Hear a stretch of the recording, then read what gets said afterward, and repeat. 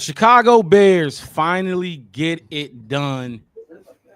Defeat the Packers 24-22 in Lambeau Field. Caleb Williams is now 1-1 against the Green Bay Packers. I'm your host, Mark Robb. Welcome to the Black Bear Podcast with my co-host with me, Devin to the right of me, my guy, Chef West. Back at the bottom of the map. We can rearrange some seats if y'all feel so inclined to. Shots fired. We gonna break down the entire game and a lot more right after this.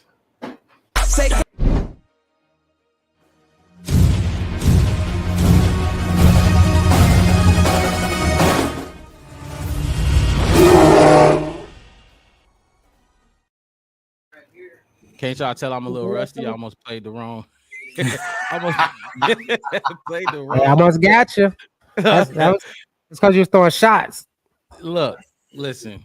Nah, we good. We did it. I talk about it. I talk about it and I talk about it and I talk about it. When we talk about quarterbacks in Chicago, and if you don't want to talk about the numbers and stats, because they could be the numbers and stats, you could twerk the numbers in your favor. But it always come down for me, it come down to one thing, and you gotta beat that team up north. For those y'all just tuning in, this is the Black Bear Podcast. Like I said before the intro, I'm your host, Mark Robb, with my co-host, Devin to the right of me and Chef West at the bottom of the map. We're gonna kick this thing off with some initial thoughts. And I'll go first because I was already, mid-sentence. Look,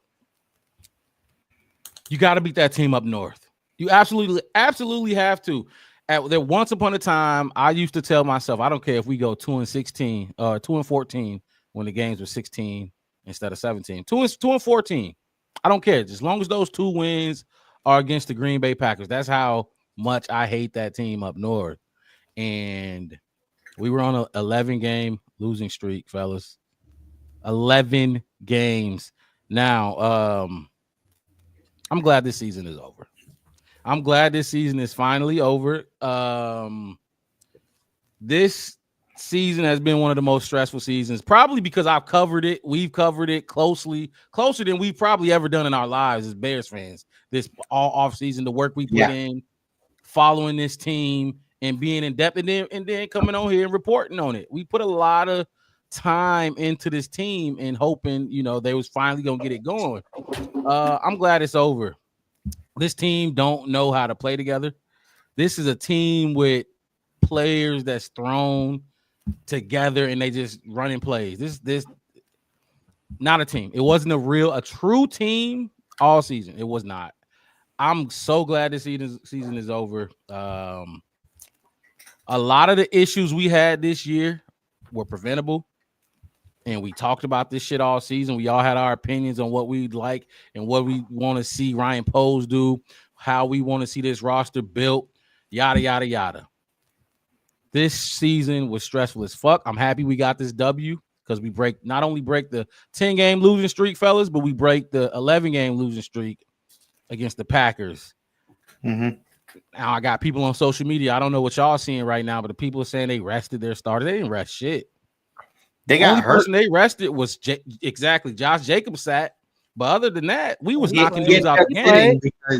And I think he ended up sitting because of the other injuries. Because of the other injuries, realizing that, okay, if we gotta deal with Malik Willis at quarterback in the playoffs, then we're definitely going to need Josh Jacobs in there. So exactly, because their quarterback is average at best, so they got to run the ball over 50% of the time. Look, like I said, I'm glad the season is over, fellas. A lot of the shit we went through, a lot of the shit Caleb went through this season was preventable. That's my initial thought to this game. I'm not even really pertaining to the game, just the overall season. Look, I'm glad it's over. I'm so glad it's over. Who want to take it next? What y'all thinking? Wes, you can go ahead. Come on. Now, Devin, you back. You got to go. Okay. Jump in that water, Devin. Get in there. Okay. Don't put your toe in. My thoughts on it were that this is the most anxious I have ever been watching a game. Like, it started off like I would expect, where They had the ball. We were able to put a stop to them, and I was like, okay, here we go. And then just like watching these events unfold as the first quarter went along, I'm like, holy shit, we scored a touchdown in the first quarter. I know, right? And it's sad to say that this is one of the few times that we have. But the first touchdown was the kick return, right? The first, was the punt return. Yep. Or punt return. Yep. I'm like, that's some shit that they used to do back in the day with Devin Hester and Johnny Knox, where they'd have two people back there to return. I mean, this wasn't even that. This was just having one person back there to return. I'd kind of gotten because Blackwell was running back. He wasn't really, Blackwell started as a gunner. Like ran back and caught it. I don't know if they kind of like if he was like midway at midfield or something and then kind of like ran back, because he definitely wasn't on the line or anything. But like he just kind of like floated out there. Nobody really noticed him. I'd gotten up. I was gonna go get something to drink, and I just, as I'm walking away from the TV with my back to it, I start hearing the announcers, and I turn around and I'm freaking out because I'm trying to figure out what was happening, because I saw them closing in on DJ Moore, and I was just like, what the heck is going on? And then some of the mistakes that almost got made by Scott, that one where he took one step out of the thing, and not that would have costed us too much if he had because that would have been the official news analysts or whatever, or like rules analysts, said that since even if he had knelt down and stood up and started running, he still would have been able to keep running because he wouldn't be down by contact. So it wouldn't have cost us anything. But just you know me, I was talking shit when he did that. I was talking shit when he did that. I said, you know me, I was talking shit when he did that. So I was sitting there like, those are the types of mental mistakes. Like, I think Tyler Scott could develop into a solid return man as a way to get on the field. Just got to be trained in that position, like in that role. And obviously this game showed me that there is so much to work on in this offseason. But if we can get the proper people in place for the, not just positions like offensive line or whatever, but like also in the like coaching and everything, like if we can get the proper things in place, right, this offseason can be a huge jump for a number of players. And I'm excited to see what they could do if they get everything right.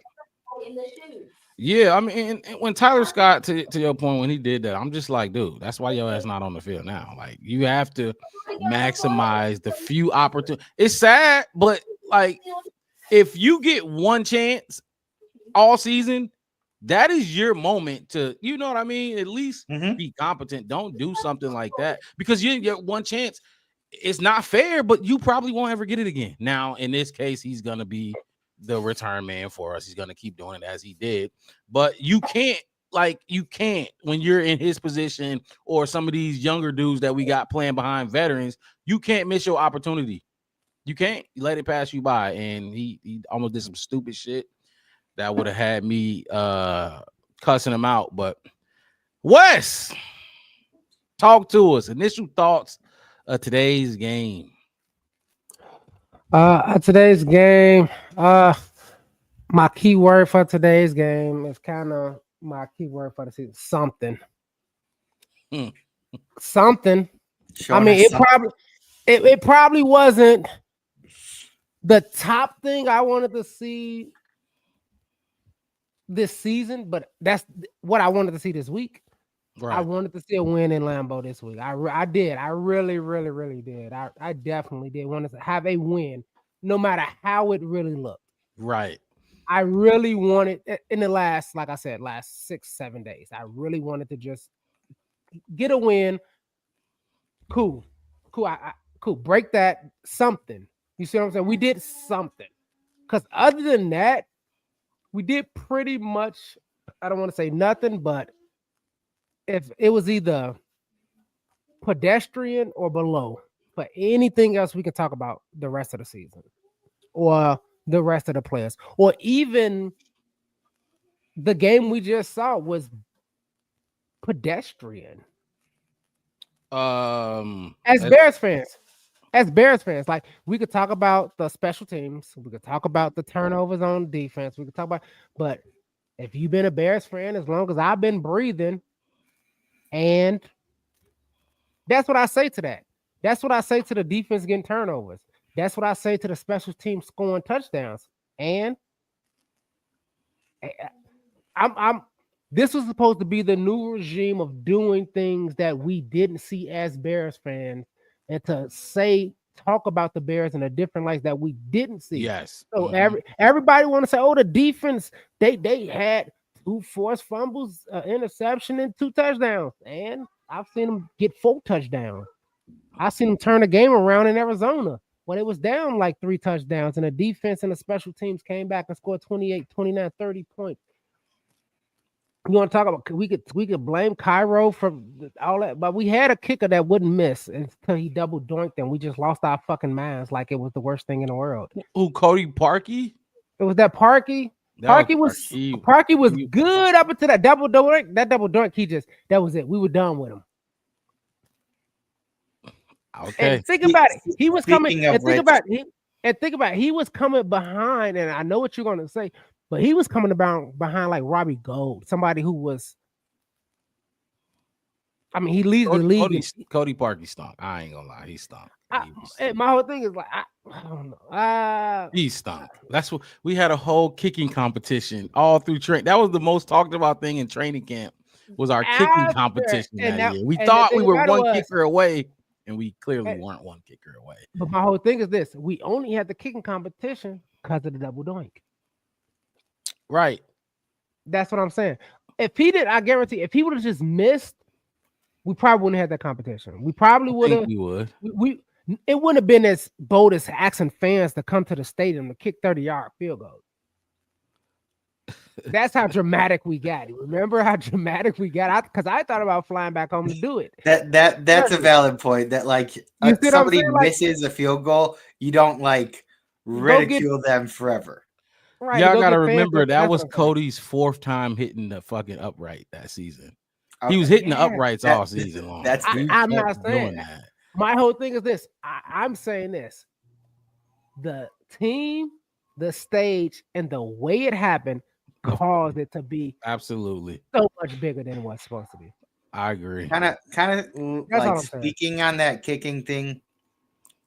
Any of you guys think that maybe we should kind of look into one of these new younger kickers that like no. I'm just saying that like Santos's range is not good. No. Like they have these new guys coming out of college and stuff, like only in the league a couple years, and they're hitting 66-yard field goals or 63-yard field goals. Cairo, we have to punt it even if we're like that far away, because he doesn't have that leg. They don't even attempt anything like that. And my whole point, and my whole thing to say this is, they're not going to attempt a 57-yarder. And my whole thing is like, everybody's booming 57s, ain't that? But why are we kicking 57-yarders? It's football. It goes back. No, my whole thing is this. Young Wei Koo kicks him. Okay, cool. So Tyler Bass kicks him. It's a 57-yarder. You should be able to hit it, right? I mean, 2024.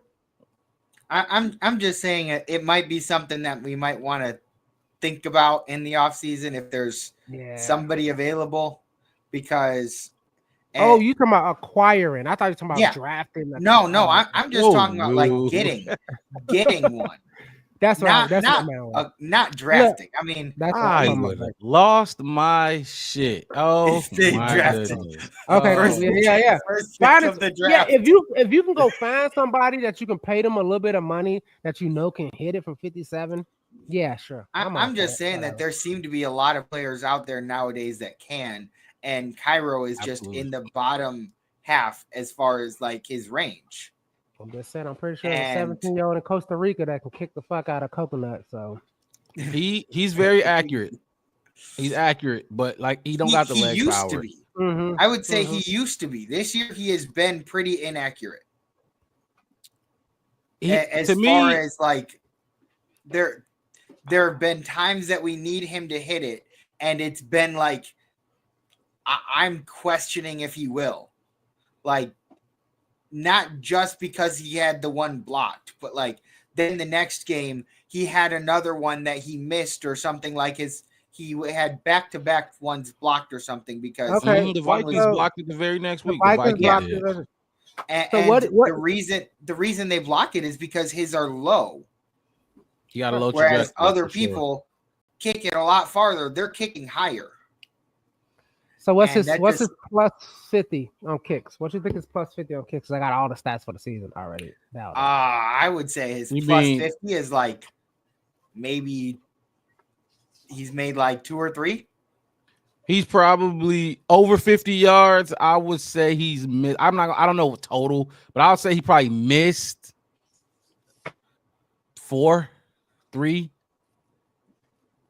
Yeah, I want the truth. Yeah. Missed 1 over 50. What's his number? 7 for 8 plus 50. 7 for 8. Okay. 7 for 8. But his long is 55, right? That's his long. It's 54. 54 is his 54. Long. 54 is his long. But the thing is, you have to hit. You have to be able to hit 57 yarders. You have the thing is, what his problem is, because people keep talking about plus 50. His problem is, and I thought about it too, is his between 40 and 50 under, because that's when he kicks low, like you're saying, Devin. When he kick plus 50s, he kick it high because he has to get it up and out. But when he's kicking above 40 and below 50, is when he do that dart kick that we seen the 2 that got blocked, and then he missed 2 on that because he just, you know what I mean, kind of giving in a way. You know what I'm saying? So the 2, what's the distance on the 2 he had blocked? The 2 he had blocked, I want to say, because I know the Green Bay one was 48, 47. Like something like that. And I think the one before that was like 44, 45. I just got the overall. I can find out. Oh my God. Hey, hold on. Because I like to accept my flowers when I can get them. My boy Alex said, I remember watching this show after Caleb was drafted, and homeboy on the top left, I think that would be me on the top left, said Caleb will have 3,500 yards at best. You weren't lying, bro. Fuck the haters. They can EAD. Y'all can read between the lines. I appreciate that, Alex. Look, there was a lot of things I said in the offseason that came to fruition, including how to build this team around a rookie quarterback to kind of mitigate the shit that we've been complaining about for the last decade as Bears fans, or 15 years as Bears fans. We just didn't build it that way. Appreciate that, Alex. My bad, Wes. I had to get that out there. Look, it's the end of the season. I gotta take my flowers while I can get them. I had to eat a hot pepper. That was a hot take. That actually was the episode where we all did our best and worst case scenarios. And y'all thought I was gonna do like 4,500 yards. Remember that? I know I said that, but remember I said about first of all, Alex, I said his best was about like 3,000 something yards because my worst was preposterous because I said like 1,500 at worst. I think I was the one that said like 3,800 for his best. But we can go back. We were all around the same. I think the worst case scenarios is where a couple weeks from now we can take another look at it and set up a show where we go back and look at our takes and which ones were good, which ones were absolute trash. Oh yeah. Like I said, I've been looking at it. It's just funny to go back and look and just hear some of the stuff we say, and then it's just like, I got that one wrong. My God, so that wrong. was so wrong. And I didn't want to do this. I wanted to do like an end of the game. You know, I wanted to kind of look at, Yeah. you know, what happened, what we did. I was gonna chime in on last week's game a little bit because we didn't get to do a show for last week's game either. But I'm saving my overall things for off season. You're right. Yeah. Hey, look, you know, I got my golf clubs ready, got my fishing rod. So, you know, I live in the desert. It don't get cold out here. I got activities. You know, like I said, I took my kids indoor ice skating the other day. So I might. You got stuff to do while the season. I got stuff to do. I got stuff to do. All we got to do up here is freeze our asses off. But cold. Both y'all close to where they was at. Man. But yeah, all right, y'all. Y'all ready to get to our next segment? Yeah. Great, not so great. Great and not so great.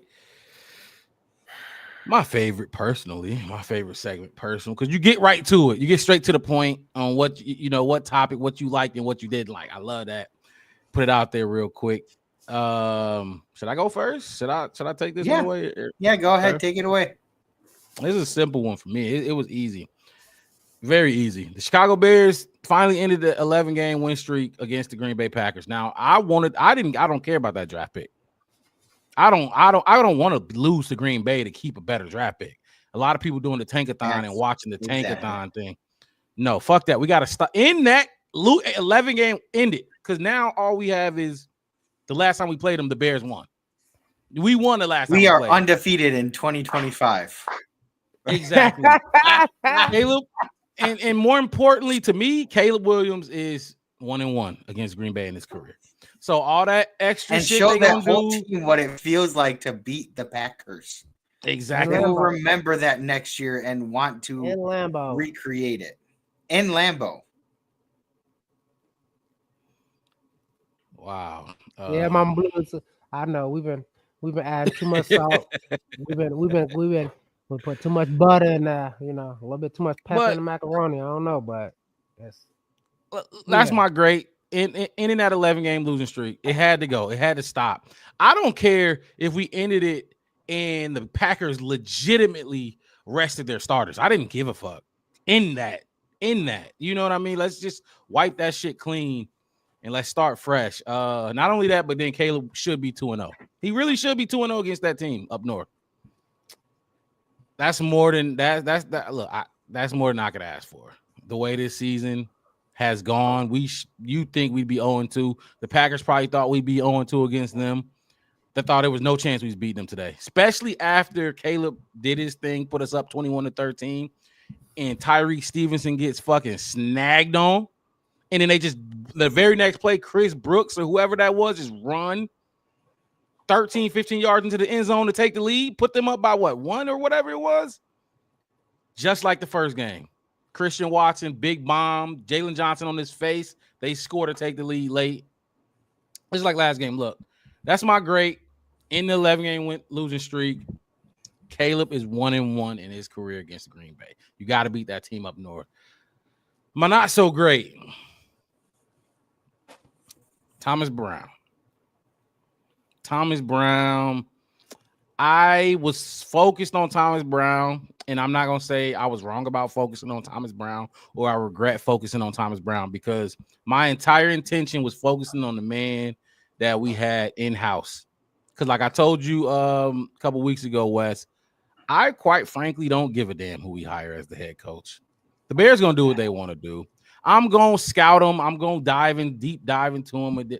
But you can't sit here and tell me Mike Vrabel is better than, Ben Johnson is better than Mike Vrabel, or Bill Belichick ain't better than either. Like, what are we talking about here? You know what I mean? You get what I'm trying to say?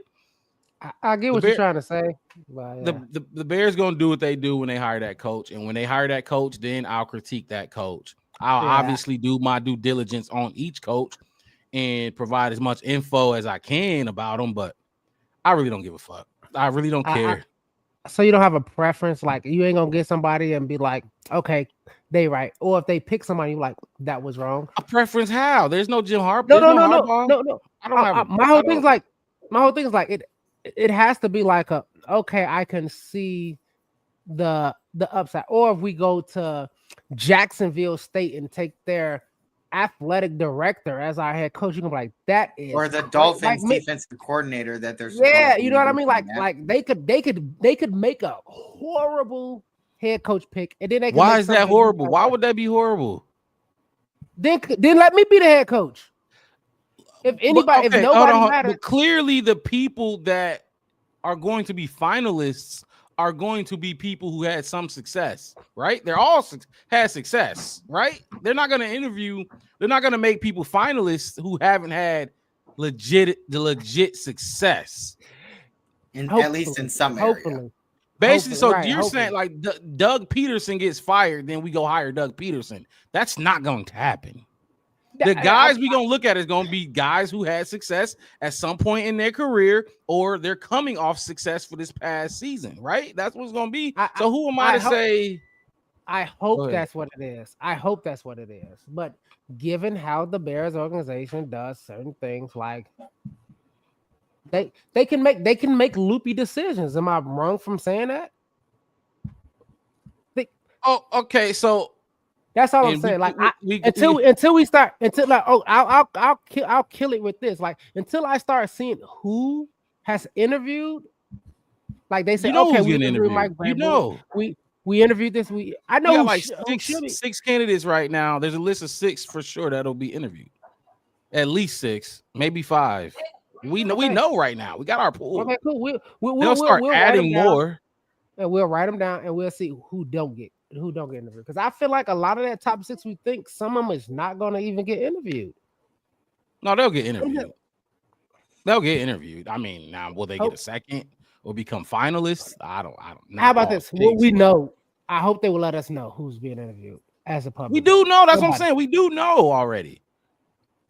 Who's been interviewed now? Last year when Eberflus was interviewing, we knew Eberflus was a candidate. There was like 10 that year, and that's too many. That means you don't know who you want or what you want if you're interviewing 10 people. That's too many.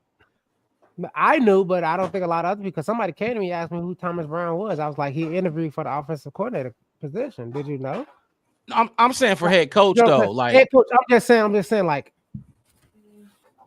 the information is out there. Whoever asked you that just wasn't as deep into covering the Bears like we are. We know. You know what I mean? This is what we do. Okay. So we're gonna know one way or another. Some reporter's gonna leak. It's gonna get out who they're talking to.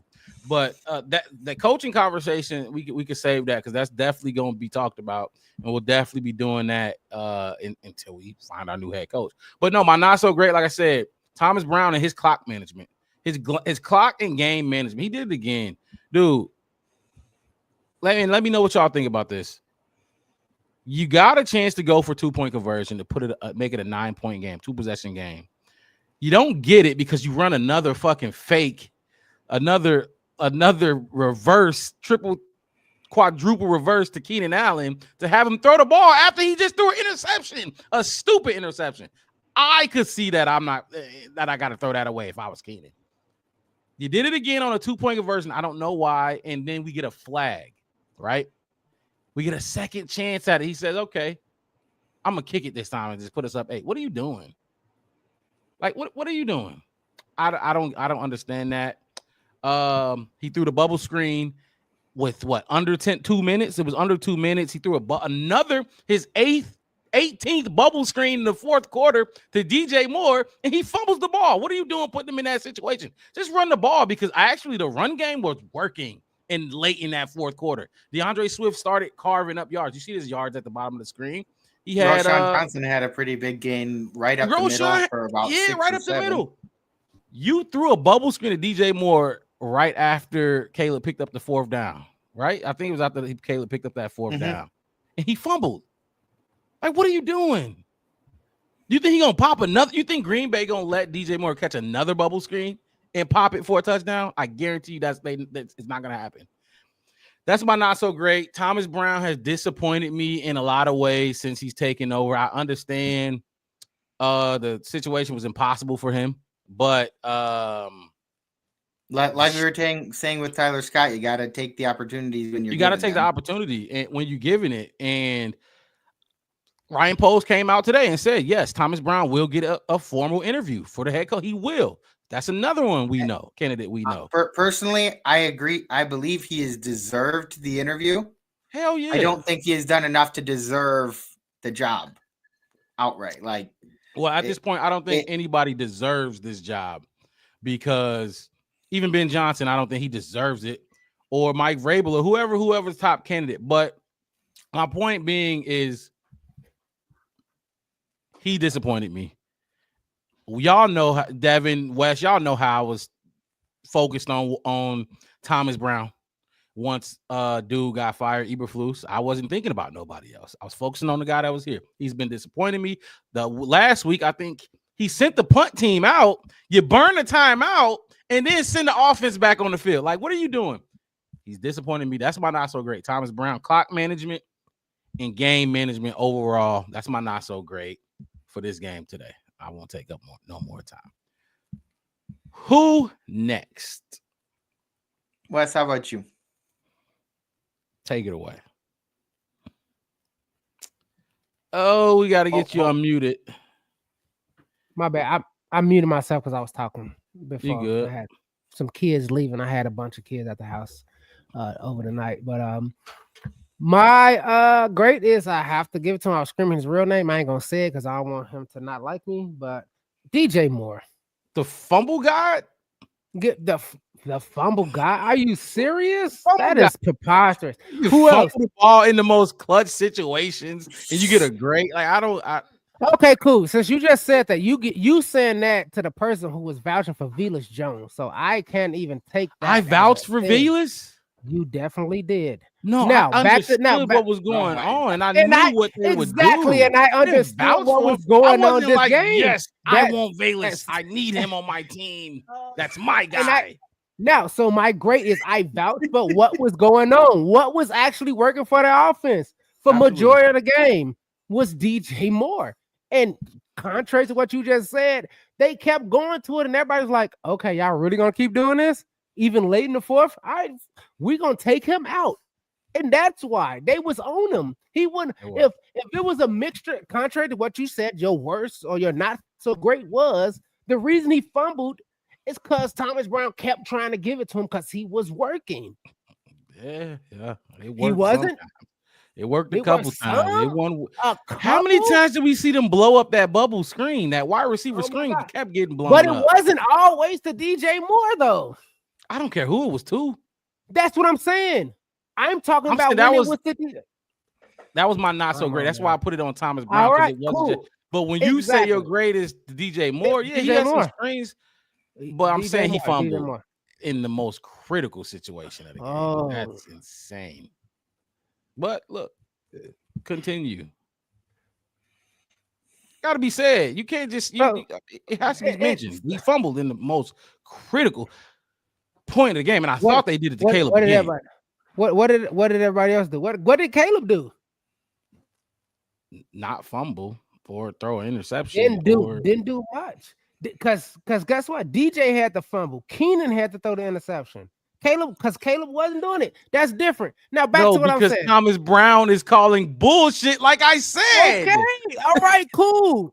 But out of all that bullshit, the person that looked the best was DJ, even though he fumbled. Keenan had some great catches. He had some good catches. Everybody that was kind of targeted caught their targets. Rome Odunze 2 for 2. Keenan Allen 3 for 3. 3 targets, 3 catches. Rome Odunze 2 targets, 2 catches. DJ, I think he had one. He threw them away. Is what he did. Yeah, most of his completions. Most of his was throwaways. That's what you're supposed to do. So you don't get sacked 18 times. Ain't that what we want him to work on? Get rid of the ball. He had 148 yards. Because Thomas Brown ain't calling plays down the field. He was cool. Sideline screens. Cool. So I'm not talking about that. Passes and only miss 8, you're going to have low passing numbers because you're not moving the ball down the field. You're not pushing it down. All right. So who had 86 of those yards? DJ Moore was fine today. That's my grade though. Why can't that be my grade? Why your grade is fine. I'm not knocking you. I poked a hole in it and I put you said the fumble god. The fumble because you can't you if you're gonna say his grade, I don't think you was gonna mention the fumble. If you're gonna mention him as your great, I'm just you saying, better mention that fumble. Great. Yeah, that was insane. I can't say Caleb. He had a couple misses. No. You don't have to say Caleb. No, you're fine saying him. But in the clutch to fumble that, what? That's crazy. Oh my God, dude. We could talk about. Oh my. No. My great wasn't Caleb. So don't talk about my great. Cool. My great was breaking that 11 game with losing streak. I got my great was DJ.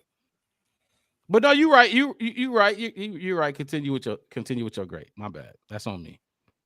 That's all I hear shit. So I have to speak on it. Yeah, that's fine. But my whole thing that threw me off was you called him the fumble guy. You said you could have said, but he fumbled. Oh, that was a fumble guy. That was a fumble man. You fumble in that situation. That is. Oh, I thought you said. Hey, I thought you said fumble God. Like he. I did say fumble God. I did say fumble God. Oh, okay, cool. I'm just getting my adjectives and my verbs and everything correct. So fumbled. Yeah, he fumbled. The broadcaster said it. He was like, Bears fans are just waiting to see how are you going to lose this one. The very next play was a fumble. And I'm like, oh my God. Yeah. Okay, receiver. $300 million receiver. Keenan Allen throwing the ball almost makes you think for stuff interception is like, what the fuck? I know, right? We could go in and in. No, for sure. No, keep going. I ain't mean to derail you. Overall game wasn't solid. I'm just saying I like that DJ. They put the ball in his hand, and DJ, when he did get the ball in his hand, he made more than he should. Because I can look at Rome, my guy, 2 for 18. That's because he caught it 2 times, and he was only 8 to 9 yards from what he caught the ball. That was crazy. That was a sick catch. That was nasty. You see what I'm saying? But that was it. You see what I'm saying? Even Keenan Allen, his 3 catches for 25 yards. They were good catches. I think 2 was for first downs, but that's what he caught and went down. The reason I made DJ, it was because basically kind of more than likely all game, he was taking the ball. Even when Caleb threw the ball off the lineman back and DJ caught the ball and got 3 yards. You see what I'm saying? Yeah, he fumbled, unfortunately. Hey, when you got it, hey man. If you work at IHOP, you're gonna make a bad pancake every now and again. But hey, you better not make a bad pancake when the president come in there. Oh, in the clutch, that motherfucker better be. It's clutch. That ain't the time to make a bad pancake. No, that's all I'm saying. Right. We need your best. My whole thing is this. They called it for him when everybody knew they was gonna call it for him. And that goes to your not so great, which you was right. Because I had just got on you like, nah, it's not BS called, it's just this. And then when it called, I'm like, I'm gonna have to eat crow when it comes to this. Not really. Because it shouldn't have been a screen no more. We should have been going downfield. We should have been running the ball. We should have been doing something other than what we had done the 3 quarters to get, like I said, how we got here. So that was my great. DJ, my great. Now, you made me almost forget what my not so. I know, my bad. That's on me. That's on me. Oh man. Honestly, I mean, pick. It's a lot. Yeah. I could throw something out there. You made me redefine not so great, but now that I'm thinking about it, I'm trying to think if it's your own. However you want to define your not so great. It's you the leader. It's because I gotta call it a combination. But I'm a call it my not so great. Was Caleb, and that's in the sense of and just expectations. Like that's your fault. He could have right. It's my fault. Like I said, if he'd had 200 yards more, some down the field, and I seen the miscues and all that, and he was his. He what?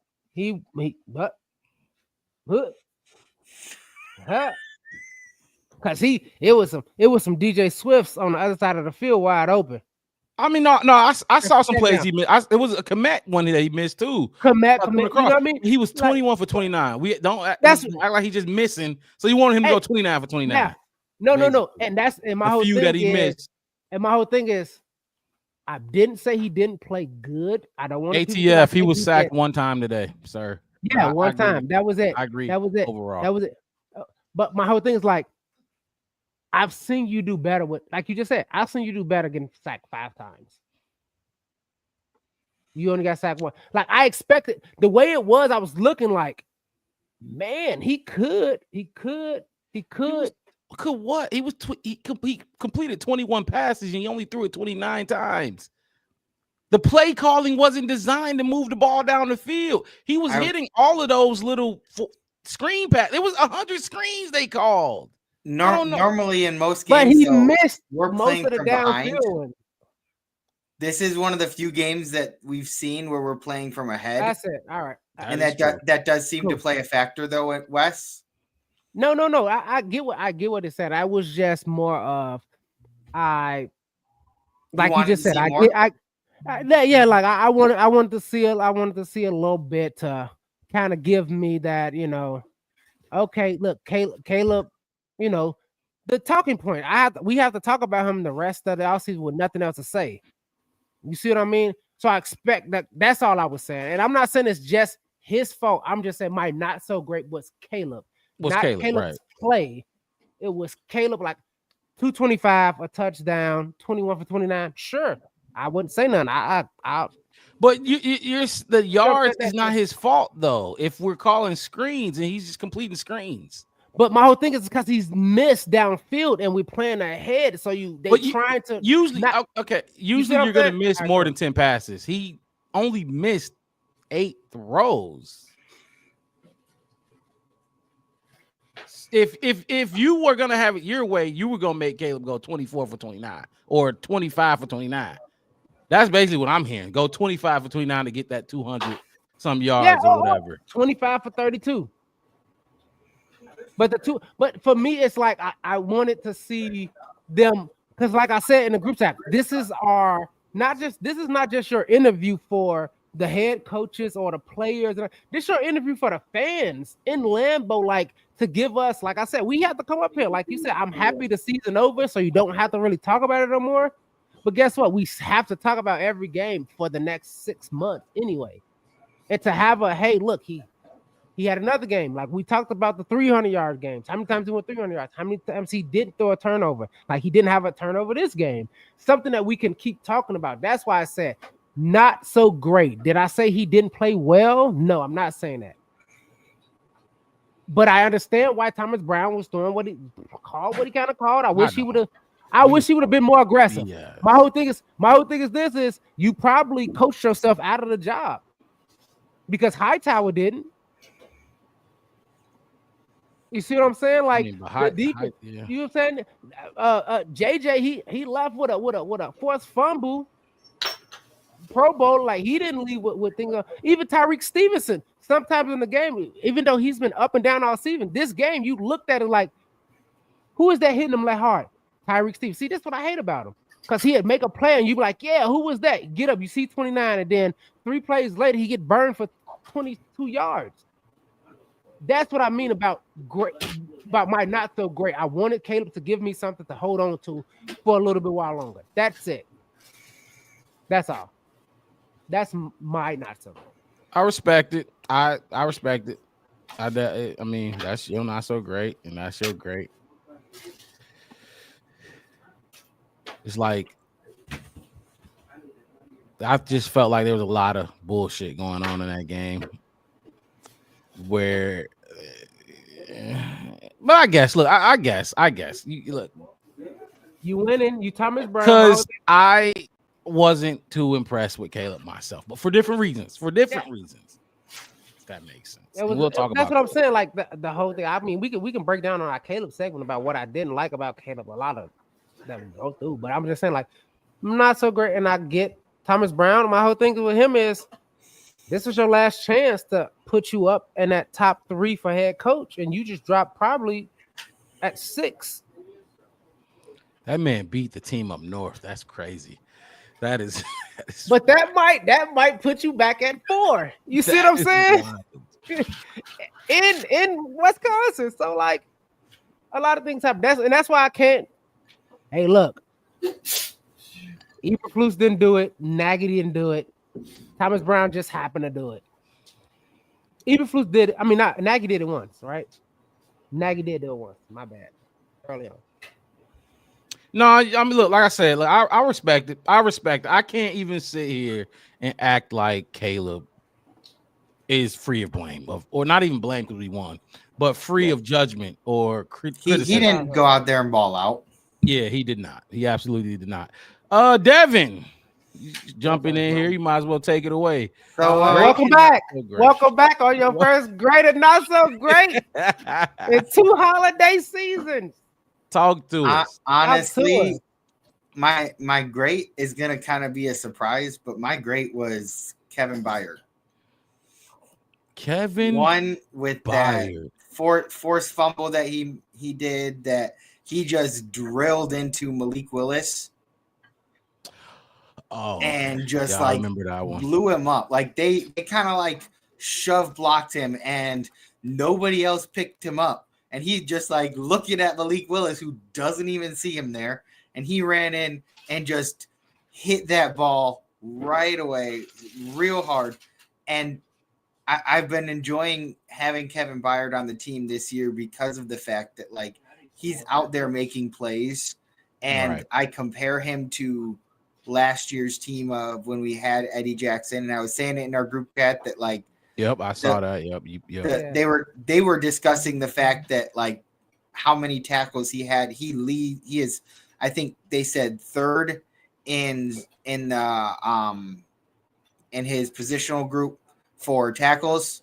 I mean, that's not really a good thing that we keep letting people get to that point, but he plays up a lot more than like, and he's making those open field tackles that before would have been like Jaquan Brisker's job. Yeah. And he'd be, I mean, I feel like he has to do more now that Brisker's out. Yeah, because Jonathan Owens. It kind of sucks that he does, because that to me, when we lost Billings and Brisker is when our defense took a big nosedive. And it shouldn't have been that way. Those two pieces shouldn't have tanked us. It sucks because there are definitely games that we could have won if our defense was playing better. Games where we were in some close games. But so that's going to be my great, because I felt like Byard had a pretty solid game today, had a couple of good tackles, had some stops out on the edges that really affected and limited the scoring that Green Bay did, because Green Bay has had a really good season. I hate to have to admit it because of the fact that we're Bears fans, but the NFC North has been one hell of a division this year. The division as a whole, hell yeah. Yeah. And so being able to go out and beat Green Bay and having our defense kind of step up to the plate again this game, when it hasn't for a little while now.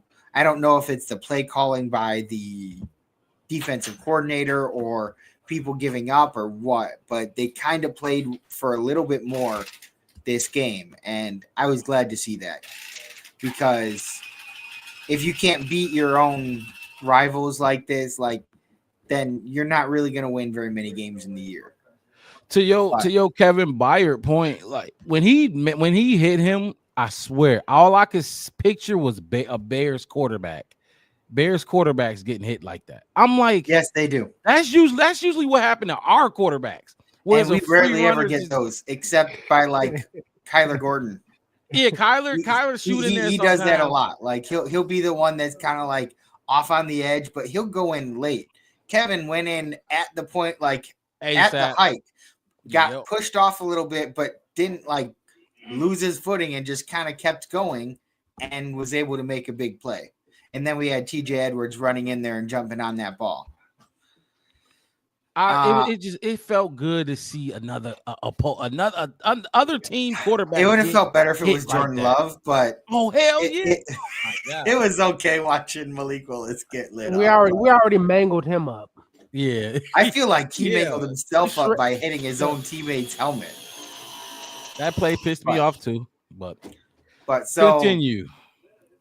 Honestly, though, for my not so great, it would be the defense's occasional lapses. Yep. Like we'll have them back like 3rd and 20, 3rd and 21 or whatever, and they'll pick up like 35 yards. Like that punt pass. Go ahead. That punt pass. I thought you just going to say that punt pass because he threw it in the air and I texted in a comment, interception. And I'm like, so y'all just watch. Like that was a punt.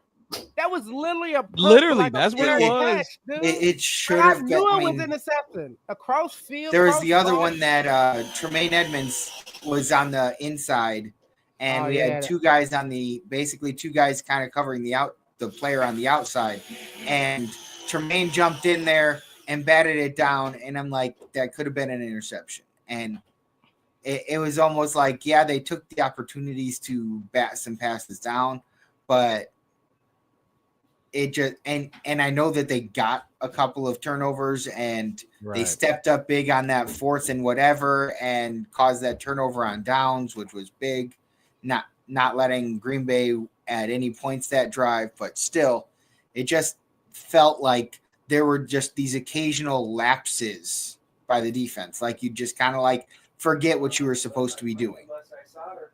I mean, they was letting Chris Brooks and Emmanuel Wilson, they didn't miss a beat with Josh Jacobs out. They was still carving us up in the run game. They'll run, and then somehow Malik Willis throw some lucky ass pass to get him the first down. That shit was pissing me off. But no, they definitely have some crazy brain lapses sometimes, and it was happening all over this game. I do feel like we got lucky a few times. Like when they went for the 2-point conversion, the announcers were giving all that credit to TJ Edwards jumping into the lane, and it's like, yeah, but we got lucky that when he went to pull the ball back, it slipped out of his hands. That play, and then remember, I think it was after the DJ Moore. No. They scored off the DJ Moore fumble. There was a time the 4th down stop we got when they could have kicked the field goal and took the lead. That 4th down stop was crazy. I thought we got lucky there because what are you doing not kicking that field goal and taking the lead? I mean, I thought we got lucky that they attempted a 4th down, but that's what I'm saying. Like as far as like the defensive getting that stop, there was no luck about it. That was just we saw it all the way. They couldn't even turn that corner, and I don't even know why they attempted that. That's what I thought. That was they expected us not to be an NFL football team. Basically, disrespect. I mean, to be fair, I'm not wrong. And then look, I'm not mad at nobody for thinking it, and I'm just saying it's been like a lot of the times in this whole season, what I thought, and I seen like we did, even with each other, like we're not expecting like the person to the left and right us to be a professional football player who get paid millions of dollars to play this game. Like I feel like a lot of the times we lapse on who's to our left and our right. Like I don't believe that, you know what I mean? Like I seen a lot of like the and I wanted to wait to the end of the season to say it, but like I don't know if Mark can hear me, but as a linebacker, gap integrity, not just forcing the ball to the sideline, trying to not give them the corner, but you still have to have gap integrity. A lot of the times, the reason our run sucked so much is because they allowed us to shift all the way over to the line, and then every running back known to man, all they did was found a gap and cut back and found one. That's why I don't know, that's why TJ's kind of so good because he got pretty good gap integrity, but Tremaine Edmonds, he's like mediocre on all levels, and that's including that. I've been pretty disappointed by Edmonds this season, and another person I've been disappointed by is Sweat. I feel like Sweat came in, he gave me such hope last year, and granted, I understand that he's getting doubled more because of the fact that there's no Andrew Billings, there's nobody on the other side, and over time, either other situations will arise, like maybe we draft somebody who's really good, or we get Austin Booker next year, just kind of takes a huge leap in this offseason. But like Sweat did not do very well this year, in my opinion. And I was pretty disappointed in his play today too, because there were how many times that Malik Willis was out there kind of running in and around our guys, and we could not sack him until he was like 2 yards deep, 2 yards away from the line of scrimmage. And it's like we should have had him 10 yards back with where we actually first touched him. And he's just like bobbing and weaving around our guy. We got to figure something out for that offensive line too. And the defensive line.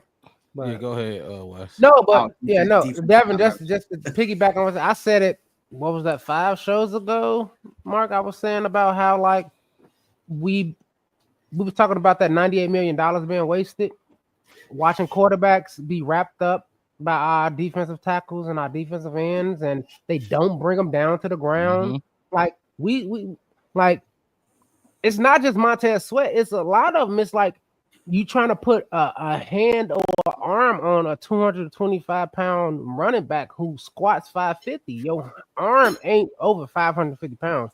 Your weight, your power, your body all together. You can't arm tackle. You can't arm tackle. And we talked about that one time. I don't know what game it was, but when I thought Montez Sweat had a sack because I seen him wrap up. I want to say it was maybe Sam Darnold or somebody Goff. like Jared Goff. He had him. Like you saw Jared Goff, you saw his jersey 16, and then you saw 98 white around him. And then next thing you know, Jared Goff is out and he's scrambling out. Scrambling out of, and it's like that's not $98 million worth of tackling. And it's not just y'all, it's all of them. But yeah, go right. To your point with that is all of them, Wes, and who on this team has improved? Like, just think about it. Like somebody from last year, I know we got some rookies, so they're out of it. But the people from last year, if you just think about it, you can't really pinpoint like he really did get better this year. Like I noticed that he's playing better. He's improved his game. He's almost everybody regressed. In a way, I mean, if I'm gonna really think about this, Kyler. Okay, I would say Kyler didn't regress. That would be my probably opinion. Stayed the same. Maybe got a little better. That's better than I think his coverage got a little bit better. Yeah, but other than that, Tyreek didn't get better. He did not get better. Nope. Javon did not get better. Braxton, in my opinion, did not get better. Darnell Wright got worse. Yeah, I feel like Javon Dexter was showing improvement at the beginning of the year. Plateau. Got some construction going on. But seriously though, that's. I'm glad you mentioned it, Wes, because I was thinking about it. I think it was last week after we lost. Nobody's getting better. Nobody got better. Remember, I was doing those spotlights in the off season. Not since the bye week, though. Exactly. The bye week, we could see some type of stock, NASDAQ kind of graph. After that, it was just like a dead body on a monitor, just a beep. Absolutely no right. posts, just the same. You might gotta get but you know what I mean. It was like, and it was just like everybody, and like I said, my man, like I had some faith, like we was talking about taking your moment. Austin Booker had like 10 moments. I think 6 of them he had quarterbacks wrapped up where he put his arm into him like a Captain America shield kind of thing to try to push the quarterback down kind of thing. I think I kind of like 6 on quarterbacks and 4 or 5 on running backs. Like, dude, you 6'4", 6'5", 230, 225, something like that. All you gotta do is just hug them and just bring them down with you. A lot. It's just crazy. He got us that holding call too. It was I forget the play. It was a big play by I think Malik Willis, and I thought Booker had a sack. Like you said, it was probably one of the plays you talking about. Yeah. He had him, but they held him. He rolled out. They held him, and it was a huge penalty for us. That helped us. Yeah, and I ain't gonna talk about how we don't get calls we should get. Oh, we get out. It's Green Bay. You know how that goes. I'm just saying, like I watched all 18 games, and I looked at all the mess ups we had, all the calls where I'm just like, oh, you stupid, whoever. I don't care if you Caleb or Jalen Johnson or I don't care. Or Montez Sweat, the offsides call. Like, it was stupid. That was but then I look at some calls and I'm just like, where's ours? You know what it's like? And that's hard, and it's hard to stomach that. But towards the second half or last quarter kind of the season, the refs have been actually giving us the calls for us that we need, like been playing to us, and we still haven't. That's another thing that bothers me too. Like we've been getting those calls. Like remember we talked about it a couple weeks ago, Mark, when we was like, hey, look, we got those 1, 2, 3 calls that put us in a position, even though we had 2 calls against us that took us out of position, and then Caleb made 2 good plays to put us in position, and then we lost the game. Like the last 4 games or so, even you can't even say the refs have just been hating on us either. No, they've been a little bit better, but I little bit better. I don't think the refs ever really help us. I don't know. Maybe that's because I'm a Bears fan, obviously, but not help us. Nah, not at all. Not at all. If you ever watched, and that's not to go back in the past, but if you watch Caleb Williams for his 3 years, I guarantee if you look at all 200 times he got sacked or he got hit, I guarantee at least 90 of those, 95 of those was illegal hits to the head. Like he should have been gone, and you know what I mean? Like, and a bunch. You hear of my boy Caleb taking accountability. Y'all heard that this week?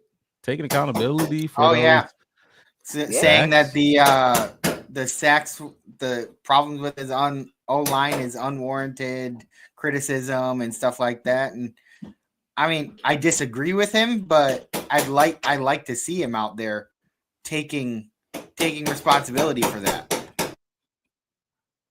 And I agree, because I've been saying this more so, look, because I feel like Caleb's being Caleb don't get judged as a rookie quarterback. No, he's supposed to be a fit 4-year vet right now. And it pisses me off because if you're gonna scout this kid, Ryan Poles, in your organization, your front office, if you're gonna scout this kid, that means you know way more in-depth analysis about him than we could ever know, right? So you knew this kid held the ball long. You know what I mean? You knew this. You knew him you watched all of this film at USC. You didn't want to, and I keep harping on this. Y'all know this. You didn't want to give him an O-line to protect him, to mitigate, to help a rookie quarterback be a rookie. Nah, just let him get his head bashed in. 60, how many sacks? 68, 69 sacks? 67. But 67 sacks, that's neither here nor there, though. So, but that's, do y'all want to get into the Caleb guy real quick, or do y'all want to listen to Thomas Brown speak first? Let's get into the Caleb stuff. All right, let's get the Caleb out the way.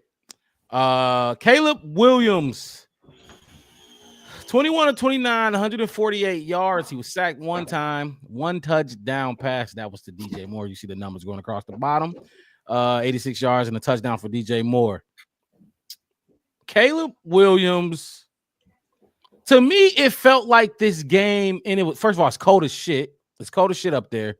Caleb ain't used to this. Not for real yet. Year 2, he might not be used to it year 2. Playing in it. He's going to live in the cold, but I'm saying playing in it. Maybe year 3 he'll be used to it. It didn't seem like he was just missing throws out there. It just seemed like he wasn't even really, we were going 3 and out, so he never even got warmed up. He looked cold. Once they actually got some movement, some offensive momentum, once they started running the ball a little bit better, helping, do some play action stuff now. Like it seems like we started slow today, and we actually got going faster than we have in previous games. We usually don't get going until late in the third.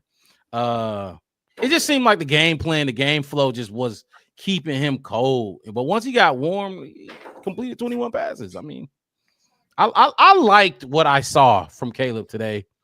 He didn't wow me. He wasn't extravagant. He definitely wasn't bad to me. You know what I mean? I think he's holding the ball too long still, though. You know what I mean? That's really my biggest critique with him. Is I was saying a lot like, dude, just fuck it, throw the ball. Let's see if they gonna jump up and give you a jump ball like they just gave what's his name, Malik Heath snag them tight ends, them random tight ends that was 81, 82, 82, yeah. 3, 84, 80. It I'm was like the years all my friends was born. Everybody I was in high school with 83, 84, 85, 86, 87. Everybody went up and got a diploma. I liked what I saw from the kid today, especially on. It seemed like Caleb excels in chaos.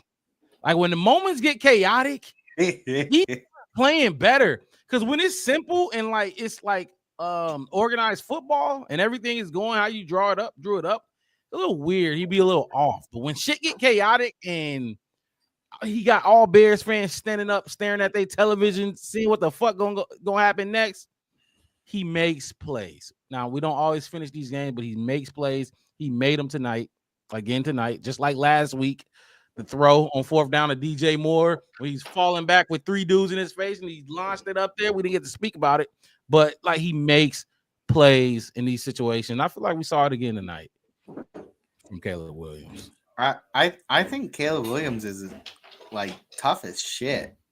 Like just watching how he gets hit, he gets landed on, he gets like all sorts of these things. Like he took so many hits this year and he didn't miss a single down. Like he played every single game and set the record for a number of games started by a rookie QB.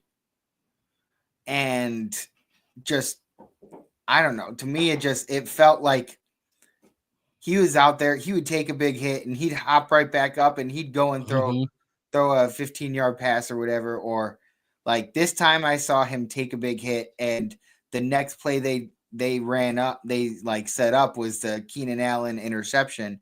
And it kind of almost made me worried that like the reason Caleb didn't throw that was because maybe he was a little banged up. And then I'm right there with you. He was fine. Yep. I'm like, I don't know if maybe Keenan Allen was supposed to kind of throw an interception or something just to let Caleb get off the field and let him just kind of like rest. But that one, I can't imagine anybody saying that would be a good idea. So, but just him being able to get back up there and play tough, and the whole concept that when he first got here, people were saying that he wasn't tough. They were trying to convince us that this dude will take one hit and break like fine china or some shit. Like he was going to like just disintegrate out there on the field. And he's been taking lots of hits. He shouldn't have been. We've been complaining about it all year, but he has taken a lot of hits and he continues to get back up. And the thing, and I spoke about this a couple, I forget which game it was, but Caleb don't get smoked. You know what I mean? He gets pulled down to the ground or that damn grabs his legs. Like, that horse collar pissed me off. Oh, I was pissed. I was so glad they threw that flag. I was worried that they were just going to let it go. Not Caleb. Darnell Wright was right next to him. I'm like, Darnell, just smack him. Just push his ass. Do something for him yanking your quarterback down like that. But that's just me. I wanted him to do something. But they probably would have threw a flag on us too. So it's probably best that he didn't do nothing. Our luck, they would say that it was just our fault and just be like, no, what? Never mind. No. Yeah. He's smart. He's smarter than me. Y'all can tell how I was on the field. But think about how many times we did to get that. We got a good call or we had a good play, and then we got emotional about it. And somebody did something crazy, and they said unsportsmanlike conduct. It's like Tyreek Stevenson. I'm just happy you called the good call. I'm just trying to defend my quarterback. My thing about Tyreek Stevenson is this, Bears fans. First of all, he ain't going nowhere. No. He ain't changing. So either and quite frankly, we need some dudes in that locker room that's gonna talk some shit and get in some people's face. We need more and more people that's gonna do that to honestly, each other in the locker room. He pisses off Jameson Winston. Jameson Williams from the Lions. Mm-hmm. He pisses that dude off so much that he got multiple penalties for taunting Stevenson last week. Like, to the point of like they were drawn back and forth in the first game, and it wasn't last week. It was a couple of games ago. A couple weeks ago, yeah. But they were like drawn back and forth in their first game, and then this game, Stevenson didn't take the bait, but like Williams kept on going and kept on getting penalties too. And I'm like, Williams, you need somebody like that too that can kind of force other people to make mistakes. Yeah, it's football. I mean, emotions. You have to be able to take the opposing wide receivers are divas. They talk. They feel their emotions run high. You gotta have somebody that could manipulate those emotions in our favor. And now you got to choose wisely because you might piss somebody off and they go for 60 on us. Got to understand. You got to take the good with the bad in that situation though, because sometimes Stevenson's gonna get called for that shit. He definitely. What's up, Wes? Fine. My whole thing with Tyreek is the big play shit. You know what I mean? Like that like you was talking about, like DJ Moore fumbling at the worst possible time. Jalen Johnson falling down the last time we played the Packers at the wrong possible time. Clutch moment kind of shit. And it's like I see him landing, like you even said, like, man, I'm like, big hit. Who came across the field like that? I'm like, fucking Tyreek Stevenson. I already know, like, I got 2.5 more quarters with this dude, though. I got 2.5 more quarters with this motherfucker to do something that's gonna not be good. He probably gonna get a. There was one that was early in the game that he hit him out of bounds, and I'm like, and after a gain of like 5 yards, and I was like, damn, that was a big hit. And then when I saw that it was Stevenson, I'm like worried they were gonna call a flag just because it was him. It made me more worried because it reminds me of like Draymond Green. It's like kind of like Draymond Green. Like, you're kind of good, dude. You're really good. You bring that energy. Kind of good. No. I mean, not kind of good. I'm just saying you're good. You're good. You don't need to do all the extra stuff. The extra stuff brings your value down. That's what I mean. When I mean kind of good, I don't mean talent. I mean like value to the team. It's like you might kind of cut us down. Look. If Caleb was a Steph Curry type and we had a running back or a wide receiver or a left tackle that was a Klay Thompson type or something like that, great kind of position, all that kind of stuff, that would be different. We still need to build up on that. But my whole thing with him is his blunders, like you said, like I said, like with the DJ Moore thing and a couple other things, and even with Keenan Allen at one game when he took his helmet off or his helmet came off and they tried to call that he had his helmet off and all that. You see what I'm saying? Like, your value has to exceed your antics, like your good plays. Yes. You should have let us in. You need them. Look, I'm not saying get rid of them, but look, you need to be on your shit. Look, pick 6 that was so unprofessional. Pick 6 for week 1 in the game, win 1-0. All right, cool. Tyrese save us. Almost a month later, you gave up a fail Mary kind of thing, and now you're dealing with that for 2.5. And my whole thing is, for every good play you do, the bad play is 2.5 times. Your good he definitely play needs to make more good. Yep. You have to make 5 good plays before you go out there and go get a unsportsmanlike conduct. 100%. Or you go do something terrible or something like that. And that's what I mean by Draymond. Like Draymond got 6 great passes, a 3-pointer. He only got 4 points in the game, but he got a rebound, a block shot, and all that kind of stuff. And then he gonna kick somebody in the nuts in the 4th quarter. So what? He got 11 assists, 13 rebounds, and 6 points, and we up 13. Go kick somebody in the nuts, Draymond. I love Draymond. You know? I think he's as important to that team as anybody. Hey, look, he from Saginaw, Michigan. We got people out there. My kids know from Saginaw. But no, so yeah. But what's your thoughts on Caleb's performance? I went, Devin went. What Caleb's? You did go, Devin, right? You went. So my thoughts on Caleb. Good game. Like I said, I want keep it a buck too. I mean, and my whole thing is like the reason that I made him my not so great is because I wanted a great game to finish out with a win. Like I wanted him to put a staple on, like everybody, such and such on the Bears. I wanted him to put the staple on so I could say, guess who own the Packers now? Kind of thing. Personally speaking. Now, as far as his game, great game, 29 for 29, 148 yards, a touchdown, no turnovers, no fumbles. That's been like interesting for us this year, hasn't it? Having a quarterback that doesn't really turn the ball over. Rex Grossman took us to the Super Bowl with fumbles and interceptions. And we've been dealing with interceptions since Jay Cutler and yeah. So my Caleb thing is great. My whole thing is from what I saw. So if you saw the cuts, and this is why I kind of flinched to your Thomas Brown. Every time that Caleb came back and did something that didn't pan out, he would be like, well, I thought I saw Rome go at this. And you see Thomas Brown like, no, you didn't. He was like, yeah. He's like, no, you didn't. No, Tom. And my thing is like, it's coaching.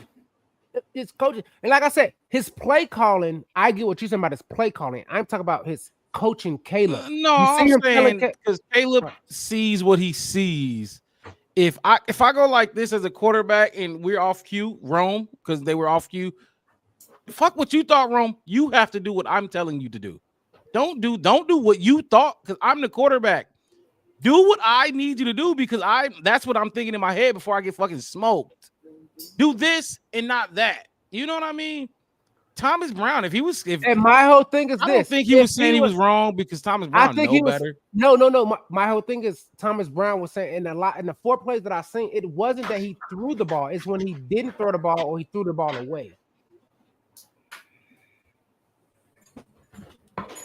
So the 3 other plays, he threw the ball away. One of them, he threw it, and I think it went like off DJ Swift's hands, kind of like a late check down. He threw a fucking bullet to him. Threw that bullet, that high bullet up to him. Horrible. You know what I mean? Yeah. And those 4 times is what I'm saying. I saw the Thomas Brown coaching. He was like, well, I saw it. And he was like, you missed something. You missed that. That wasn't open. That's why when you saw it, you thought it would be open. He was like, I was thinking that this was going to happen. But maybe the safety came down and took it over. Maybe the linebacker popped out, and he was coaching him into the side like that wasn't right. This is not that right. This not. You need to not try to predict as much, but at the same time, you need to be on the same page. And that's not just all on Caleb. But I liked that coaching of him. And as far as I watched Caleb in that second, like late third, fourth quarter kind of thing, kind of hit. And you saw like in the late third quarter, most of the fourth quarter, you see more passes being completed over the middle, like the one to DJ, the one to Keenan. Like I think early in the game, he threw one to even Cole Kmet that was like right over the middle of the other field kind of thing. Because I think that's what we losing our mark is over the middle of the field when it comes to the passing game. That's what we're losing a lot of yardage. We got to be able to read over that. We got to be able to throw the ball over linebackers and find that sweet spot. I think that would be Caleb's saving grace. But overall game, I think he did great. Oh, another thing with you good. You good. No, you go ahead. I was gonna say another thing with Caleb is you can see it. He's starting to not starting. He stopped trusting that O-line. Like he's trying to, but you can see he's bailing. He's starting to bail a lot. And we saw Justin doing this. It's just when Justin bailed, now he's tapping into his superpowers. You know what I mean? Scrambling ain't his superpower, so he gonna bail and probably run out of bounds or throw it away or whatever. Justin was gonna bail and get us 15, 20 yards. You know what I mean? Right. He's starting to not sit in the pocket for real and trust that O-line, and you can see it. And I agree, Smith. The O-line does suck, but Caleb can do some things, and he's a rookie. He is a rookie. That's why I caution people when they want to, like, you can criticize, but don't throw the kid away. Don't throw him away because he's a rookie. And if our GM did the right thing instead of drafting another wide receiver and actually beefed up this O-line for real, he would have been able to enjoy his rookie struggles without getting sacked 85 times. So that's just another thing with Caleb. He lost trust in him. He can talk and say what he want to say at the press conference, but his game speaks volumes. He lost trust in him. He's scared, getting hit now. He's bailing, and I mean that's just what happens. I don't think And my whole thing is that not no different than his last season at USC. He didn't trust those dudes at all. No, that he was running for his life. You see what I mean? Like, and the only difference is you're not running from accountants. You're running from Myles Garrett and Jonathan Bernard, and And so my thing is this: is like, I think the thing is, hey, look, he can run from it. He would last longer than and this is my whole going back to, because remember before when we still had Justin Fields, you know who my quarterback was? I preached Jaden Daniels and Malik Neighbors. Remember way back when. Let that be known again. Put it out there. That was your guy. I want to say that in the sense of, so when people hear me in here preaching I want you to keep saying it. So when you hear me lifting up Caleb and talking good about Caleb and saying like, hey, he's what we need. He's good. He's this. He's that. This is not bandwagon. This is not like, I said it once and I can't take it back kind of conversation. Right. This is me seeing what happened, what we did, and what I've seen. So the critique is real. That's why he was my not so great, because I expected him to be great in this game, because this would have been the game to be the greatest after this season. If you was going to be 1-16, throw for 475 yards, 5 touchdowns, and no picks, and blow out Green Bay 34-3. You see what I'm saying? That staples you. Hey, look, that game will live forever. He could never win another game in Chicago, and he would get free steaks all across the city. You know what I mean? Like, that's what I understand. Yeah. But yeah, as far as Caleb today, he did great. He did what his coach told him to do. He played to it. He played to the weather. He played to the opponent. Caleb had a really, really good game. Like, he had a great game, and I don't want people to say game manager today. Yeah, versus what he had and what they was calling for him. Because I will say there were a few non-game manager things, like when the plays would break down and he would scramble out and then throw for some crazy pass or something like that. Those aren't really game manager like, because those are when a game manager kind of shuts down because they don't know what to do. Those are his superpowers. Now that's his superpower, when he throw a zinger when his left foot is inbounds and his right foot is about to step out of bounds, and he just throws a 20-yard first down. Those are his superpowers. That's the NFL quarterback. All of them has had one, and most of them get picked off. Most of them get. See who here? Crazy. You see who here? That's fine. Go ahead. It's okay. Let me read this novel. But I'm not mad at that. You have to take those. You have to be that person. You have to say that you can. You know what I mean? That's why when people, I forgot who it is. I think it's Judah and all those other guys talking about Bajan. Bajan ain't doing that. Bajan gonna trot off on his Peloton out of bounds and come back and try to go get 15 yards. All right, I'm a mute so I can read this. Chris, I better say welcome back, Chris. I thought it was gonna be we haven't went live in a couple weeks or whatever, but appreciate you being in the chat. Look, if you just tuned into the Black Bear Podcast, hit that like button, subscribe to the channel. The Black Bear Podcast, one word, no spaces. I'm your host, Mark Ryle. Let me get that off the screen real quick. With my co-host Devin to the right of me, and my other co-host Chef Wes at the bottom of the map. We still got interim head coach Thomas Brown at the podium. Then we'll listen to Caleb do some grades, and then we'll get up out of here. We'll play the blame game, then we'll get up out of here. But hit that like button. We gonna play the blame game on a win? Oh, you right. There is no. You see I'm- what 10 I mean, we're losses not in a used row to the do to you. There is no blame game. You right. There is no blame game. We can give out game balls. We ain't gave out a game ball in like 11 weeks. God, that is wild. Wow. But no, Chris is going nuts in the chat right now. I get it, Chris, but he did it. He did it. The guy that you talking about, I'll pop him up, but I can't read all that. I'm not, he did it. He did his job. Actually, let's grade him. Let's give him a grade, and then we'll bring up our interim head coach and listen to what he got to say. Take a break. Let our voices rest. Get some water or whatever y'all got to do. I'll start. Caleb Williams. My grade for Caleb Williams today. Oh man. It wasn't extravagant like we said. It wasn't necessarily a great performance, but when you can rise in the moments that matter, even though your team tried to fuck you over again, after we were up 21-13, they tried to fuck you over again and give up a 50-yard not Hail Mary, but just bomb to Malik Heath, and he snags Tyreek Stevenson, and then Chris Brooks just next play run for a 15-yard touchdown to take the lead after you just got that lead.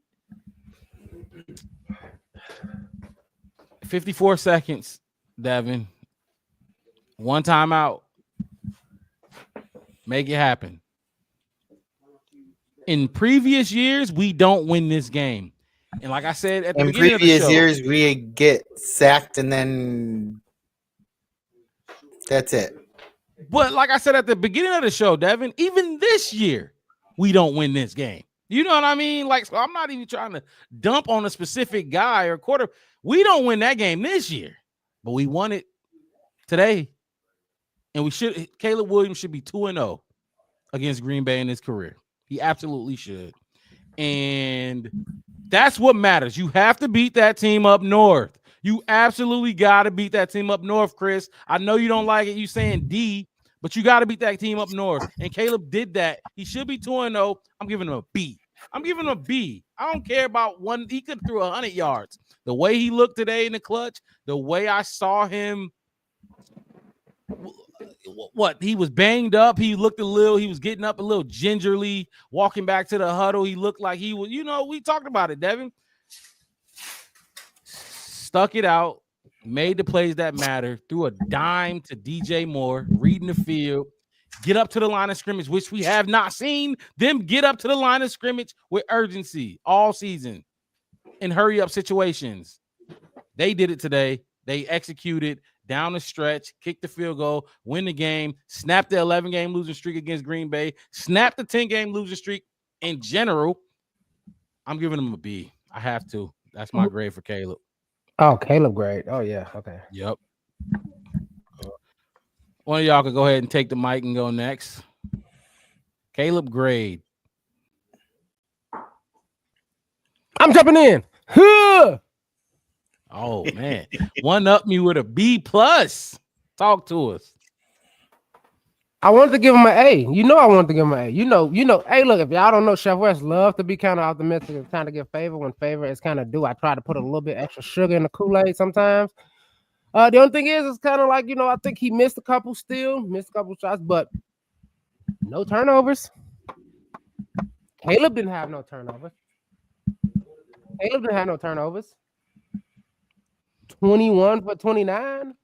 I mean, if I'm gonna do the math on that, I'm pretty sure that's plus 80% completion.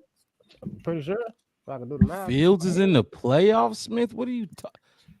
The Steelers are in the now back to my bad, Wes. Now back to Caleb. B plus for staying in there though. And that's what I was talking about earlier about when I saw like Thomas Brown getting in on them, Caleb looking at what he was doing. I mean, his team being around there and and be in that form. And I go back from that bad pass that he hit the lineman off the back of the jersey, and DJ jumped in and took the, you know what I'm saying, and like took the pass and just made some positive yards out of it. Him running the ball after 2 or 3 or 4 yards, just try to get down in there. And even after DJ fumbled, because they kept running the same play on Thomas Brown, whatever you want to say, that offense still came out there and they still looked like they were trying to get downfield so they can get to that good play calling, that timeout, that Caleb last drive.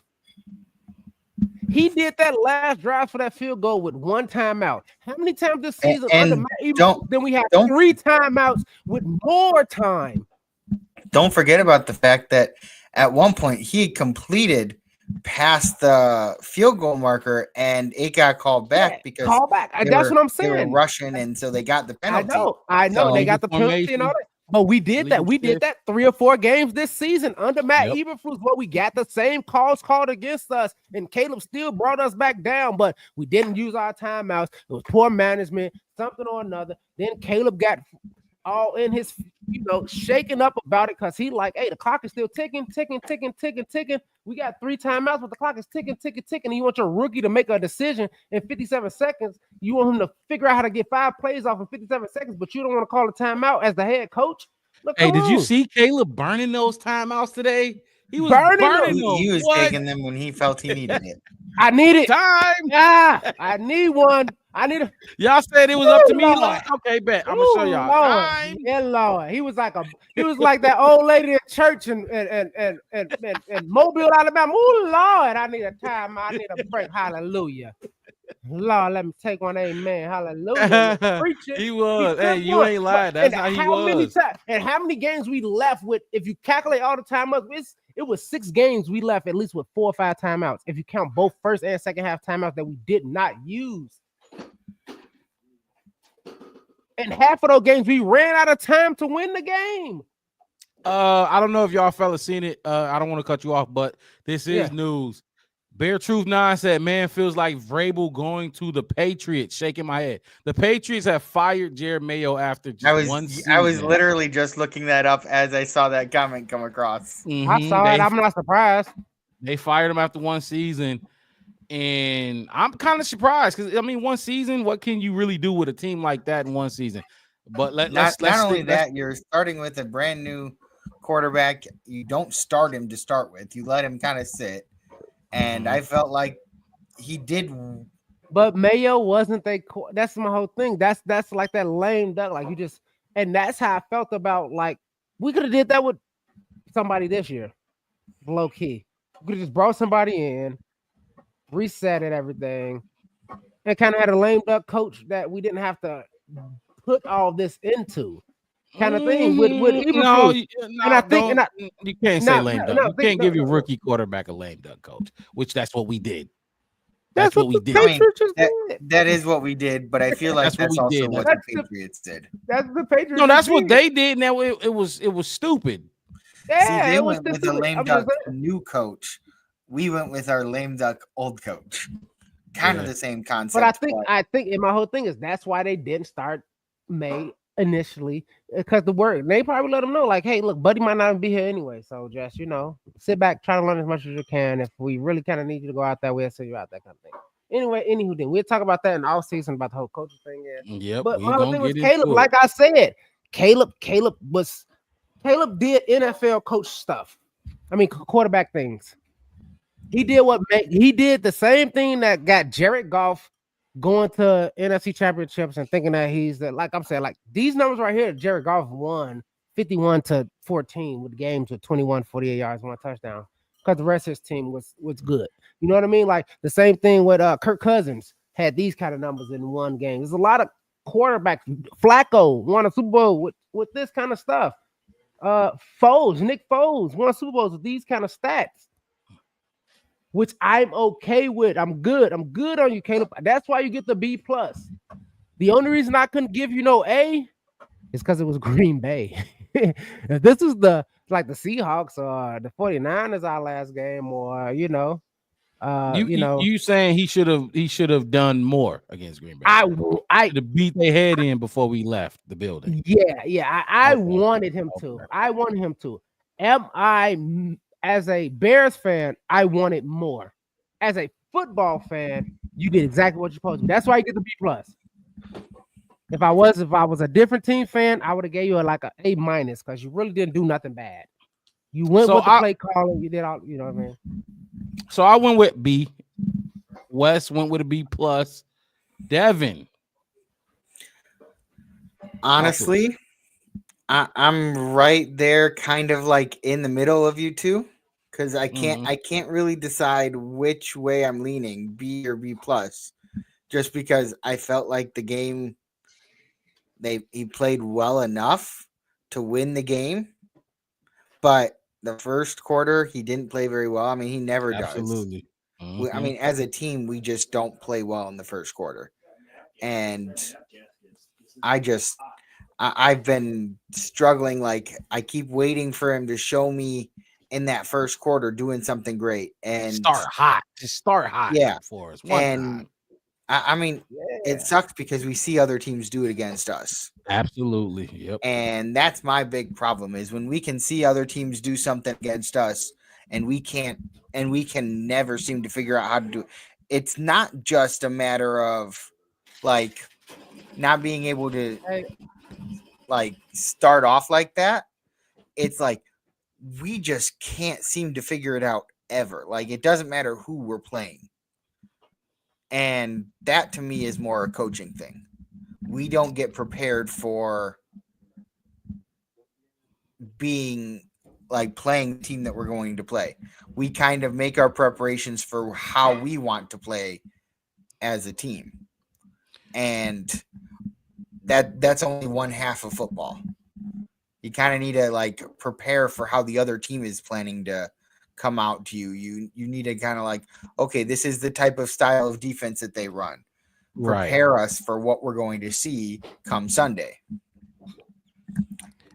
And so Caleb, this is my thing with the slow starts with Caleb.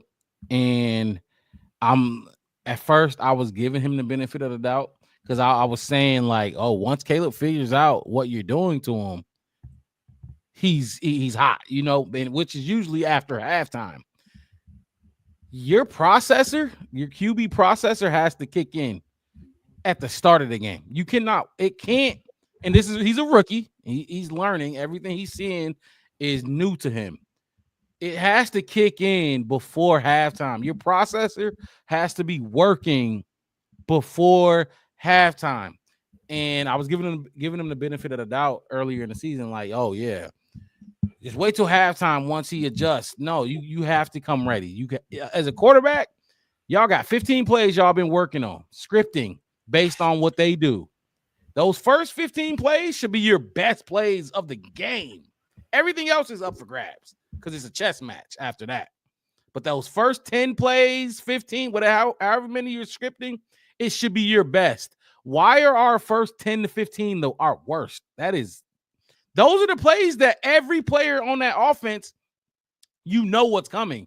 We know our first play of the game. That first play of the game should get you positive yardage every single week because you ran it so much. You know what I mean? I don't know what the deal is. I'm putting it on Caleb, though. I'm putting the slow starts on Caleb because as a quarterback, it starts with you. I can say that now because it's week 18 now. You know what I mean? His rookie season is officially over. Week 6, hell no, it don't start with you, Caleb. It start with everybody else around you, the veterans. But now it starts with you, sir. And I can't call you a rookie anymore. You know what I mean? The slow starts absolutely have to stop. Absolutely have to stop. It's going to happen some games, but dude, y'all heard the broadcast? I think we didn't score a touchdown on our opening drive all season. That's pathetic. That is very bad. And Caleb takes. I'm honestly with that stat right there. I'll give Caleb 65, maybe 70% of the blame for not scoring on your opening drive. I'm not gonna say the whole first quarter and second quarter slow starts, but that opening drive, I'll put that on Caleb. Most of that blame on Caleb for sure. Devin, your grade was kind of like a B plus and a half or something. B plus and a half. Like I'm literally in between B plus and B. Like okay, so you in between. So like if we're talking about like in school, I'm at like is that a B parentheses? Like what is that? A B semicolon? Is that a that's like I'm at like 87%, 86, 87. Like if you're looking at a percentage in school, your grades or whatever, I'm at an 87%. That's a B. 87 is a B. 88 to 91 is right there. I'm being that B plus. Yeah, I know. Wes went B plus. I went B. I'm gonna say you going B with me. That's what I'm gonna say. B parentheses. We don't call it a parentheses. That's a parentheses. A parentheses. A B with a parentheses. You don't want to with a parentheses around it. All right, fellas. Come on. So I went B plus, and we got a B with parentheses on it. Parentheses. We had some C's in the chat. I saw some D's in the chat, but I also saw some B's in the chat. So you know people are gonna grade Caleb Williams not just based on his performance, on what they see on the field. Absolutely. They're gonna base it off their emotions and how they feel about him personally, which is fine, I guess. We're gonna be honest, they basing them off of college, not even college stats or skills. Like I'm still trying to understand why we're defending his personal life and why people still getting into that. Oh, there you go, Mama Blues. Dale said a B plus or minus. There you go, right there. That's it. I was trying to see what that was. I didn't see. That's a plus minus. That's plus minus. And then we got a B from Smith here as well. All right, look, let's go ahead. Any last words before I pull up interim head coach? I just want to say, because this is our last week of grading the game and all that kind of stuff, like, it's been enjoyable, grading Caleb and all that kind of stuff. Like I said, he pulled me in, like I said before, like Mark and Dev will tell you, like I wasn't always for Caleb Williams. It's just like the crazy thing is that killing me is the defending, like who his girlfriend, his mama, what he ate for dinner thing. That's the crazy thing that kidnapped me. It's like I don't even know who. That? Just the personal stuff, like that's been killing me. I want to nip it. I wanted to wait all season to just kind of nip it in the bud. I'm so tired of it. I just wanted to say it. Defending what? Like who his girlfriend is, whether he get his nails painted, whether he was a purse, if he got pink Crocs. Defending that? Yeah, it's like people are using that to defeat him. Is what I said. As ammo to ammo. That's what I'm saying, to defeat him. I said using those things to defeat him. And like I said, using that to defeat him. And I said, I wasn't always a Caleb Williams guy. Don't get me wrong. But he's won me over. I've watched him and I've seen what he is. And I study football and I study stats. And we just got to knock it off. He can be better. He can be better, but he's a rookie. Exactly. If you compare him to most rookies, you compare him to Tom Brady. Well, not his rookie season, but his first full season. Kind of close. I don't think Tom Brady played. He didn't play his rookies. His rookies. That's why I say his first full season was his second season, but it was still kind of close to Caleb's now. Peyton Manning is still kind of on point. I think the only person that was kind of real, kind of above him, I think it was either Phillip Rivers. I want to say like not Drew Bledsoe.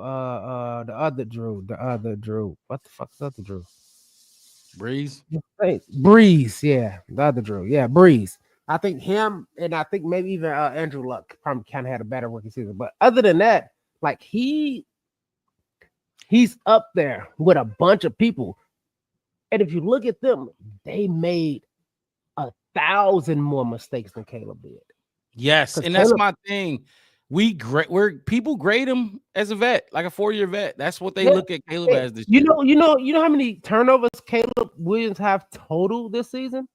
Total turnovers? What's the number? 11. That's interceptions and fumbles. And people, a lot of quarterbacks. And it's quarterbacks who have 11 constantly. 11 interceptions constantly. Interceptions. Alone. And this our quarterback. And y'all want me to know if he go on 87 on 79 Stony Island to get his nails done with my sister and them. I don't care. I don't give a look, it's football. I don't know why that would matter anyway, but that's how it is. That's the world we live in. And Mom Blue said Mom Blue.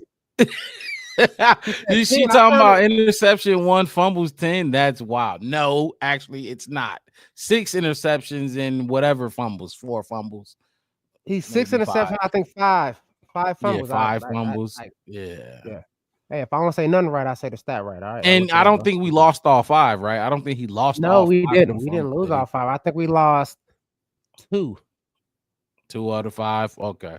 2 out of 5. We lost on the fumble side. All right. So look, you want to? No. I'm just saying you just made me think about you muted. So that's 3. So technically, he had less than 10 turnovers. We were talking. So somebody brought up earlier the sacks that Caleb took, and we talked about how he only took 1 today. And that sack, wasn't that the one that was early on when the ball was hiked to him? It was a little high and it bounced on the ground. He had to turn around, pick it up, and then he didn't have enough time to throw. Wasn't that the only sack that he took? Today, he was sacked 1 time. Yeah, and I will put that on him too, because you catch the ball. I mean, it his was hands a little was cold high. though. Probably early. Should have caught it, but like this is his first like really cold game, and we know that we get those up here, and he's not used to it. But like, that's not even really that much on him. Like, it was cold that night. He didn't. It's not like he had all day to throw back there, and he just couldn't throw. It was a mishandled snap, and they made us pay. When they had a mishandled snap, we just let the punter just kind of like run around, pick up the ball, decide if he wanted to throw or not, and then punt it away. And then punt it. Yeah, that like he had enough pissed time me to off too. Like pour himself a cup of coffee, read the morning paper, and then punt the ball away. That was early too. I'm like, damn, we could have had a big play right there. That was the very first drive of the game.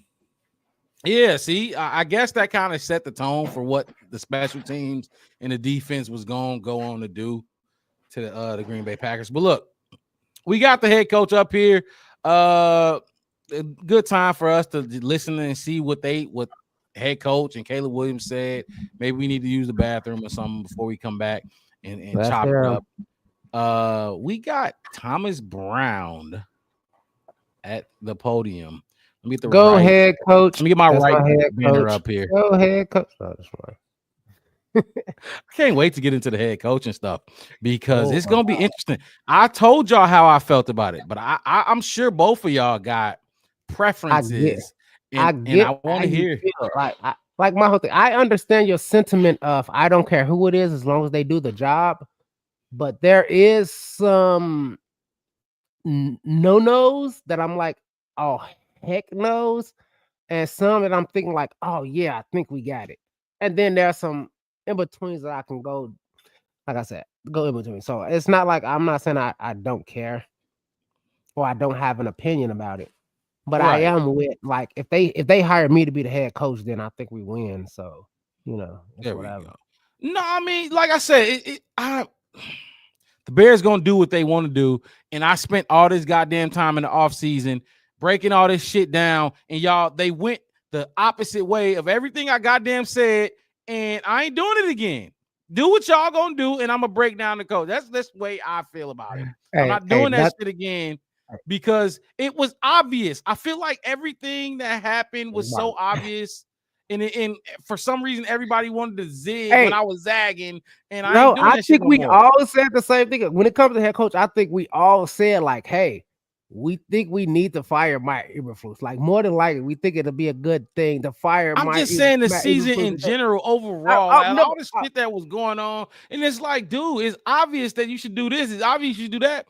and clearly the Bears organization went in a different direction. So I don't see how anybody can sit up here and be like, "Oh, Ben is better than Mike Vrabel," or he's better because why are you saying that? Because he's got Detroit's offense rolling? Duh. I would too. The Bears would be rolling too if we had that offensive line, which we had the chance to build it, but we didn't do it.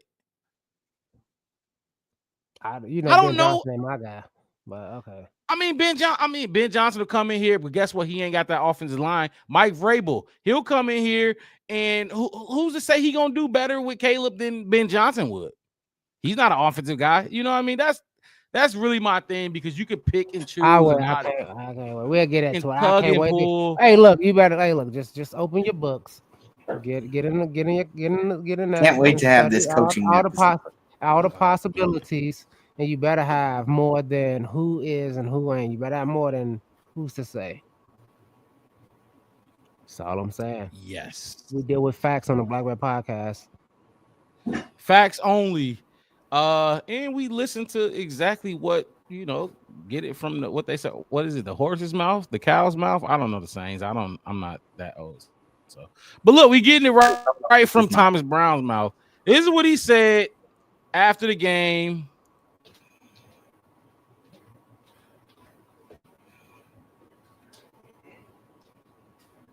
Here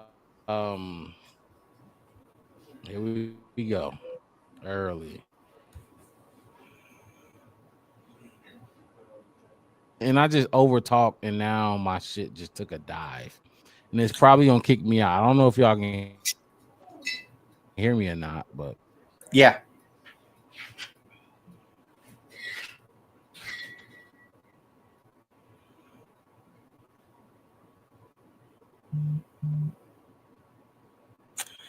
Yep, kind of saw that coming. So while we wait for Mark to get back to us, I'm going to go ahead and kind of give, while we were on the topic of coaching, I'm going to give my little 2 cents that I've got right now, because there are options for us, whether it be going with a coordinator who has really put together a great resume, or going with a head coach that has already been in this situation, who knows what he's doing in that position. And there are definitely some different opinions what we can do. And my thought is I would prefer somebody that knows what they're doing with the head coaching responsibilities. Somebody that maybe they weren't the greatest in their last head coaching job, but they have put together a decent career over their whole lifetime. And I've heard some reports about what Ben Johnson wants to bring or wants to do, and he's making these demands. And it concerns me when you're somebody that's not been proven as a head coach. So, I mean, that's my perspective. There are definitely some options out there where I'd be interested. Like, I'd be interested if I didn't have this fear of Ben Johnson coming in, not liking something and deciding after a couple years not to continue with the Bears or something. Like, when you make demands, when you come into, like, you've never been a head coach before, and you're probably going to get paid a lot of money to do it, but to make the demands kind of makes me a little worried. I mean, especially with Caleb, like, we know, like, there's not what if Matt Nagy lied in his interview and talked like he actually liked Mitchell Trubisky, but the whole time he didn't want Mitch here. He didn't like Mitch. He didn't think he was good. He wasn't good. He wasn't a franchise quarterback. So that could very well happen. So, but let's listen to Thomas Brown speak. Hopefully it works for me this time. They kicked me out last time. Put it in the chat. Devin and Wes, also speak to me if you can't hear it. So here we go. Thomas Brown.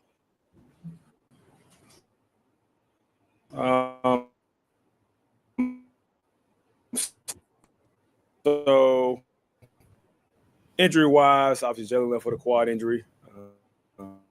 Of the year, one thing I emphasized to the group was obviously the mentality for the day, right? But I talked about one of the greatest enemies of success is ease. Embracing the difficult moments. Shared one of my favorite quotes from a book called The Road Less Traveled. And so proud of those guys for the way that they battled and obviously overcoming obstacles. Got very difficult towards the end. Obviously had the turnover. Defense made a great stop, forced a field goal in a critical moment. I'd also talked about, doubt. It's one of the biggest enemies of success. And so one to continue to express how much I believed in the group, but I want them to believe in themselves and walk into this arena, this atmosphere, and capitalize, right, in the right way. So when our last game together to be about first, right? So the first time we won a game in 10 games, first time we beat these cats in 11 tries, the first one in 2025. So a lot to play for in this last game. And so I'm proud of those guys where they capitalize and finish. Also, even more so on Virginia McCaskey's birthday. Right. End of the game, there were some ups and downs, but Caleb Williams, who we've had some extremely intense conversations over the last days, weeks, but belief never wavered, and having a chance at the end to make a critical play, make a critical check, but also be calm and to get us into a down clock situation. And then you think about the first game, how the first game ended at our place against Green Bay. And no better feeling than Cairo having a chance to come on the field. Great job by our field goal team to protect. It was a perfect execution, drilled it, right game. Yep. Should have happened the first time. The final completion, obviously you got a stack to the right. Caleb makes a decision to go left. What's your thought process and what you saw and how he executed that moment? Yeah, so big kudos to him. So the design of the play was an out-of-bounds play with the ball will be thrown to the right. Obviously, we had the exact same play call to play before. They call timeout, which is what they call a Kodak scenario to try to take a picture of what we're doing and have a different defensive look. The previous snap, they were pressing DJ in the boundary, so I told them, hey, they press DJ again, give him a go ball, let it ride, go in the game with a touchdown to DJ. They have to change the defensive look. That. And he himself communicated to DJ to what we call a Sharpie, a 5-step slant. And so he made that adjustment, made a perfect, obviously DJ won immediately, but a perfect adjustment by him to get us in the field goal range. Like I said, execute a down clock and game over. Are you right on the cusp there of how much time you need to get that thing clocked? Yeah, it's probably about as close as you can get. But I think it's understanding of the voids in the defense, the area of the field, but also we still have plenty of time to be able to execute a down clock scenario. What was your thought process on the 2-point conversion sequence where you guys lined up, you went for it, and the penalty, and then you get even closer, but then don't go for it? Yeah, so one, it was obviously felt good about the 2-point play we had up.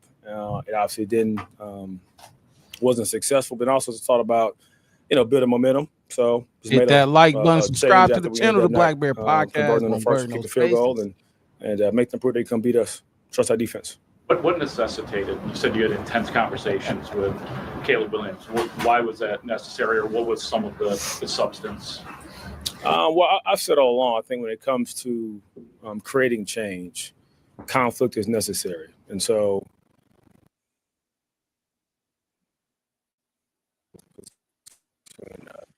we've been fighting every single day. But I think understanding what it takes for him to be successful, to be at his best was always my goal. And so to issue challenges, to always do a really good job coaching, critiquing. And I think the understanding for him of which he plays the most difficult position in this game, right, by far and away. He's a rookie quarterback in this league. But the understanding of him as a leader and the way that he communicates, the way he carries himself, the body language he displays, it affects the entire team. But also our offense can't go if he's not going. Spirit, you're saying it wasn't an argument, it wasn't anything bad, but was it back and forth? Was it you saying something, Caleb saying so, or was it? Yeah, not much back and forth. More communication. But I think as far as the communication goes, so it's a little bit less back and forth and more just the understanding, asking questions if a question comes up. They're using Keenan in the two gadget plays, the 2-point conversion that you guys didn't end up doing, and then the interception that he threw. He can throw. Both of us involved throws. So you guess might better if he can throw than him. He's thrown touchdown passes before. And also we had some time on task before with some of those plays. So that play, 2-point play, was up for probably 5 weeks already. We just had some other 2-point plays we called and other times before that. And so it's kind of just the order of how it went. Felt good about the opportunity when we crossed the 50 to have that double move and kind of double reverse pass using DJ initially as the decoy and obviously reverse pass to Keenan. So didn't work out, but I called again. Was he looking to throw on the 2-point conversion too? It looked like. Yeah. You're muted. Yeah. Coach, to that point, you guys went deep in your bag offensively and the kicking game as well. Was that just kind of the mentality that y'all was? He said it come didn't here, work out, empty but a clip and leave it all out there? Yeah, I'm an aggressive dude. So, I mean, I've been aggressive every single game. And so I try to take calculated risks, not be reckless. But even, towards the end of the last game against Seattle, I wasn't playing for a field goal. I'm taking shots towards the end zone. So we had a couple opportunities to hit them. We didn't hit them. But it was more about just the understanding of what the opponent provided, some stuff we've seen on tape from a special team standpoint, but also when it comes to offense. You've not made this interim role about you at all. I'm just curious if just have this one win, how much personal satisfaction do you feel just to come out with just have that one win? Yeah, I mean, I'll be honest with you. Again, I'm excited about the opportunity. That one win is a big one. But my goal was not to have a win as an interim head coach. My goal is to maximize every opportunity I have, to be a great leader in every situation, to never flinch, and also I think the true test of a leader is to elevate those around you. So it's about the guys in that locker room, the coach and the staff. And so, yeah, I mean, I got a game ball. I will end up putting it up somewhere in my house and one of my man caves at some point. So that'll always be something I remember. But there's always been more about this team, the coaches First around win me, as this the head organization, coach. and try to maximize the opportunity I'm given.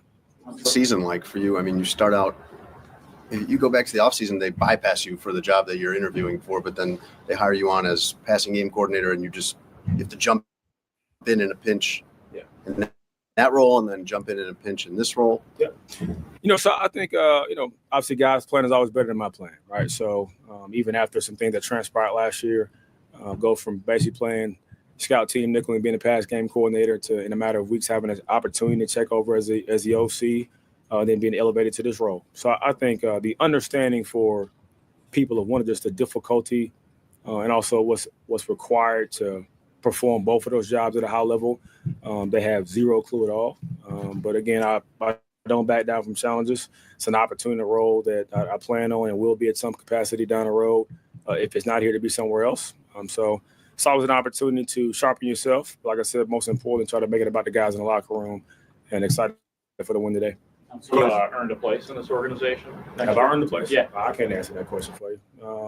I think I have, even more so than the result, and obviously it's all about game day, but what's transpired in the building, how I've communicated in team meetings, how I've organized practice, the impact on the players.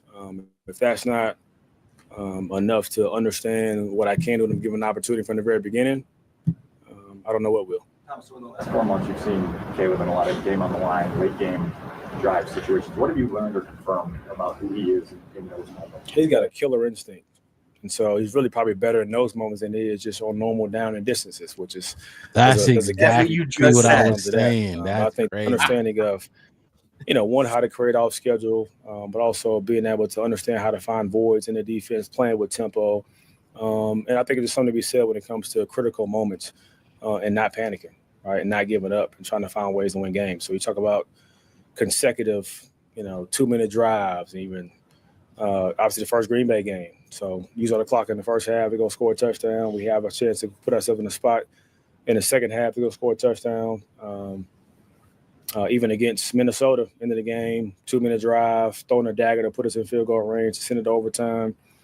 Even going back to Detroit, end of the game, we start on with the -2, and we drive all the way down and have a shot to go win it there. So I think it's multiple opportunities that he's proved that he's by far and away going to be a franchise quarterback. A lot of room for growth and improvement for sure, but he thrives in those moments. When did Coach Howard come to you with opportunity to have a touchdown on the punt return. And what was the process of putting that in? And I told him he's done a phenomenal job. And continue to find ways to get our special teams playing at a high level every single week. Great execution. It's your desire to keep Caleb, coordinator, quarterbacks coach, whatever, to be able to continue working with Caleb? Yeah, my goal is to go maximize and kill every opportunity I'm given, whether it's here or somewhere else. A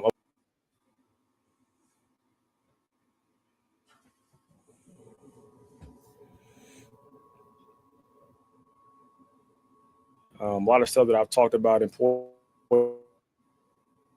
into them, but not depending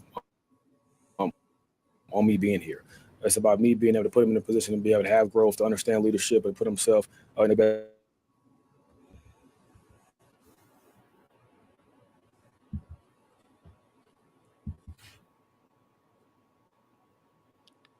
Oh man. So look, a couple takeaways from that while I bring up Caleb Williams to speak. I got a lot of them. The play to take the play to set up the field goal was a go route to DJ Moore, but that was on DJ and Caleb to have chemistry. They both seen it. Okay, the go route is called, but guess what? He's playing the go route. I have the inside leverage. I have the inside post route right there, or shallow or cross route if you want to call it a crosser. It's there. They both were on the same page, and it was both reading the completed. Defense the same way. They both read the defense the same way. We've been looking for shit like this all season, Devin, and it that is your highest paid wide receiver. That is your number one wide receiver. We've been looking for that type of chemistry all season, and we finally got it. We got it. That was one of the takeaways I got from that. If one of y'all want to talk about something y'all heard that you want to talk about while I bring up Caleb. I'll jump in real quick. I'll take 65 seconds to say, like, that's what I'm talking about. What I liked about it was saying what we got, what we've been looking for. We got the quarterback. Absolutely. I've been talking about it all day. I've been talking about it. I've been saying it. I've been preaching it. And like I said, I gave my last year, this time frame stance on it. And I'm telling you right now, we got the quarterback. We got it. I like that TB said, hey, I had to give him these hard conversations. You're doing this. And I said it earlier on. He looked at him and said, no. What I thought, I don't care what you thought. You leave right there. I don't care what you thought you saw. No, that's wrong. It's a tough conversation for a kid who's been that good and that talented most of his life, who's been told he was good at everything and great at everything, to get told, no, you're bad. You know, like I said, I think of it this way, and I ain't brought it up too much since Al was on here. But when I was in the Marine Corps, when I grew up in high school and everything, I was pretty good, dude. I had good grades. I had a great GPA, all kind of stuff. I was a pretty smart student. Don't get me wrong. So when did it go wrong for you then? When I got to the Marine Corps, they got me, look, when I got to the Corps, and it was like, I was like, hey, look, I did this right. It's perfect. It works. And they said, it's not good enough. And I said, what is it's exactly how it is on the book and everything else. They was like, hey, it's supposed to be 3 inches. Yours is 3 1/4 inch. You're only supposed to have 17 twists. You have 18 or 19. Details. The details are so important. And they said, like, this is the Marine Corps. Marine Corps perfection is not everybody else's perfection. You see what I'm saying? And that's what I'm saying about being a Bears quarterback and a Bears fan. Like, it means something to be wearing this uniform. Absolutely. I love that. Yep. And that's why when I put my not so great, I wasn't clowning Caleb by his gameplay today. I was just saying, as a Bears fan, I wanted this, because that's what it means to me to blow out Green Bay in Lambeau right across the street from the gas station because they stadium ain't in the middle of their community somewhere. Like, that's what it means to be a Bears fan, a Bears quarterback, all that kind of stuff. And for him to say, hey, I had to give him the tough conversation. I don't want to talk about what you did good. But coach, I was 21 for 29. But yeah, you could have been 20, like you said, 25 for 29 with 215 if you would have hit that one pass and that pass and that pass. That's just facts. Oh, but I thought I saw, and I thought, yeah, you thought, and guess what? I'm guarantee you, Thomas Brown is probably having the same conversation with probably wide receivers. He's gonna have, you see what I'm saying? Head coach. You go into everybody. Hey, Rome, you know why you only had three targets and 3 catches? Because you weren't on the same page today. Get it together. You know what? You know what I mean? Like, you know why I had to change up the plan? Because you wasn't out there giving your all. You wasn't doing this. So I had to, you see what I'm saying? Like, I had to change what I wanted to do today because you sucked. You wasn't giving me what you're supposed to. That's me as a head coach. You know what I'm saying? That's James. What's up, James? James, go ahead and hit that like button for subscribe to the channel, the Black Bear Podcast. One word, no spaces. Got my co-host in the building with me, Devin. Other co-host, Chef West, at the bottom of the map, and I am literally Mark Rob, top left. West, did I cut you off? I seen him get in there. I wanted to get in. Shout out before I'm happy to give a shout out to my man JH. James is good. Like, subscribe, all of that. You know, for sure. But my whole thing was exactly what he said is exactly what I was getting at. Like, it wasn't that you were bad. It's that Bears are better. You just want to be a regular football player, you can go to Cleveland. You go Jacksonville. You can go to a franchise that's the expansion organization. You can go to some place where you know they still trying to. You go to Indianapolis. They ain't since they beat us. And even though they won one, you know what I mean? And I don't think Anthony Richardson is the guy.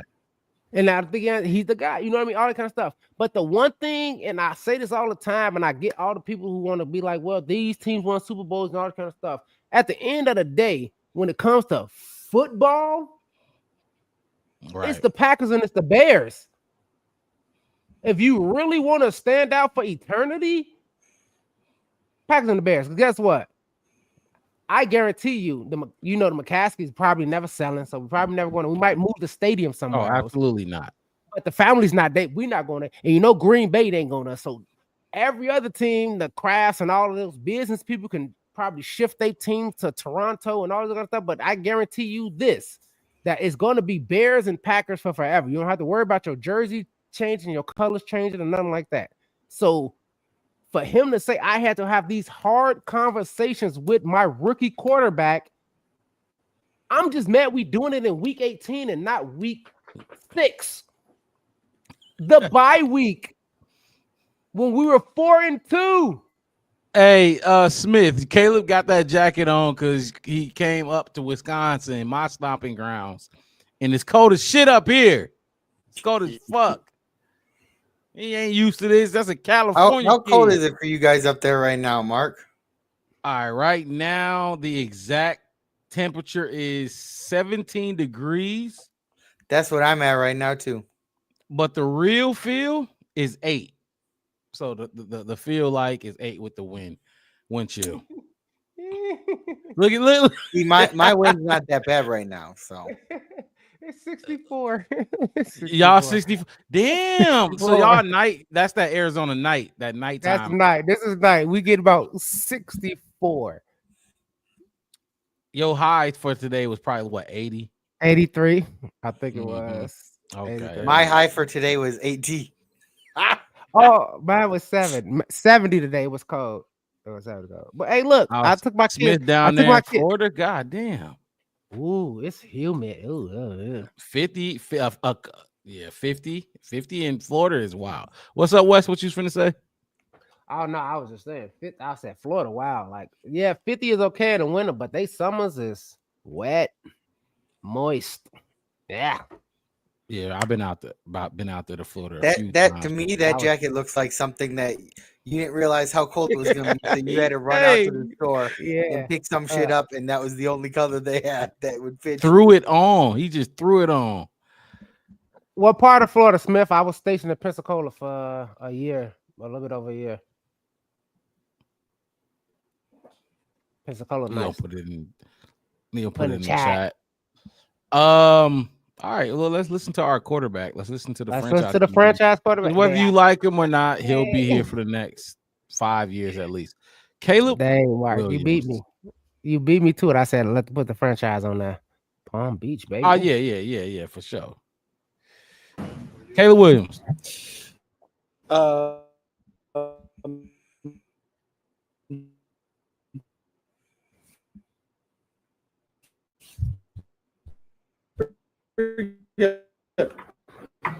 Caleb, that's a hell of a first chapter to write. What's hopefully going to be a long story. Coach has been fired, not playing well. Myself with us is going to last like a little bit. Many games in a row. 12. What was it? 10. Last game. Him being able to relive that moment. You see, Caleb ain't forget about that first time playing Green obviously, Bay. Put it through the uprights. To be 2-0 against Green Bay. Being able to have that moment was great. Being able to have the first win of 2025. Being able to have the first win.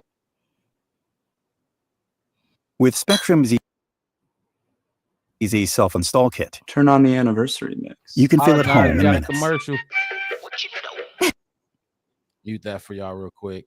We don't buy the products that they advertise, except I got Spectrum, so yeah, that's why my internet is weird.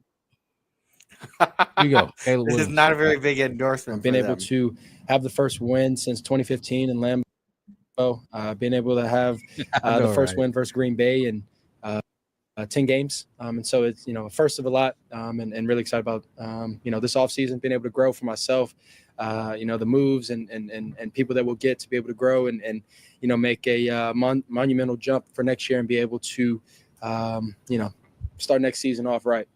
Cool. Walk us through the throw to DJ. Yeah. So right in the huddle,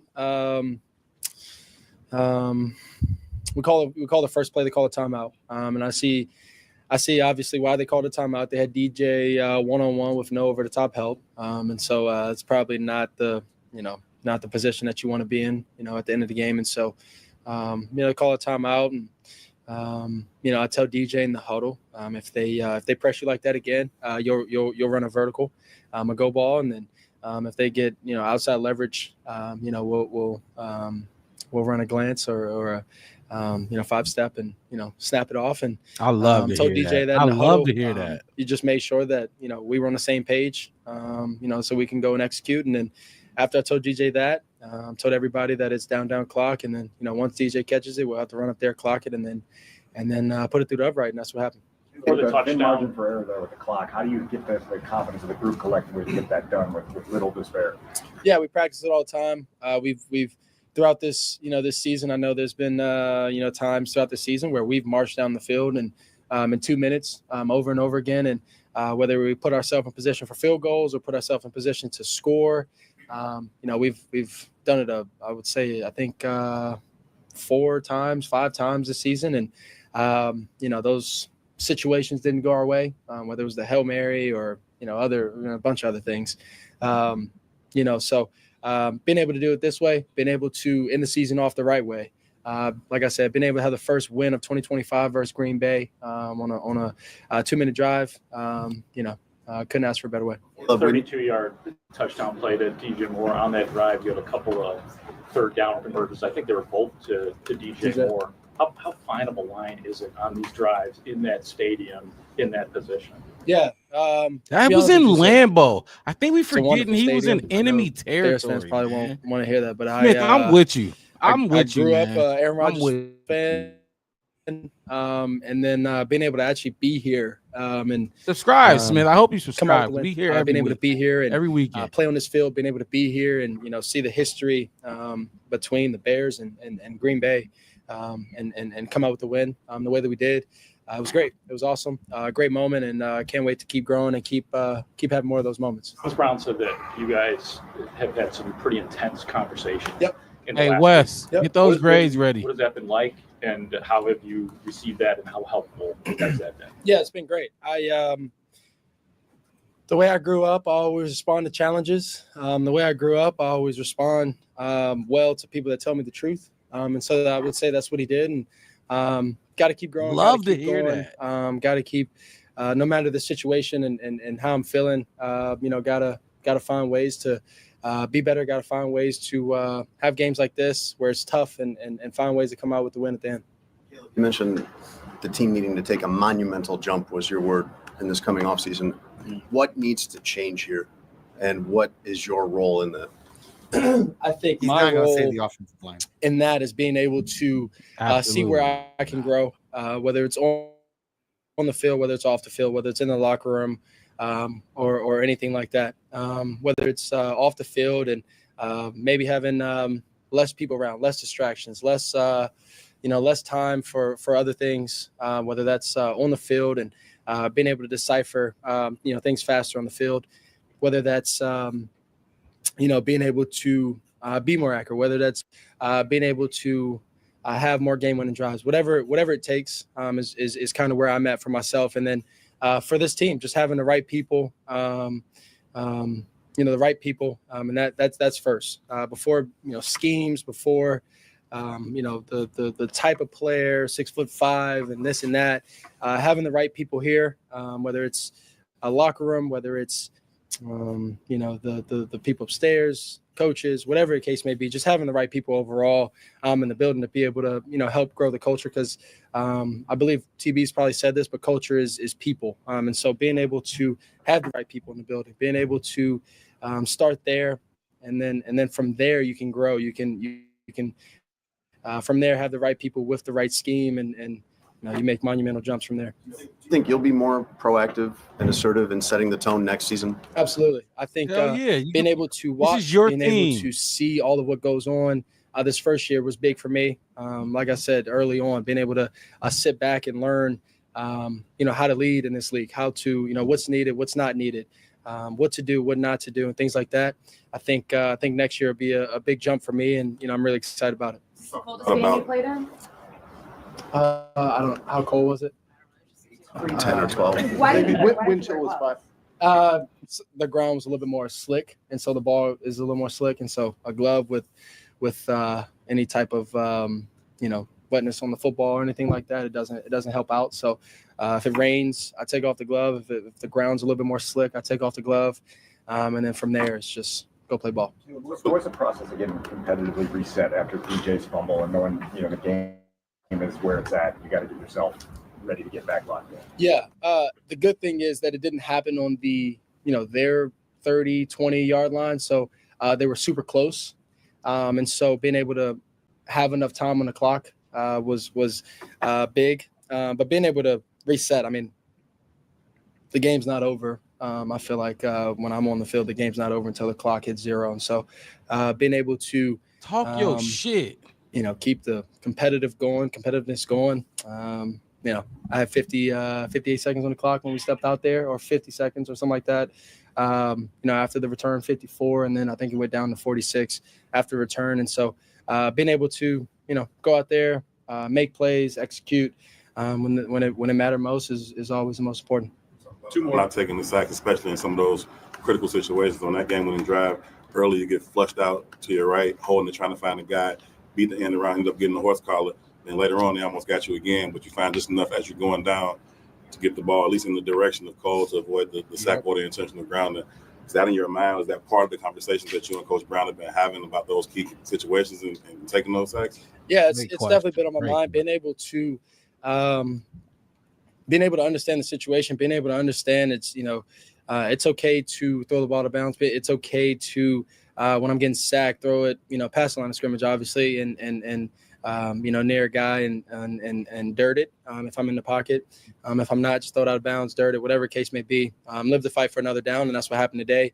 I think it was 20 seconds on the clock when I threw the first one. If I got sacked right there, the game was over. And so being able to understand the situations and knowing how much time I have and, where my hots are, if I have to dirt and things like that is part of the growth. And, I got to have more of those moments throughout, next year and the years to come. So, live to fight for another down is that moment and that mindset that I had at the end of the game. And I think offensive line, to be honest, throughout this whole game did a hell of a job. The first sack of the game was my fault. I don't know if I can curse on here. Damn ball. Is that a curse word? I don't want to get fined. No, I won't say it. X that out. I didn't say that. Letting the ball go through my hands on the first one, and very frustrating, but wasn't on them. And then from there, I think they did a hell of a job throughout this game, been able to keep me upright and, whether it was a run game or myself, been able to find a way to win the game at the end of the day.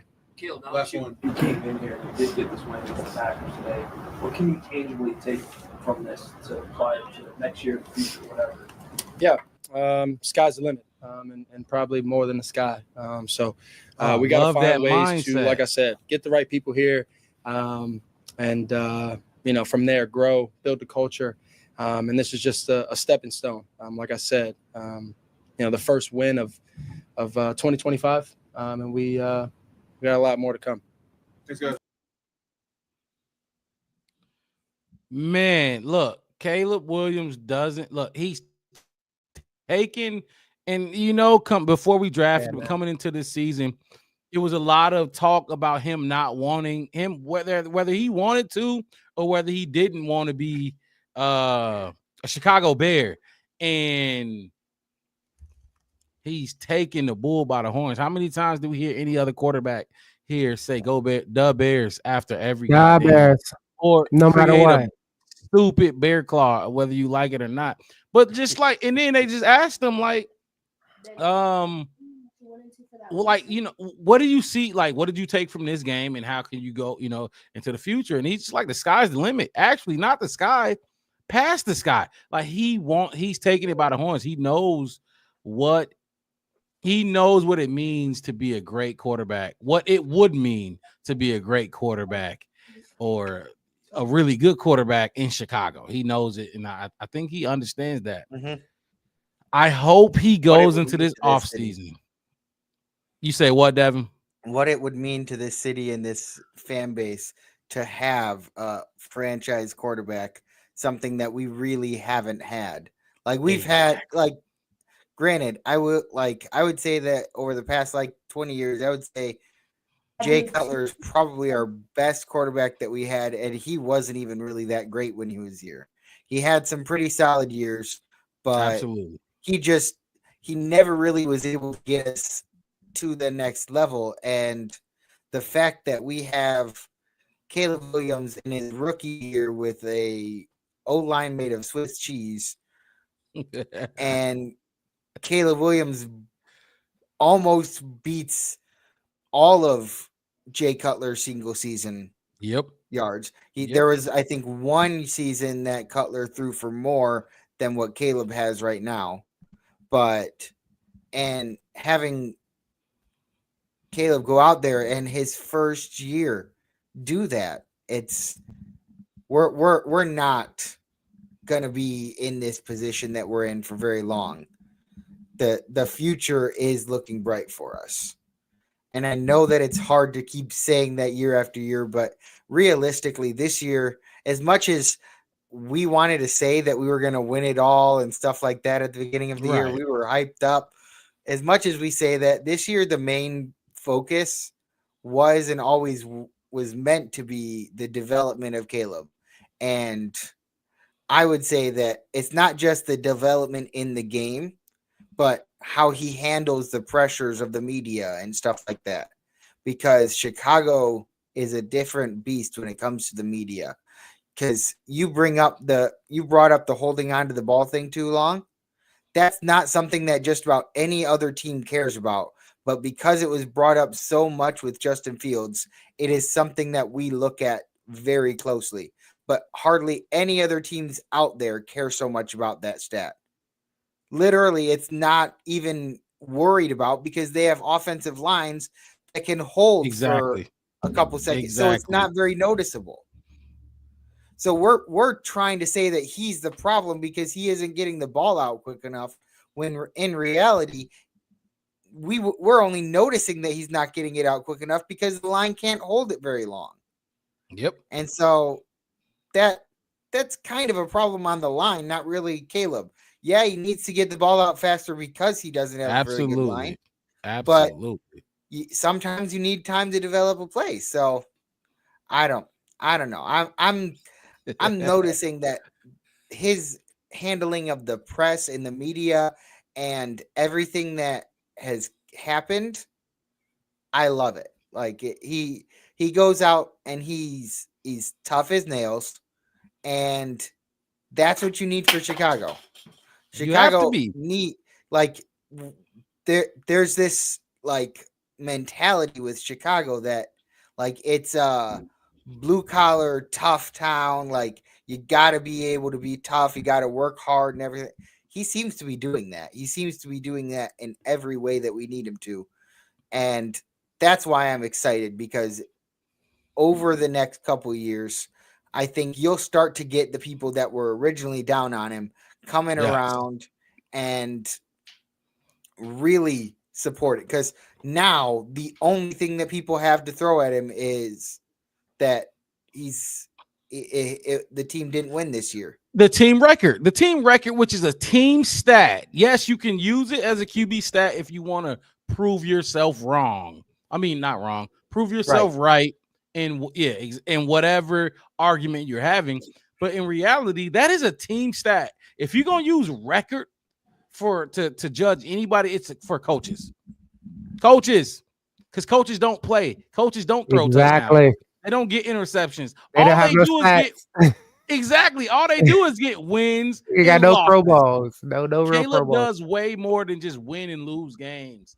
Justin did way more than win and lose games. Mitchell Trubisky. Go ahead. My bad. No, I was going to say, I just wanted to jump in before you get into that. But who's the coaches for the Pro Bowl? That's a good question. Who is it? I don't know. Peyton and Eli Manning. Oh yeah, they were last year.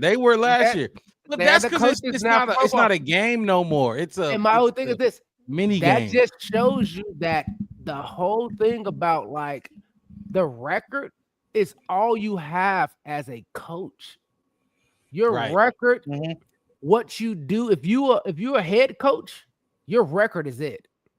Now, if you're the offensive coordinator, you can go by, yards per game, first downs per game. If you're the defense, defensive coordinator, you can go takeaways. If you're a special teams coach, and if you positional coach, you don't really, you go where your friends you don't get blamed for very much. Right, you go where your friends go.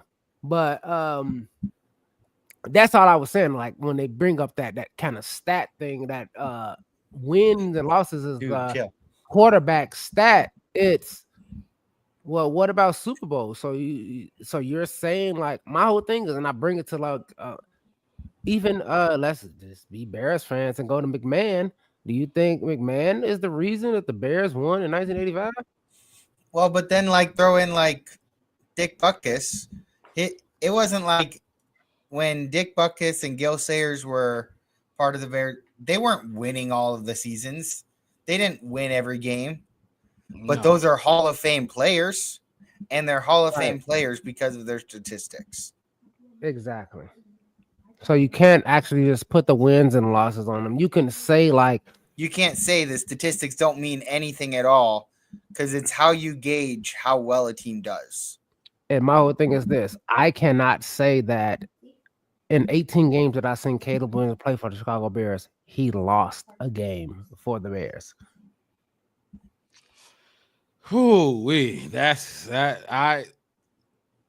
and I'm arguing with some Packer fans right now. Y'all know where I'm at. Yeah, I know. I know. You got country. coworkers and stuff. But Yeah, anyway, so I'll give my whole take on the Caleb. I did my whole Thomas Brown thing, but on Caleb, what I loved about Caleb is what he said about his interim head coach.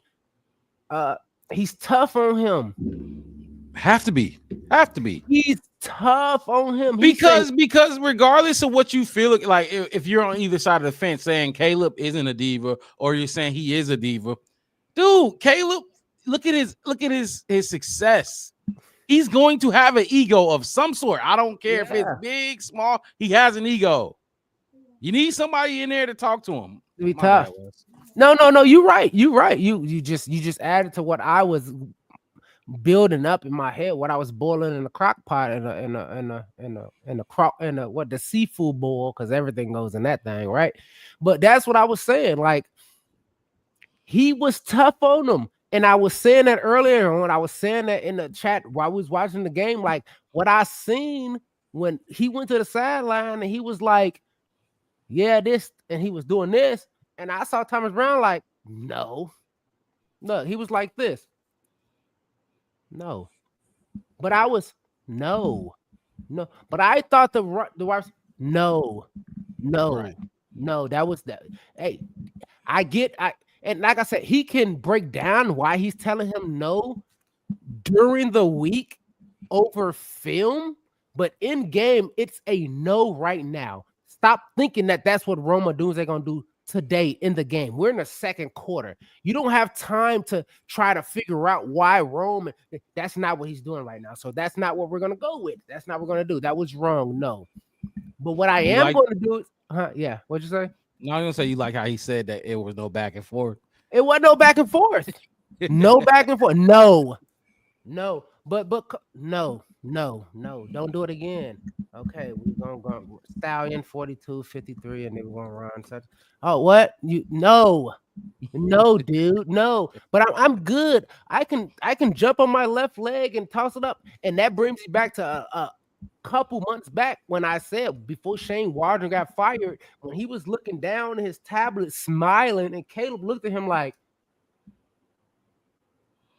what are you talking about? Ain't nothing fun. You smiling like, yeah, you tried. Yeah, that was he probably should have been over there where you threw the ball where nobody was at, Caleb, or you know what I mean? Like, I'm just just saying, but like, oh yeah, you were right in that, single, it's kind of like single kid or only child syndrome is what I felt like Shane and Flus was giving Caleb. Like, it's just you. Like, treat him like he's the oldest of 14 kids, and he's responsible for all 13 of his little brothers and sisters. And every time they do something or they do something wrong, guess what? You're going to be in trouble. You're going to get the whooping. You're going to get the punishment because you're the oldest.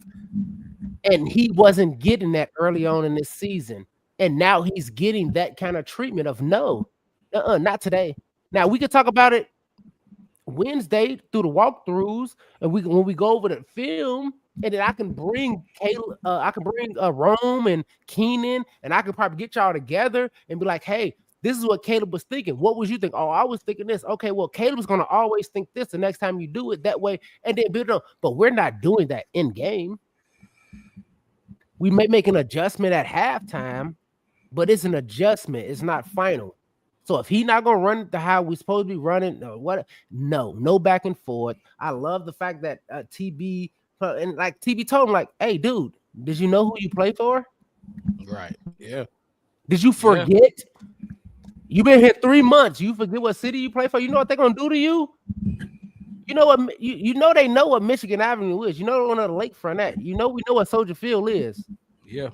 You know, folks them and Little Lord them and all those motherfuckers from the south side and the west side and all them, they know where you at. They know where you gonna be. You gonna be outside.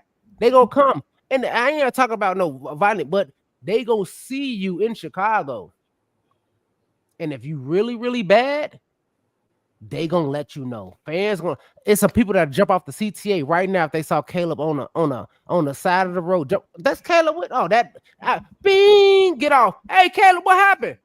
How come you can't be Green Bay, dude? What's going on, bro? Like, why would you do that to me? I got your jersey. Bears QBs. Ever Bears QB. That's what I'm saying. Like, we gonna be tough on you, like I said before, because only 2 teams matter in the NFL, and I don't care what nobody say, and that's the Packers and that's the Bears. Everybody else is just extensions. Y'all great cousins and great grandkids. Any more thoughts on the press conferences? If not, it's time to jump into some Chef West grades, and then we'll play. Well, no, we don't play blame game. We're gonna give out some game balls, and then we're gonna get up out of here. I wiped off a couple of my comments off my card from yelling. Are you ready? You ready for my grades did get wiped off though. So I'm gonna bring up a comment because I saw something that go ahead kind of made me think of something else. So Smith said that we need someone that's not gonna kiss Caleb's ass, and talking about how Gruden won't do that, and he sees that Caleb and Gruden as clashing egos, and that kind of is what I'm seeing in Denver with Bo Nix and Sean Payton. That seems to be working out very well for them. I thought of that too. That's crazy. I swear to God, when I saw this comment, I thought of that too. I definitely they had it. I think it was probably about 5-6 weeks ago. They had a clip that they showed where after a play broke down or something, Bo Nix came over and started screaming at Peyton, and then Peyton gave it right back. And when they asked them about it, both in the press conference after the game, they both kind of played it off like that's just how they are with each other. Like they get hot-headed, they clash, but they figure things out. I gotta say, it has to be that way. It has to be that way. I gotta say comments for the off season, but yeah, I hear y'all. But I mean, I won't go as far as to this. Gruden, no, absolutely not. Absolutely. I'm not necessarily saying who you need. And I'm on the opposite side of that one. I'm not absolutely not Gruden, but I'm absolutely not. Did you not hear the emails? And no, absolutely not. He should never coach again in the NFL. He absolutely should not. Why would you want? No, absolutely not. Absolutely, I'm just not. He ain't that damn good to turn a blind eye to his comments and his emails that got leaked. He ain't that damn good. Honestly, I'm just not so sure if Ben Johnson is the type to bitch out a quarterback or something. And my whole thing is I could be wrong.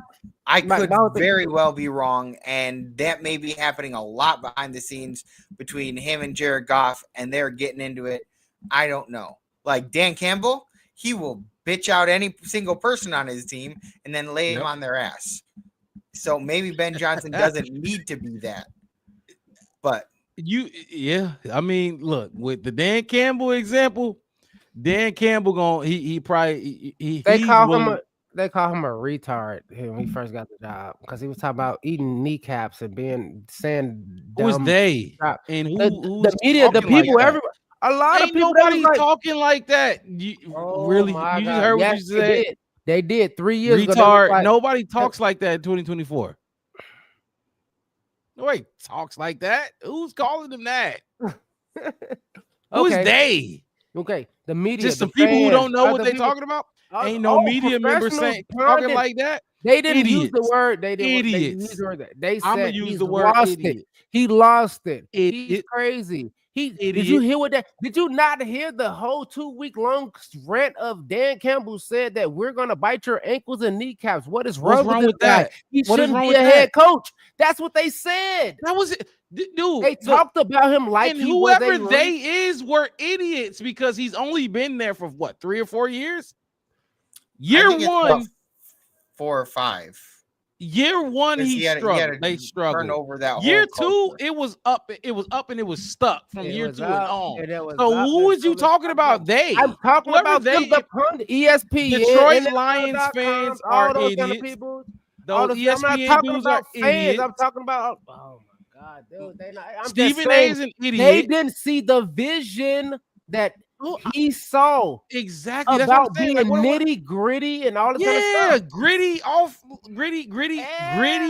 culture. What do you say? I'm not saying that Dan was wrong or bad about it. I'm saying that when you come in looking a certain way, but you have How a did he look? stance and a understand I'm going to be like I was going off what Devin just said. Like he's the head coach, so if somebody do approach him or something, he's ankle biting, knee and tackle. He would probably say put pads on. Yeah, Then but what I'm just saying, where did the whole I only like to say the whole retarded thing come from? What did that? No, like, I said they said it like they said it like he was retarded. I didn't say nobody said he was. They were saying like he was crazy. He was off his rocker when he was saying certain comments. But now they're looking at him. idiots. They are morons. Just like how when they you get see paid this- millions of dollars to comment on these things, they do because- this stuff all over. They've been doing it for forever. Oh my That's God! And the fine. same people who thought they thought Roman Doomsday should be taken, the same people who thought that we should keep, like, people are idiots. That's all I'm trying to tell you. These the same people who said we should damn not sure pass can't up on listen- Caleb Williams. They said You you can't damn- pass up on them. Are they you the same can't. idiots? You can't. No, So look at his how- numbers. but Look at how are they Look the at what same- he's done for the team. Why would you pass up on that? I guarantee you, if you kept Justin and traded back for the Hall, his numbers would not look this good. Okay, He wouldn't even give us a full season. I'm not saying For the that. What I'm people- saying is the same people who said what you're saying about Rome and all Are this you other saying kind of stuff, and I'm ESPN? like, That's what I'm all trying those to get people. That's what I'm saying. All the pundits who at. said Idiots. that, They're then were- idiots. but they said we should take them, They also called him generational. and they also called them generational. I dispelled that generational comment. I know. Well, 'Cause I into- pounded to the- it to the dirt. Yeah, I know you did, because you was on the Justin Fields train. So you used that No, I was generational on the thing. I was on the Hall. Right. on the Okay, the Jaden Hall. But McNeighbor I'm just train. saying, Yeah. people use that generational thing, and people who actually knew what they were talking You're about. You're not going to missing call my Caleb point. generational. No, I'm You're saying the missing my point. ESPN people, I hear what you're saying. the I hear what you're national saying. analysts I hear are what you're saying. idiots. I hear what you're Because saying. everything I Dan don't want Campbell them has to say- done from the Who? beginning. I never Got it. said me personally, and I'm in this division. I'm You're a Bears personal. fan. You're personally. I It's not never what I'm thought saying. that it was what he was doing was what do we Bonkers. bonkers. Retarded. I never Crazy. thought Yes. that. I never thought that. Okay, can I ever. get back to what I'm saying before you jump down my throat? My whole thing is I'm saying that everybody said that he was bonkers. Who cares crazy. about everybody and what Oh they my said? God. Can I get my point? It is a You got it out. contrast. You got your point out. You What can was my point? backtrack. What was That's- my point? No, you got your point out, and I combated it. We can go backwards if you want. There's no way you could defend anybody who said any stupid shit about Dan Campbell, because look at what I he's was done. not defending them. I was saying they called him these things and all this kind of stuff when they called him retarded because he said we're going to bite ankles and knees and all this kind of stuff. I was building up to the sense. So when of, I say they're idiots, why did you combat me? because that's not where I was going. I didn't care who said it. I'm saying what people said. Right. In You didn't say contrast- it, but you just like defended it as if you agreed with it a little bit. No, I was trying to get you to get off. That's Like, why hey, I look, just- they're professionals. They said that. This was They're they not. thought Well, of him. okay, they get paid to They go get up there and paid. talk. They- But come on yeah. now, let's not do that, because they don't like. Who are you talking about? Stephen A, the ESPN people? They A don't bunch of follow the people. teams. Yes, They're I'm talking about- national analysts. I'm They have to talking- cover everything. I'm talking about Rob Parker, Local- who covers the Detroit media. I'm talking about people that I've heard. They said that he was crazy. Like, this dude is a jock. He's don't know nothing.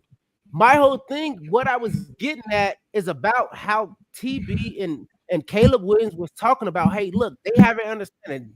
He let him know that. Hey, look, you're a Bears quarterback. This is the city you play for. We don't care about the people who make millions of dollars on ESPN or NFL, or all that who talk. They can say, hey, they can bring the Gallup comment. They can bring all this kind of stuff. You can come, like he was saying about Bo Nix and Sean Payton. Like, we don't care what a narrative of what the pundits is saying. We know where you are and who you are and what you need to be. And like I was saying, versus what we were saying about Sean Payton and Bo Nix and Dan and all this kind of stuff, we need a head coach who to say, hey, look, I don't care if I say something that seems crazy or out of spec for retarded or dumb or astronomical or sci-fi or quantum physics. It doesn't matter as long as it works. And that's what it seems like in the last 2 weeks that Caleb said in his last 2 interviews. Like, TB has something. I tried to say that I don't care. I don't care. You ain't in California, boy. Hey, I don't care. Well, they call me. I don't care. You're the Bears quarterback. I'm the Bears head coach. We need to do this way, that way. And when we go out and talk about certain things, that's what we need to do. That's what I was getting at. Is that the fact that I like the fact that Caleb said, hey, look, they ain't no going back with this coach. They ain't no, I thought I saw. You didn't. But I wanted to. You shouldn't have. But I didn't tell you to. This is not it's not no triple XL freshman freestyle. This is an album we making for this record label. You need to do what we tell you to do and how we tell you to do it. That's what I like about it. That's what I like, to let him know, hey, get it. I got you. I'm going to put you in the right positions. That's what I was going for. Because we didn't see that. Eberflus didn't challenge him. Shane Walter didn't challenge him. Those people didn't challenge him. They said, hey, look, you're the generational talent. You thought you saw that? Hey, let's try to keep doing it again. With this shitty offensive line, you want to throw it 25? You thought you saw a 25-yard pass? Let's go 7 plays straight to see if we can get that 25-yard pass. And now you sacked 6 times.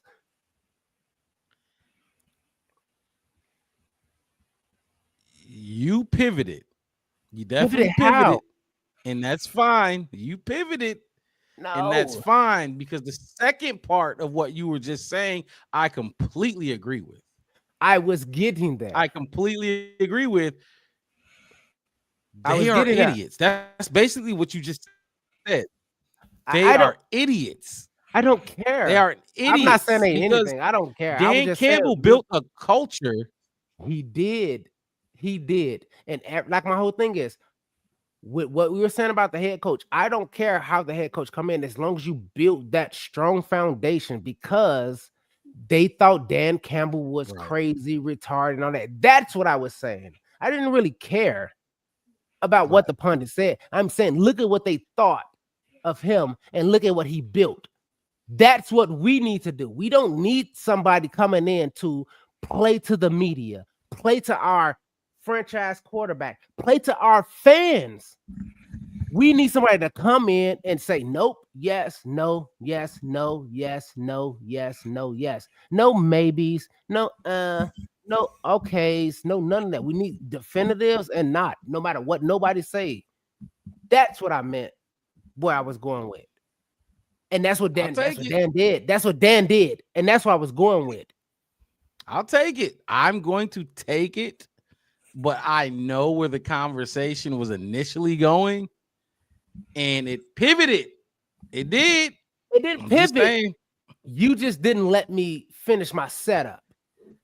I was at the free throw line. Look, I was at the free throw line. I took one dribble, and you was like, you can't bounce the ball at the free throw line, Wes. I'm like, dang, can I get 3 bounces before I shoot the free throw? Like I said, I'll take it. I'll take it. But that's not where it was going at first.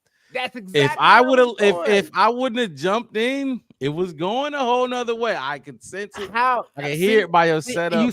You sound like them. You sound like them. That's exactly what they said about Dan Quinn. We thought you were going to go this way, and then you saw where I went, and you was like, "I'll take it." Now your Lions is fighting for NFC championships now, and all the kind of stuff. But we thought you were going to go to this exact same thing.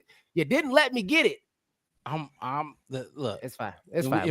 I got my point out. Grades. Oh yeah, and I get to do grades. Oh, that's great. But I'm always right. Remember that. Yeah. So they thought I knew. Only unless you spelling it WRIGHT. Yeah, that's you always right. That's the only right you get now here. Let's move on to Chef Wes Grayson. Let's give some game balls. So we'll do 1 game ball apiece and we'll get up out of here. But first, let's grade the defense. We'll give you an easy one. I'll give you a layup. This is a layup. We'll start with a layup to get you warmed up. Oh, look at you! Analysis. Look at Layup. I feel like this is a layup. Hey, of course it took you 7 weeks. You've been trying to trick me for like 2.5 months. I've been having it in a list in a row. I even got a piece of paper with it in ink, like offense, defense, special teams, coaches. And I thought I would go to that. And then 1 week he was like special teams. I was like, wait, hold on, wait. Yeah. I didn't have my thought, but yeah, I got you already. Let's start with defense. Talk to us. Defensive grade. Devin put it in his not so great. They were getting gashed at point inopportune moments where it was just like, especially at the end. Like I said, I spoke about it. Tyreek Stevenson got snagged on, but they also it was him and Kevin Byard in that one. It was two people right there, wasn't it? Two of our top probably 3 that I could say, maybe 4. They also came through when we needed them. So, what is Chef West's grade for the defense? Chef West grade for defense, easy money.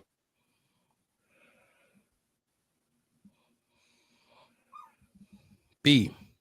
I give him a B minus. Okay, I didn't see the minus. It's a little minus, I know. My daughter used my blue marker, so I got to use the green. So B minus. Yeah, y'all can see that one. B minus.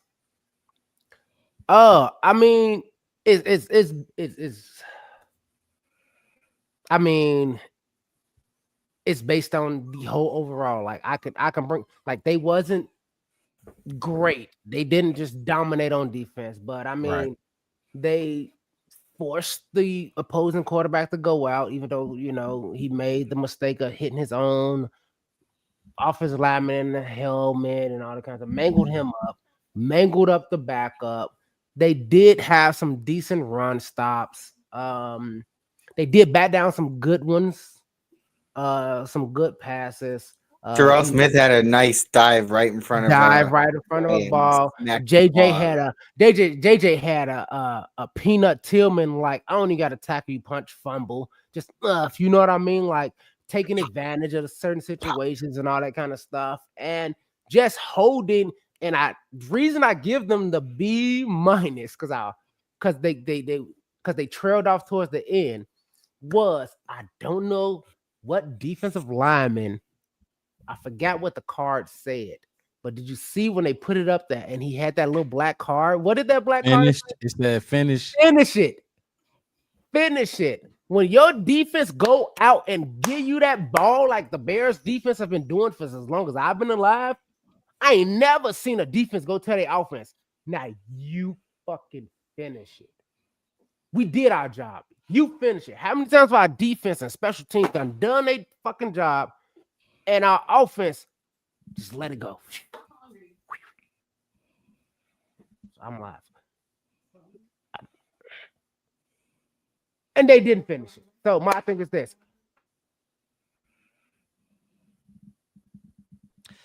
I would say, yeah, the defense has let the offense down this year. And the offense let the defense down this year, but the defense, they have not been on the same page. So I definitely get where you're going with that. As far as the B minus, I'll take the B minus. I'll take the B minus. We got a C plus in the chat. I'll take the B minus. I can't really argue with the B minus. Devin, what you think about the B minus?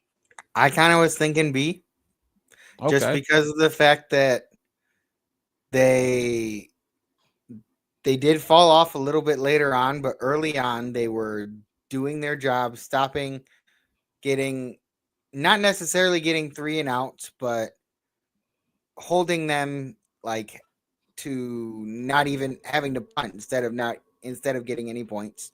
Exactly. And it happened handful of times. They got the two forced fumbles that they recovered, and they kind of like went out there and did what we've been wanting them to do. They seemed to play a little bit more together.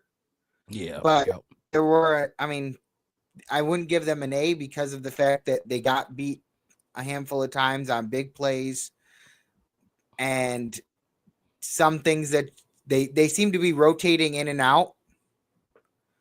Like they said, they brought that up a lot, like in the broadcast, even talking about how the defensive line was rotating in and out almost every couple of plays, trying to like make it so that when they get in a 3rd and long, they can bring in the pass rushers. But then when we had the 3rd and 21, we couldn't get to the quarterback, and he was able to pick up a 35-yard gain. And so it's like it kind of sucks because it's like, well, we can't stop the run game, like at all. The only times we were able to really stop the run game was when they were trying to do tricky stuff. I will say our red zone defense is pretty solid. I feel way more comfortable when we get within that 20 yards before the end zone than I do anywhere else on the field. I am like always worried that we're gonna like get this big play for losing like a huge play for a touchdown. But when we get into that 20-yard area, we're usually pretty solid. So it's stout defense down there for sure. I think we came into the game like number 3 in red zone defense to support. That's why I'd be okay with a B, because they didn't do enough necessarily to get an A. It's not like they held them to like 3 field goals and shit, and we just blew them out because of it. But they gave the offense good opportunities, good field position to do what they needed to do. So they did their job. They did what they were supposed to. So B minus. I saw the C plus in the chat. I'm okay with the B minus. Let's move on. Let's go to all right. Well, let's go special teams. We'll go to special teams because I thought defense was a no-brainer, but I think the special teams. This is even more of a layup, in my opinion. The layup, that's what it was. Layup, not no-brainer. Wes, when you ready, you are on mute. This is a fast break layup. Ooh, that's a fast break layup for sure. Did I have there? No, it's just straight A. Okay. Yep. Straight A. Straight A. I mean, Cairo made all his extra points. He made the field goal to win the game. The return punt for the touchdown. What was the game-winning field goal? What was the distance again? 51 yards. 51. Okay. Yep. You know what y'all say? He kicked the ball low. No, I'm just playing. No, that's the one. That's the one. He kicked it. Hey, look, people say A plus. Like special teams. Hey, look, Torrey did his thing.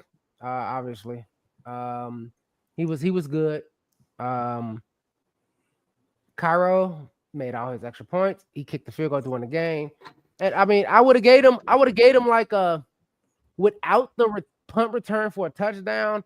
I probably would have still gave him like a C plus B ish. In a way, without the TD. Without him, and even though, and the reason I'm going to say this, I kind of would have said it last week if we did a show and that kind of stuff.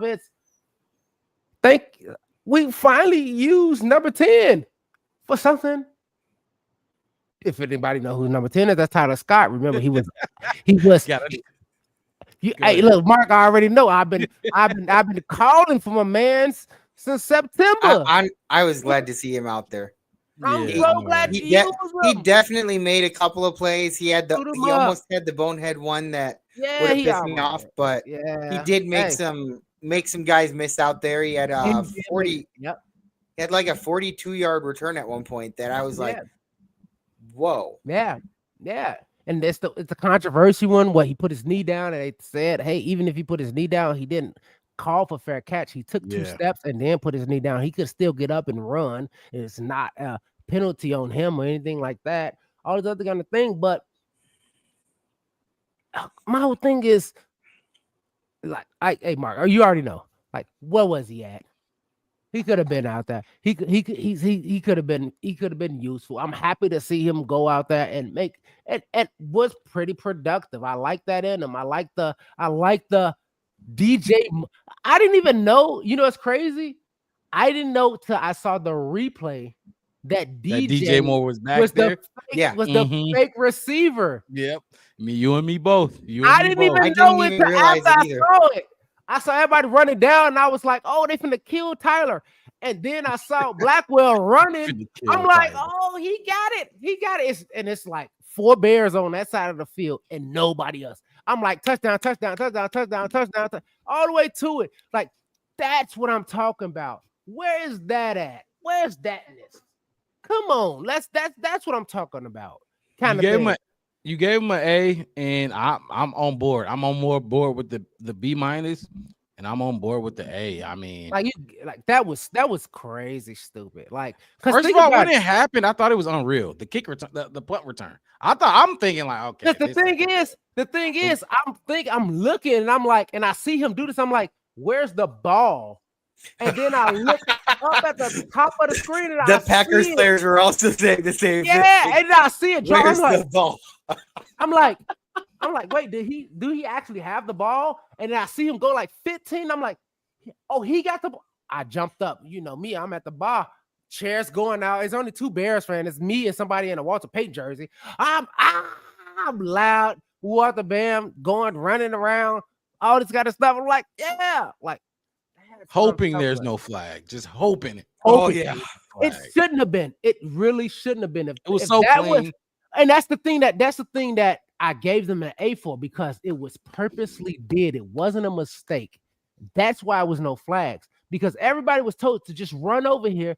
Everybody did their job on that exact play. You won't even have to block nobody. Guess why? You know why? Because everybody will be on the west side of the field, and the whole entire east side will be free.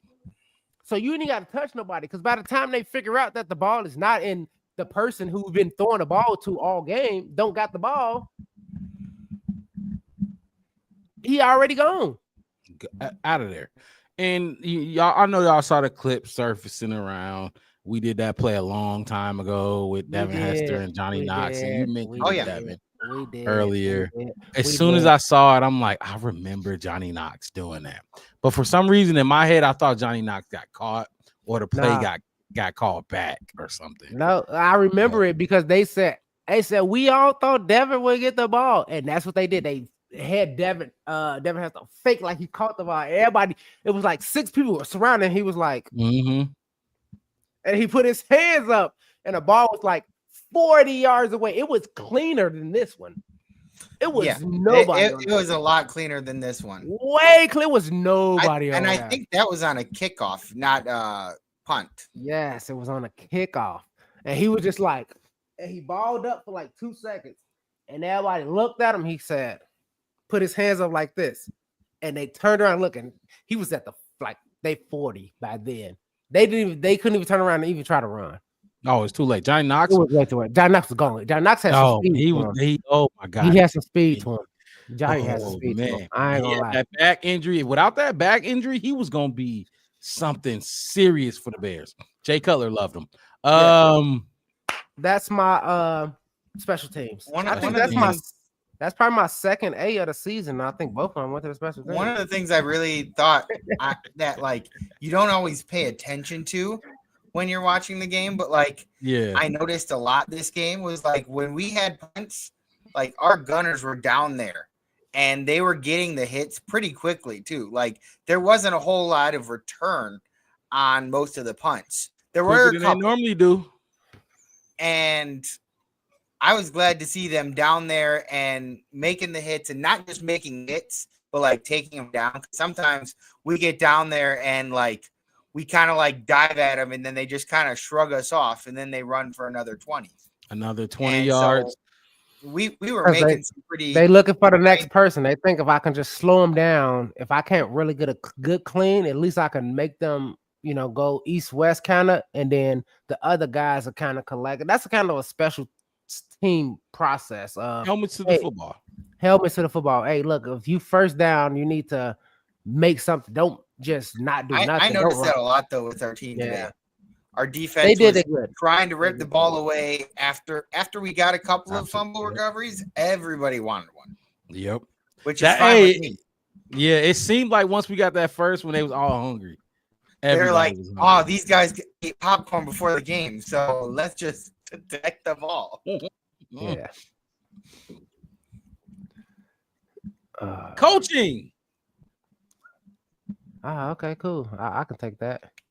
Coaching grade. All the coaches, Richard Hightower for that master class of a performance of a special teams. The offensive coordinator, Chris Beatty.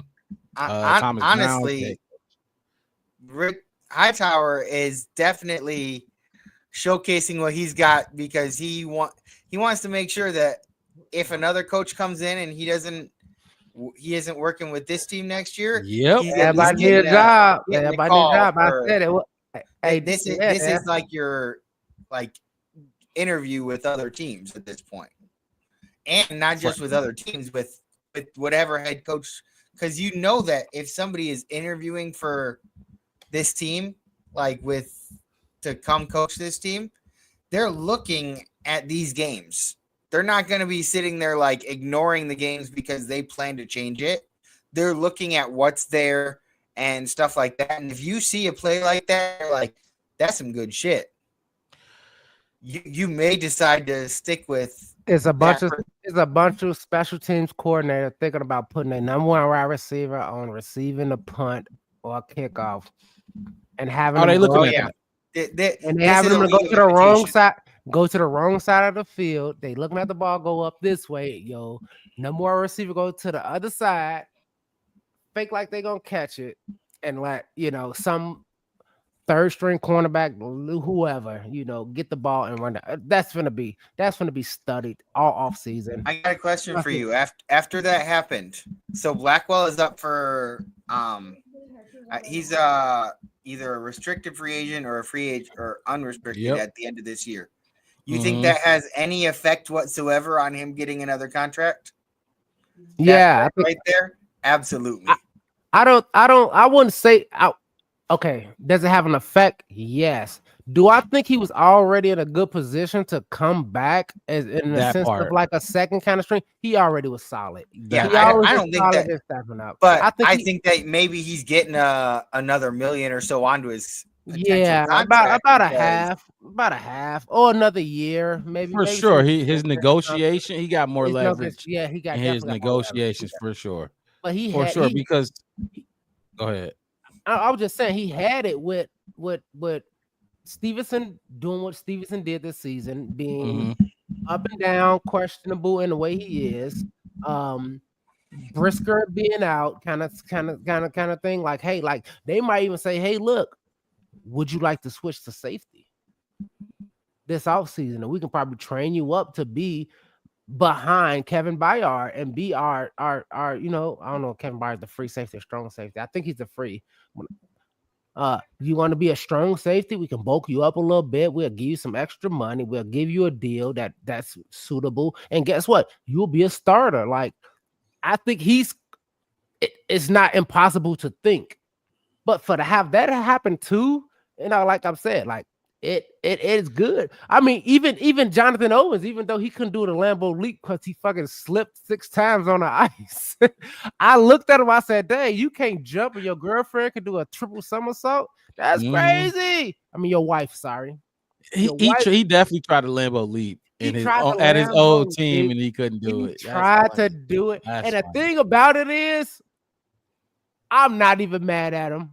I ain't mad at him. The reason I said it is because he wanted to do it because he's done it before. And the only thing that stopped him from doing it because he hit, you could tell you, hey, look, everybody like, oh, you live in Arizona. I 24 years of my life I spent in Chicago. I know what black ice is.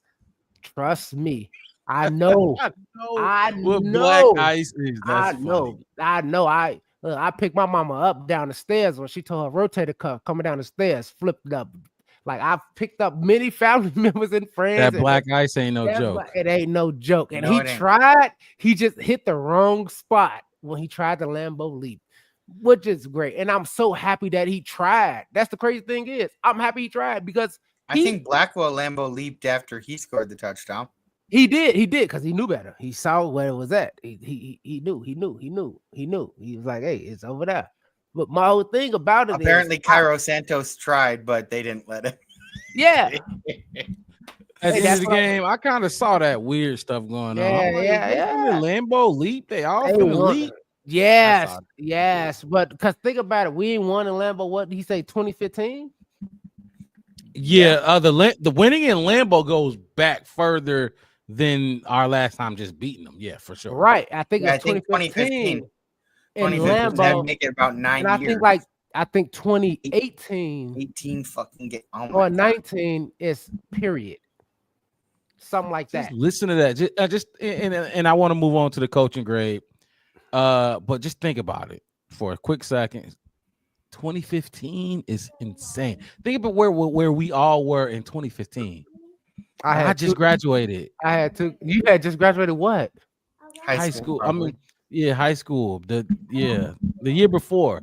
The year before. Like I was a freshman in college. I was 3 years into college. Chef West old. No, talk to us. Let's get this coaching grade out the way. Oh shit, Mo. I want everybody to know. Look. Mark Rob graduated high school at 2014. I was honorably discharged from the Marine Corps after 2 combat deployments in 2013. 6 years in the Marine Corps on top of it. Hey, Mark hey, Rob's but over I there love like, them. I don't love my even know people. what I to love do. my brothers. I love my brothers. But here you go. Your coaching grade is what I got for you. C+. Interesting. And now, so let me give me 30 seconds.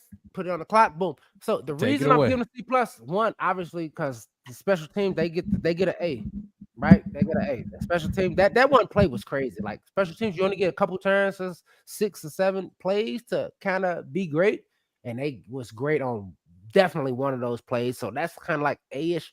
And a lot of those stops that the defense did, I'm like, usually we suck. So if it was 10, 4 of them, I'm like, yep, typical, letting them get the first down. You like what you saw from Eric Rock. But about 6 of them, 5 of them, a couple of them was 2 of them actually was Tyreek barreling down the line of scrimmage, boom, blowing somebody up twice. You know what I mean? So that's 2 of those. Oh, And from the other side of the field one? Yeah, That yeah, was the other side of the crazy. field, like that and that kind of stuff. And it's like it's hard to He was tracking it that whole way. exactly, and it's hard for me to put them in this Madden thing of not fatigued and it's not cold as fuck and they're not tired and they don't have other things on their mind kind of thing. But for what they kind of did, keeping it, and like I said, that card that came up, that finish it kind of thing, like I think every defensive captain should have that, like tucked in they draw somewhere where they make a big defensive play at the end of the game and they need their offense to go out and kick a field goal or get a touchdown, where they tell their offense, we did our job. They didn't score. They punting. Whatever it is, finish it. Kind of thing. That got me a lot. I wish our defense, I noticed they got a C+. They could have got a B, but those tight end high ball catches that we missed, that cross field punt lob pass that I thought at least should have been batted down. I mean, the screen pass called to fucking DJ Moore where he fumbled. That's offense. That's offense. No, I'm saying coaching. I'm part just of coaching. Yeah, overall yeah, coaching. part of coaching. Just Overall the shit coaching. that was going on. Oh no, Getting no, a flag, we getting a already know. redo We already on the know two- what we already know what drugged them down. I'm saying, despite all of that, the defense could have been a little bit better to put them at a B. They was not getting an A at all because the offense just You don't give an A. Yeah. 2 out of For 3 was coaching like that. decent. Yeah, 2 out of 3 was decent enough for this C+. So you like what Eric Washington did, you like what Richard Hightower did, and the only iffy one was what they did on the offensive side of the ball, which is Thomas Brown. Yeah, and it was I'm locked it was up with typical. Early on, like we win 14-3 with -4 yards offensively. How? That's bad. That's, Oh no, at that point we weren't at -4 because we were. We were because to get that second touchdown, we did score that with our offense, but so we had to have a little bit of positive yardage. But no. I think you were talking about when we were up 7 to 7-3 with 7-3 after the first. After the first, quarter. 7-3 after the first quarter. That's what came up. Negative. And then they because we got the turnover. yardage, we got the turnover. still, Yeah, we got the turnover that set us up for that. right at the very end of that first quarter. I think Yeah, I that just know, right. It was right. You're right. It was 7-3, negative 4 yards. The first time a team since 1942, 1938, something like that. We talking about war. We talking about technology didn't even exist. Technology. There is something that was the first time since 1994. I think that was the first. I think that was a different stat, but the one that was the first team to be leading a quarter with negative yardage was like 1940 something or 1930 something. I'll Google it and send it to you guys when I can figure it out. But yeah, I think you're right. I think the 1994 was something else. It was something else. Some It was something bear else. Some other weird bear statistic that we had. Oh man, let me check off. I did that. All right, here we go. Yeah.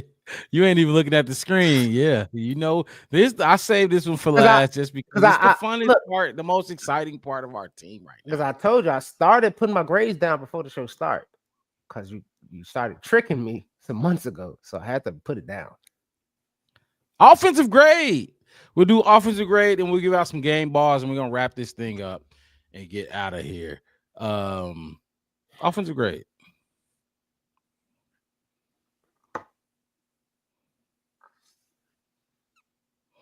Contemplating DJ Moore. You see the numbers going across the bottom of the screen. 9 catches, 86 yards, and a touchdown. We have a C. What is that? Smiley face. C with a smile. Oh, that's a smile. You. I'm like, wait, is that a C squared? We're making up our own grades here. It's all good. Hey, Chef West grade. That's the never had a bear apostrophe, so Chef bear apostrophe. Chef with a C with a smile. And I'm gonna tell you why.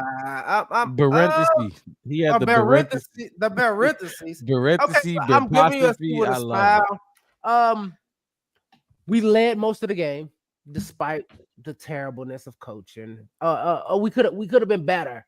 You know what I mean? But we still led a lot of the game. I don't think did we not lead at any point in the game? I think we led the entire game. We led the entire game. We led the entire game until the last quarter. And the last quarter, right, the field goal. That's the field goal that they took. They ended up being ahead by 1 point. Oh yeah, that was up 1. Yep, that's right. That's why we needed that. That was only within the last minute of the game. So we that's led. Right, that's right. 57 seconds. 57 seconds. Yeah, D plus, Bear True D plus. Get the plus for the win. Ooh, okay, cool. That's respectable, I guess. But like I said, we led most of the game. One.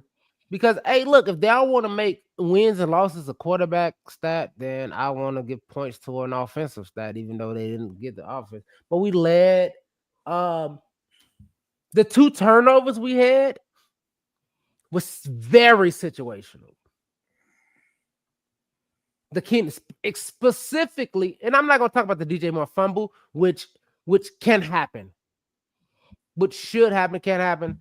Oh my God! I know you ain't finna give. I know you not finna dog Keenan for throwing a pick more than you gonna dog. No. I'm saying the Keenan Allen one was so obscure. Yeah, obscure. I'm not mad at him. So I'm not DJ mad at him Moore at all. I'm a little mad. The DJ Moore was worse. Okay. That's that. Can I get look? I'm see? with you. You be switching up. You be switching up. That's why. And then you switch. That's why it seemed like we confused, but it don't be confusing. Man, it don't be. You be pivoting, and I allow it. No. Look, I watch girls play double dutch all my life, man. You love to jump in on somebody medium fast, man. I'm trying to set it up, and you always. And I said I know DJ's was more of what can happen with any kind of team. And the Keenan Allen thing, I was going to say, in the Keenan Allen offensive turnover was obscure like that just kind of don't happen. Like usually that just happens to the usually Bears. thrown away, or it's completed, or it's a touchdown, or it's great, or something like that. It's obscure, whatever. So I was going to say I'm not going to give the offense 2 turnovers. I'm going to give them 1 turnover. So Bear Truth's D+. That's why I could understand your D+, and I bump it to a C+, given the fact that Caleb didn't turn the ball over. Caleb had a high percentage on his completion rate. The run looked good towards the end, even though, I mean, we couldn't really run the ball. We still had close to 70 rushing yards total, maybe 100 total as a team. And on top of that, the targets on top of the catches. Romaduzzi, 2 targets, 2 catches. Keenan Allen, 3 targets, 3 catches. DJ, I wiped it off to put the grades on, but I'm thinking everybody who had targets had catches on their targets, except for DJ. And I think DJ was 9 for like 13 or something like that, or 12. So he missed like 3 or something crazy like that, or something weird or like that. Caleb, 1 sack this game. You know what I'm saying? I'm not talking about the other 66 sacks he had this season. I'm talking about this game. He only had 1. You see what I'm saying? Like all of that. Don't laugh, Mark. Don't laugh now. A lot of sacks. That's a lot of sacks. I know. I'm laughing at the sacks. I'm just laughing at the sacks. That's ridiculous. But he had 1. He ran, and a lot of his incompletions was throwaways. I think he threw the ball away like 2 or 3 times. Bear Truth convinced him to change to a D. Ah, man. Hey, look. I don't even know how that happened. Hey, I'm not going to lie. When the way Wes was talking, I'm like, Wait. I'm First going of all, lower than the C+. I was going lower than the C+. I don't think Bear Truth understands how grading works. If I convince you to go higher or lower, just say higher or lower. Just say I convince you to go higher or lower. I'm just trying to figure out, because me convincing you is you should go higher, so it should be a C.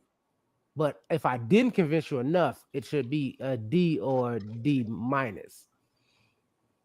But anyway, yeah, go. I'm a little lower than C+. That I gave Caleb a B. I was okay with the Caleb. Oh no, I gave Caleb a B. C+. That offense sucked. I'm tired of seeing that offense. That's just me. That's just me. It is. But my whole thing is this, because everybody's gonna say what sucked most about the offense. Everything. No. What sucked most? The passing game. How, when everybody that got targeted, they caught the ball? Yeah, you better catch it when he throwing screens. It ain't like he throwing it to you 15 yards down the field. Okay, half of his completion. That's what I was trying to tell you. You're not going to have passing yards if half of your 21 completions are just turned to the side and throw it. I get that much. So that shit is weak to me. That's coaching. That's not the offense. The offense Absolutely. did what the coaches told them to do. So how do they get a less grade? I understand. You said Thomas Brown was your not so great. Cool. Yeah. So are you mad at the offense for doing what the person who said that you said was not so great did? They executed what he said. You gotta execute it. So how is that? Some of those screens he called, that he called, Romaduzzi wasn't blocking for DJ Moore. Keenan wasn't blocking for DJ Moore. Early in the game that they commented that Rome wasn't blocking, but yeah, throughout the rest of the game, they kept talking about how great of a block he threw and stuff like that. It's the difference between it's the difference between. I'm not gonna get into it. I don't want to get into it. 65 yards from your running back. 2 cat. Yeah, I didn't like the offense. I didn't. I thought Caleb was fine, but he was like I said, executing the game plan to his best ability. But even then, he didn't do well in that. Like, he didn't snap. He did okay. He was a game manager. It was a game managing type of game. You know what I mean? And that's why they got to see. I just didn't like what I saw. That C+ is passing. They failed today. To me, in my opinion, they failed. They without that punt return, you lose the game. How do you know though? What do you mean? Because you don't take away a touchdown, you don't have 22. Well, but You don't know that, but you don't know if they. You don't know if they would have marched down. They would have marched down and scored. Oh my God! So, whoa! Just We're saying. not doing that. I told y'all about them You did antics that. earlier You did. in the But you offseason. made Don't an do that. You made Hold on. No. I know. You can't take it I'm away. saying what we have. You're taking Y'all away a talking touchdown. But we right. don't have. I'm taking away something we have. Y'all talking about something we know nothing about. You get what I mean? Take something we have away. Though. I'm saying because without okay, look, that's like me taking away. I don't want to go to Let's basketball. just take away the game-winning field goal. Without Cairo kicking the game-winning field goal, we You lose. take exactly. You special can take that teams away should be too. a B. You take that away too. That's what I'm saying. The offense just wasn't overall everything as a team. Yeah, but the offense just like look, take away the field goal at the end. Take away the special teams touchdown. No. I won't really take away the field goal because the field goal don't happen without the offense. Special teams touchdown happens without the offense. No matter what the offense does, I can get that punt return. The field goal don't happen without the offense setting them up. But that punt return was huge. And without that, which is very, very rare. How many punt returns have we had all season, fellas? One. Exactly. So take that away and be our norm. That offense was not. It drops low for me. Just But because we the got a punt passing return touchdown and we got a rushing touchdown. So why couldn't we say that we could have possibly had another 14 passing points. touchdown? That's what Ain't we no did. possibly. What do you mean possibly? Where would it come from? Because y'all saying what if we scored this and that in the third? You know, how can you say that? Because they punted the ball to us, and look at the numbers.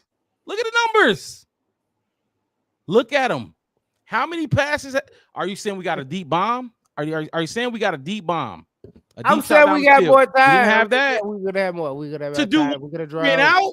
Yeah, we could have screened it out, like you said. We could have did a lot that we didn't do. You're hoping for things that Bears. I'm just not don't hoping, do. but you're We taking don't do away those something things. that they did. We don't. I'm saying offensive. The offense didn't do the punt return. Now let's talk about the offense. What the offense did. All they did was put up 14 points. That is not enough. Their offense, the opposing team offense, guess how many points they put up? 22. We lose that game. Offense versus offense, we lose. They had 22, ours had 14. Guess how we won? We had this is the craziest a field shit goal. How is it crazy? We're talking about because you offense. talk about three phases of the game constantly, and you mad that And we took just a went punter through the in grade fourth for the round, defense, and and then we you went want through to the come grade back and say that special special teams. teams don't really matter. That's what you saying to No, me. I'm talking about nigga. Look, special teams. Yeah. You see on the screen. It says special teams. We talked about that.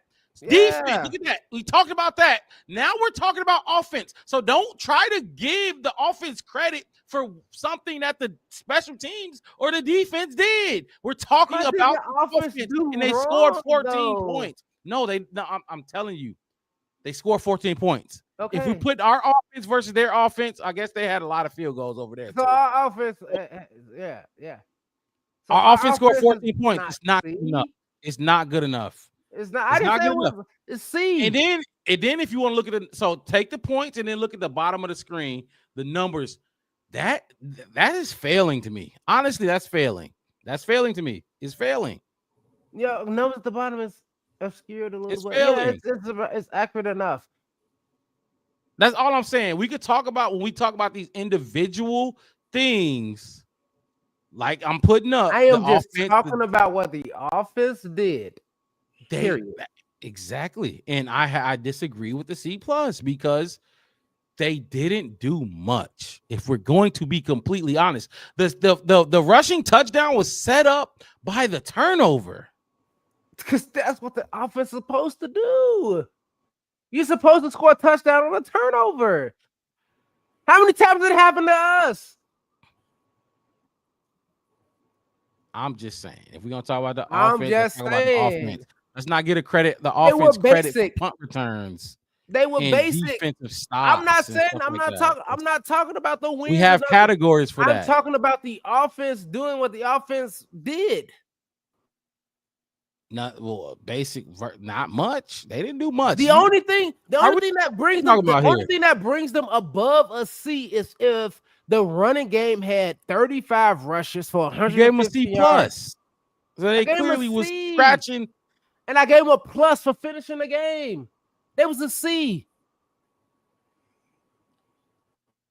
The C plus is fine, or whatever you gave them. I'm just saying. I said besides the 2 turnovers, they didn't do too much throughout the game. They didn't. That's why they get a C. I give them a plus for finishing the game at the end. I would have gave them a D minus if we would have lost, because I would have critiqued the Keenan Allen interception and a DJ Moore fumble as why we lose that game. They get an F. That's what I'm saying. There's nothing they did until that was phenomenal.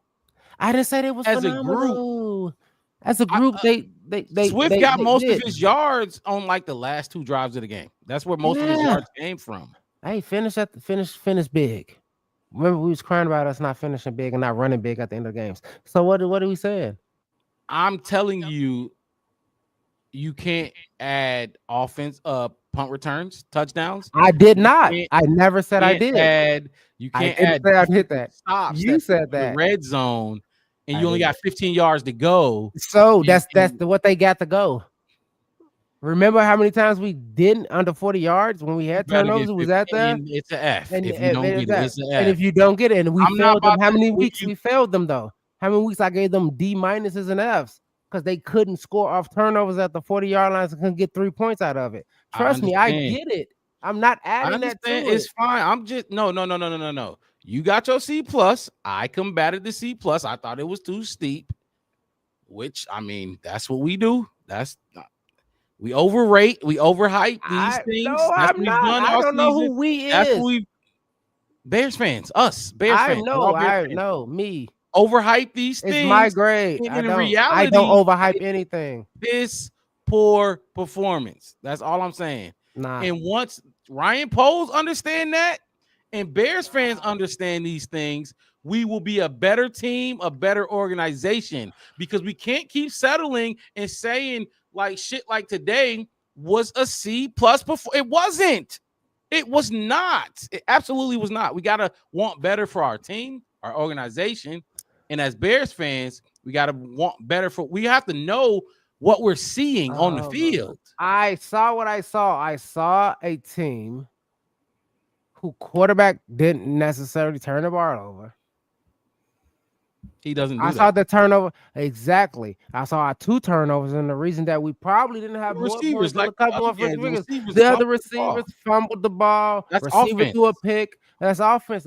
That's what I'm saying. My whole thing is 2 turnovers on offense. The 2 turnovers alone moved you to a C. That's it. And I gave let's talk about not scoring. And I gave him a plus for just getting the drive. I literally just said that, Mark. I said that gives you a C. I said they get a plus. It drops you to a C. Right. And I say they get a plus. They get a plus for driving down and kicking the field goal. That's exactly what I just said. That was my grade. C plus. I think it's wrong. That's all. Okay. It's too steep. We gotta coach these. We have to critique these players harder than what we do. And I've done that all season, all off season. You're not going to get by off mediocre play. Not with me. And that's why we're 5-12. Because we accept players like Javon Dexter. We accept mediocre play. That's mediocre. The shit that we saw today is very mediocre. It's failing. You're not gonna compete. You got 11 and I can't 16 wait played today. Mm-hmm. You got the Lions who are what's the Lions record? 15 and whatever. You got the fight. You got the Vikings at 15-2. You think that 14 and 3 14 and 2 for each of them. 14 and 2. Oh, the Lions just won. They had to win. No, they're right now. Lions are up 7-0, and the game just started. They're playing tonight, right? They're playing tonight. But what I'm saying is that is the standard.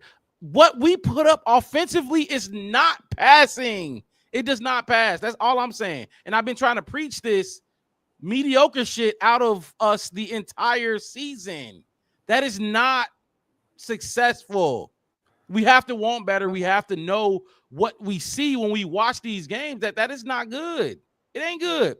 Okay. Javon Dexter is sparked for the first 3 games of the season. It's not good. It's not good. That's all I'm saying. That's really all I'm saying. It's your grade. The C+ is fine, but it's failing to me. They failed to me as a whole. Because Caleb, you know what I gave him, 21-29. Y'all heard my grade for Caleb. I thought he passed with flying colors. But everything else, put it all together, oh, you failed. Add the fumble from a wide receiver in there, add the timeout, and then you get a flag, you get a second chance to get this is my thing, though. The fumble from the wide receiver is on the play calling, because you said it's on the wide receiver too. Thomas Brown didn't fumble that ball. It could have been a tackle for a giving loss of these 3. niggas with these headphones. I'm telling you, then we should not have coaches. Let the players. No. It was a Let bad them be like call. LeBron. It was a bad play call. But guess what? DJ Moore could have caught the ball and just went down and lost 3 yards. Caleb could have threw a clean ball. That wasn't even. You don't think that was clean? The dude was tackling him before the ball got to him. I know the dude was tackling before the ball was catched. Oh, okay. I don't know the play. I don't know what we're talking about. All y'all to go back. Go back. We have to raise our standards. We have to raise our standards. I did, and that's the lowest I could get them with a win. Not me from what I saw. Not with a punt return. You'll give a Bears beating the Green Bay 3-0 and not doing nothing spectacular at F.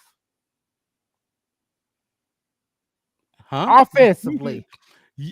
What they deserve 3-0. See, you see what I'm talking about? If you win 3-0, that is a F. I don't care what you say. That is a F minus. What the fuck? 0-3 win? You put up 3 points. When did it come? Did it come in the first quarter? Or did you finally score? And knowing the Bears, we finally scored a field goal in the last 30 seconds of the game. That is horrible football. Oh my God! What are we talking about here? It's fine. Devin, do you agree? A 0-3 like game? you don't give other teams the benefit of the doubt. Hey, look, they get played like you said all the time. These grown men who get millions of dollars to play a game. We play against grown men who get paid millions of dollars to play a game. You talking about the other team? I'm not talking about the other team. I'm talking about what we did against the other team. Why are we bringing up the other team? I'm not grading them. You want me to grade the Packers' performance against ours? Because I can. But what we did against them is unacceptable. And if you ever win a game 0-3, you better go to the drawing board and figure out what the fuck you did wrong. Because I guarantee you losing the next week. It's putting up 3 points. You ain't gonna win that in the next week. Okay. It's unacceptable. We did it against Seattle. Yeah, we lost 3-6. We lost 3-6. 3-6. Yeah, 3 ain't. Trust me. You win by if you win 3-0, you better pray you put up more than 3 next week, because I guarantee you ain't beating that next team by 3-0. It's not gonna happen. It's football. You just need to. Come on, man. You go through the scoreboards and you tell me how many games was 0-3 or 3-6 this year. What are we talking about? It's 2024. You got to score. The offenses have to work. I can tell you we lost 7 games with less than 3. We lost 7 games by less than 3. By you talking about the scoring margin, the margin, or what we put up? I'm talking about what the margin. The margin. Well, the margin. You missed the 14. You missed. We only scored 14. That was a field goal. The margin. That was a special teams play. I'm not talking about margins. I'm talking about what you score as an offense. Because you talking about margins, that takes into account your defense too. Because my defense give up 40, and I score 43. Guess what? The margin is 3. What are we talking about? Look. So okay, I can tell you this much.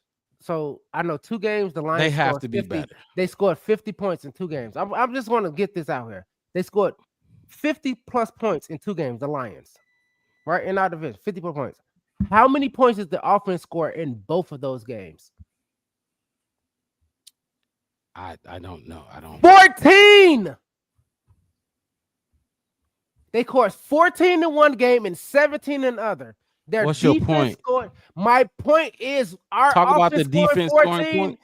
Our offense scoring 14 points is not that bad.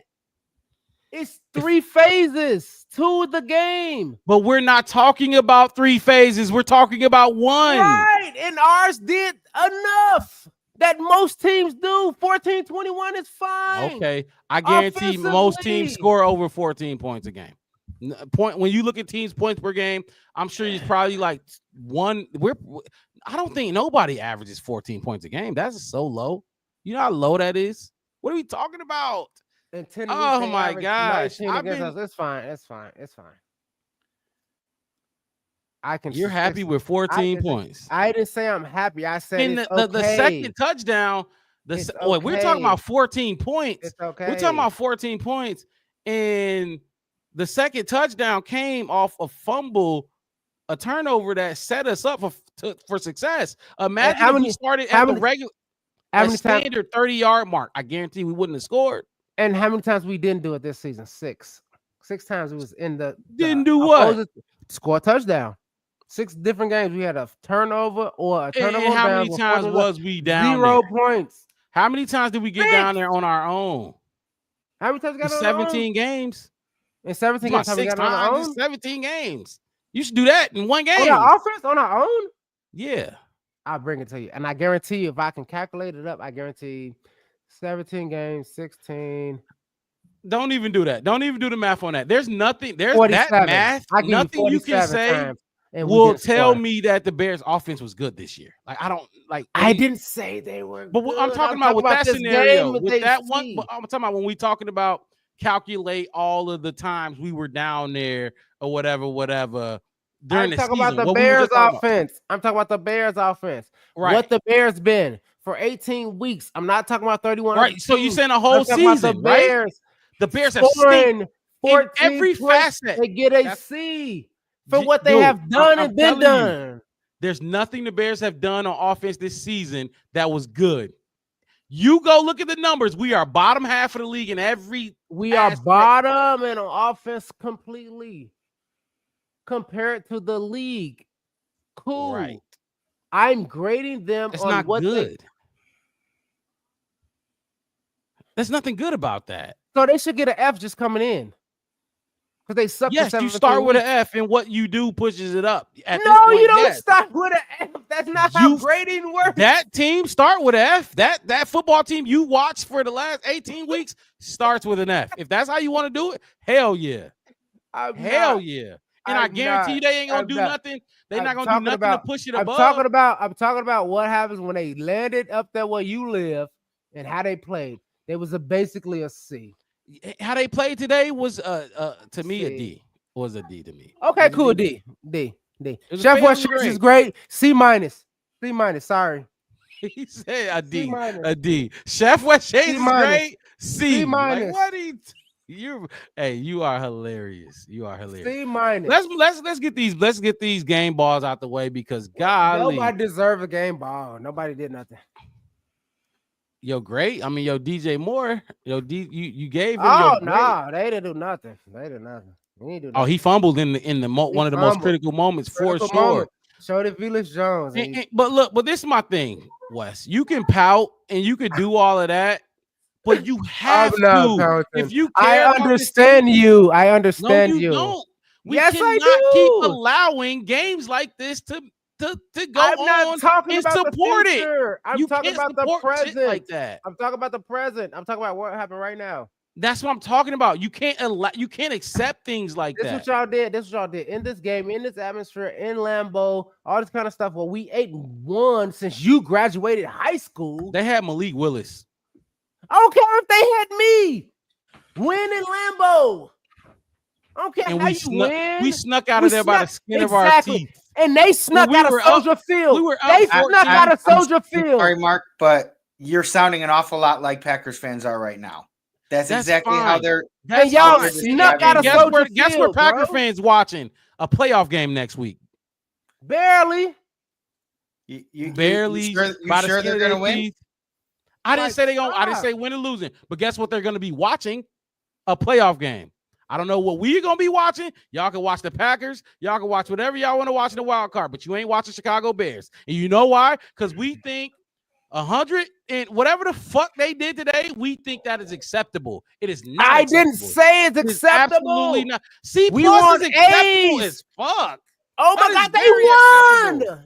They won. If you had to define acceptable, they it's C+. won. if you had to define acceptable, it's C+. All I'm saying is we gotta want better. Patrick Mahomes want better. The same thing. Patrick Mahomes is 15 wins with the same type of offense. His offense averages this season 15.3 a game. The Chiefs offense. You just said that doesn't win, and they've got 15 wins. I said it's unacceptable. It is, but it's the C. And go look at their division. You got the Raiders.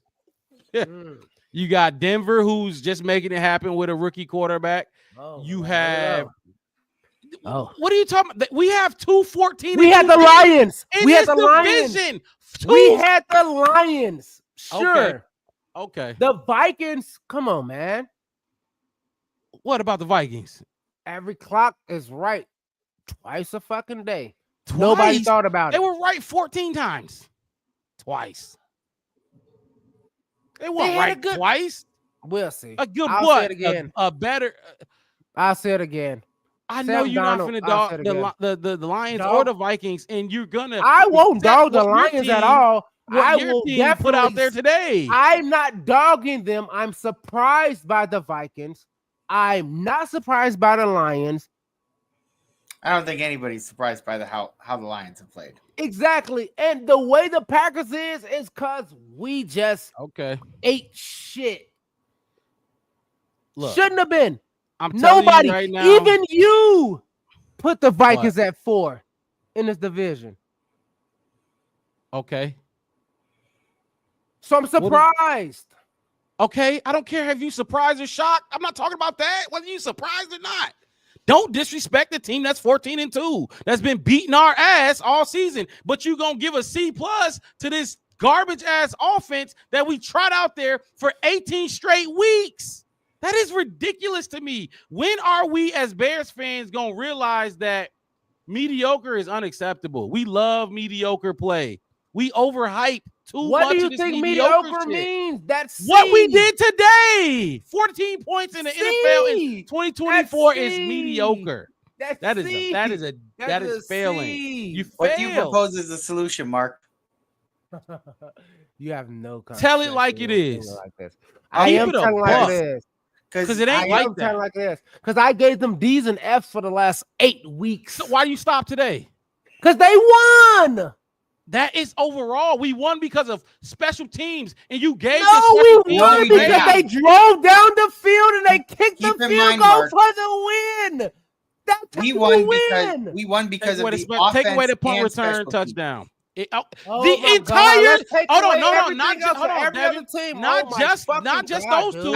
Don't leave defense out. What I'm saying is you're trying to take away special teams. 3 phases. Offense. You take away the offense, we lose the game. Right, but guess what? Guess what grade we talking about, Devin? That one.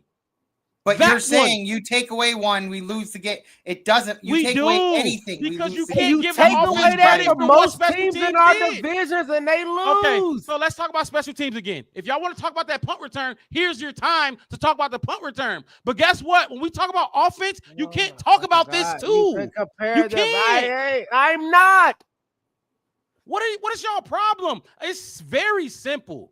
It's very simple, and this is. Look, I don't know why a C grade is just so difficult to digest. It ain't even about the C no more. It ain't even about the C no more at this point. With all the you keep saying they failed. It's a superiority thing at this point. Is how it feels. Look, call it what you want. I don't care what you call it. Superiority, right or wrong. You feel like you're superior to us because you. I feel like I'm right, and I feel like you're wrong. That's what I'm telling you. Yes, absolutely. You think that nobody is ever wrong and you are always right. Absolutely. And I've been told you that. But listen, you cannot. Why are y'all giving Special teams. We just talked about I'm not each giving grade. special And teams y'all nothing. sitting there We're talking not about. talking about the specific. I'm Okay, so game stick to of the it. 14 points. Don't talk about what we did to That's win the all game. I'm talking about. That's not the what I'm overall talking about. picture. That's coaching. We got That's defense. 17 That's special points. teams. 17 points because we can't get 14 without special teams. They own 2 of those points. And so if you really want to say the offense would score 12, 12. I'll go that's that what route I'm with you. saying. Or we can say 12. So my whole thing is this. They were mediocre. They were all right. They get a C for scoring 2 touchdowns, which we couldn't do last week. We barely did all season.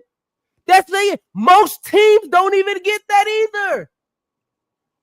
Against a good team, you watch 2 good teams in the NFL. If they do go more than 14 points, it's touchdown for touchdown. Because both of their defenses is off their ass and they suck. So it's a 34-37 win. Y'all are completely wrong.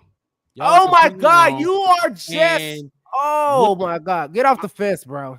If you need a maxi, let me know. Fence. I ain't been on no fence. I'm telling you, if we're gonna talk about the offense, we're gonna talk about the offense. Don't tell me what the special talking about the did offense to help us win. I didn't talk about we the can give special the special teams. credit when we talk about special teams. I'm talking about a passing What? rating of I'm talking about And yes, completion Devin, rating of I'm right. 60 plus. I know I'm 70 right. plus. Y'all are completely wrong. Offense. Completely wrong. No. You can survey, and I wish we had this conversation earlier when we had all the people in the chat because you would see it. This is simple football, and this is why we're in this situation. You don't just because you don't. in. You go eye test. I'm talking what they did as football players. My Fuck grades the is eye test. football players. Fuck the eye test. Now it's fuck the eye test. However you want to do it, it's still gonna come out the same. Offense scored 14 points in 2024. That's not good enough. That is failing. It's 2025. They played in 2025. Okay, it's 2025. Is that a win for And you? it was C. Is that a win for you? That is C. 2025 and not 2024. C. You said 2024. If we just throwing things out Right, there, bro, it- like look, you just it. come on. 72% completions. I don't care how they got it. That's what the offense did. Huh? That's what the offense did. You talking about Caleb? The one that you said that's was you're offense. not so great? I wanted him to be better. You talking about Caleb though? You're talking about okay. Bro, The man you said not so great is the argument you're gonna use. Catch ratio. That's the tops. That's the tops. Hit every one of his targets outside of that. On top of that, Unacceptable. They have to be better. Absolutely have to be better. they can There's be no better for argument there. sure. Yeah. Let's give out some game balls and wrap this up. But they absolutely that offense that has to be better. It has to be better for sure. Not saying they don't. Well, they passed. I'm saying they deserve a C. They got lucky you wasn't sick and it wasn't no substitute teacher because ain't no way in hell. That's why we 5-12. That's exactly why we're 5-12. We 5-12 that right there. Coaches. No, because y'all wanted wide receivers. Y'all thought Ryan Poles had an A+ in the draft because he drafted 4 guys and all this stupid shit that was going on. He couldn't have drafted Caleb. You wanted Caleb so bad. Nobody was putting bids on the 9th pick that was that great. What do you mean? Nobody was going to give us nothing for the 9th pick. Everybody else that was good was already gone. That anybody else needed. Are you so now if you want to say, are you serious? Who?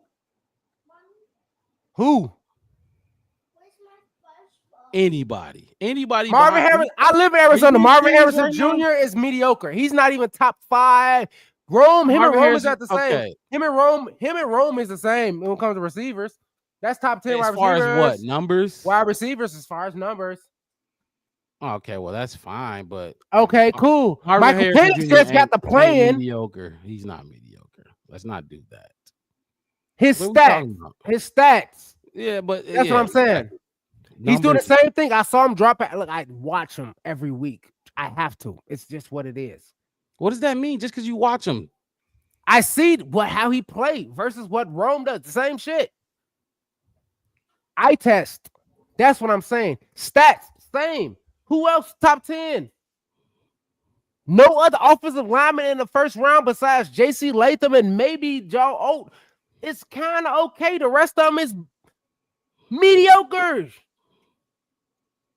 What's your point? What else are we supposed to do with 5 fucking picks? You trade back and you get more. And you take. Then we shouldn't have took Caleb. If you still on Caleb, if you still stuck on Caleb, that's my thing. That's not my being thing. here. I don't know why why is that even being brought up? Because he's worth more than the 9th pick. If he would have drafted back, we would have definitely reinforced that offensive line, that defensive line. We would have got a haul again. But why are we still talking about Caleb not being here? Like, why is that being brought up?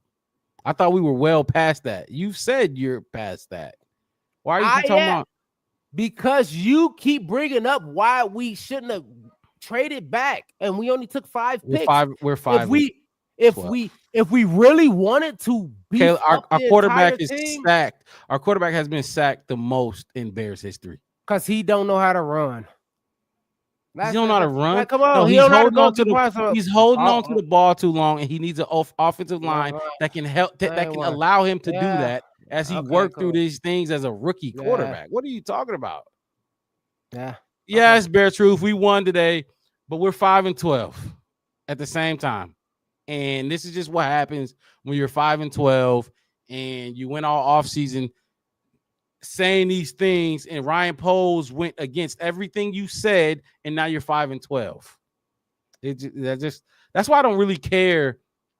And that's my thing about what you saying. My whole thing is this: it's like, what was your best in the offseason? What was your best token? What would you have done to do the most and get the most? Everybody would love to have the first. We already did it, and we got the haul. It's called the haul that got us Caleb Williams, in addition to all those other kind of people. So if we really needed to, all right, you're still defending it. That's what your quarterback, your rookie quarterback, not Jay Cutler, a seasoned vet or whatever. Your rookie quarterback just set the record, and he almost broke the NFL record. He just set your franchise record for sacks, and you're still defending not getting him O-line help. This is crazy to me. I'm not defending that. You are. You absolutely are. Absolutely. I'm defending who we drafted. We should have bought offensive linemen. We should have went out there and broke the bank like Ryan Pace would have did. Ryan Pace would have gave an offensive lineman $100 million. You mentioned Marvin Harrison. I'm saying that Ladd McConkey. All those people McConkey is killing both of them. I know. Yeah, I know you know. I know. I put him out there. He didn't even go first round. I put him out there. That just let me know we didn't need to take a third. And Devin, I went back and we didn't need to take a quarterback at 1. Devin. We didn't have to. You don't need a third string running back at 9. This was Devin's argument. You don't need a third string running back at 9. I'm not running back, wide receiver at 9, because that's essentially what we just drafted. Rome Odunze, a third string guy at 9.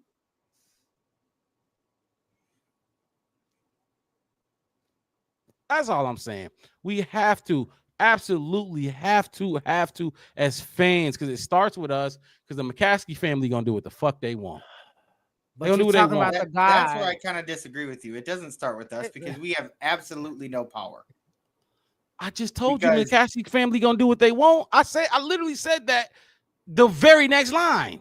Meaning but what? You're saying like whether like there's gets to a point where if watching the team makes you so miserable, then there's really nothing else to do but stop watching. And none of us are going to stop watching. Like that, it's been floating around a lot of Bears groups I'm part of as to just not watch any games, stop going to games, stop doing this. Right. Stop merchandise. That's not going to do shit. I agree. I just said nothing about stop watching nothing. No, but like, there's nothing to do at that. Like there's nothing we can do. So we could be smarter fans. What is that going to do? We be smarter fans. No, but like, what is that going to do? And How know is what that going to change things? But you have no. What's your? My whole thing is that we'll do this after the season because I'm going to do this basically until we draft again. I want you to, Mark Rob, go back and give a concise plan of who you would have picked. And I will go down who got drafted when and who was left. And I want you to tell me who you would put in perspective of. You're not talking about last year's draft. Last year's draft. Are you serious? That's easy. That's way too easy. That's way too easy, Wes. I want to hear you. I want to hear that we who passed you would up trade on back to draft Karan, to draft Torrey, and to draft Booker. To Torrey and Booker. All right, cool. Who are starting. Cool. What are you talking about? That's too easy. I don't want to do revisionist history. That's what I can do. That's why I can dance. Right, but revisionist history for me is too easy. And I really want to like actually talk about this. Actually do this for real. Not so sure you want to talk about it.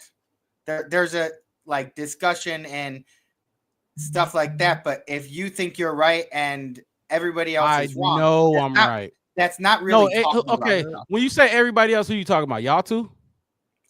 You think you're right? No. You talking about y'all too, right? No, that's kind of how you've been coming off. You two are wrong. Commenting about. I'm not talking to everybody in the world. I'm talking about Devin and Wes. And I'm telling you, I'm not. Absolutely. I'm wrong. And I'll stand on that because absolutely. That's why we're 5-12. And y'all gonna keep defending it like we're not 5-12. What? You said it like it's because we didn't do it. No, it's because first of all, like we all said, and I said at the beginning of the thing, Poles should have fired Eberflus in the beginning. Shane Waldron probably shouldn't have been there. Like we should have started that over initially. Okay, we agreed we on all that. said that. We agreed on that, but that's not the number one issue. Why are we still overlooking the team that? What you gonna do with the 3 picks? You was gonna get 2 offensive linemen and a defensive end and a 3rd, 4th, and 7th round, 6th, 7th What? round? Austin Booker? I wasn't taking Austin Booker. Oh, okay. You want to take Austin Booker? Torrey Taylor. You know that. You want to take a Torrey Taylor? And I wasn't taking a lineman out of Yale. You're taking the lineman out of Yale. Damn sure. Well, that's three of the and 5 my whole things, I would say, who would you have taken? Because you never told us that's who too you easy. Took. Do you know how many? Go. Do you know how many names I can go through and search and find that's starting, that's playing meaningful minutes, that have pretty good stats as rookies, that we could have took over what we got from Austin Booker, Torrey Taylor, and Karan? Karan got our quarterback killed. What team? Dude, it's out there. You're gonna research. Go ahead and research. I got it. I got it already, and I know who it is, and I know what it yet, and they ain't that good. Who is? It's more than one. It's more than one guy. I got. And you know that. I know you know. I got 17 offensive linemen. Wide receivers too. 13 of them ain't that good. Ain't that good. 12 of them in the first 3 rounds. They ain't even starters. We got 5, and 4 of them ain't that good. So what are we talking about? They're not even starters. You talking from a position where like you got an offensive line that's good. I'm not. I'm talking about offensive linemen who are not up to their potential. Let's reel it in and wrap it up. I can't wait. Let's wrap it up. I can't wait. We could do this all off season. We're going in circles. Content. Hey, let y'all know the Black Bear Podcast, Chef West. I got good content for my rock. I will dissect. I'm Albert Einstein. I'm Neil deGrasse. Quantum physics. I got stream theory for you on offensive linemen, and I got all the procedures. And I got some. Look, I took screenshots on my phone all season of offensive linemen and where they sit. And my whole thing is, I'm not saying that you're wrong. That we should have focused more on the offensive. I don't even want to focus on just that point, though. I don't even want to. Not saying that. We talked about that, and I've mentioned this though all season, Wes. This is not my first time mentioning that, so I don't want to focus on that. We were talking about the whole offensive grade and all that, because they get a C+. Chef West say they get a C for being all right. You get a plus because y'all actually won the game. Final It's stamped. I'm gonna write it in red. Ain't that what professors do and teachers do? And you gave your game ball to DJ Moore, correct? I gave my game ball to DJ Moore. I'm gonna get my game ball out the way so y'all can get y'all game balls and then we can leave. I gave it to DJ for being a workhorse today, Mr. Denniston Jr. Hey man, Wait, you've is been a that his workhorse, man. first name? Don't tell him that. Oh shit. I was really confused when I saw that pop up in the group chat. I was like, I put it. I put it in the group chat. That's my man's name. Don't tell him that. Don't call him. Anybody that go by DJ got some sort of name that they don't want out. They don't want to be called for real. My game ball will go to y'all. Know who it's going to. You know who it's going to. Caleb. Irrelevant. Caleb Williams. Caleb Williams. It's going to Caleb Williams. Like I said, I mean, the numbers ain't eye-popping, but you only missed 8 passes all day. You ran the game plan.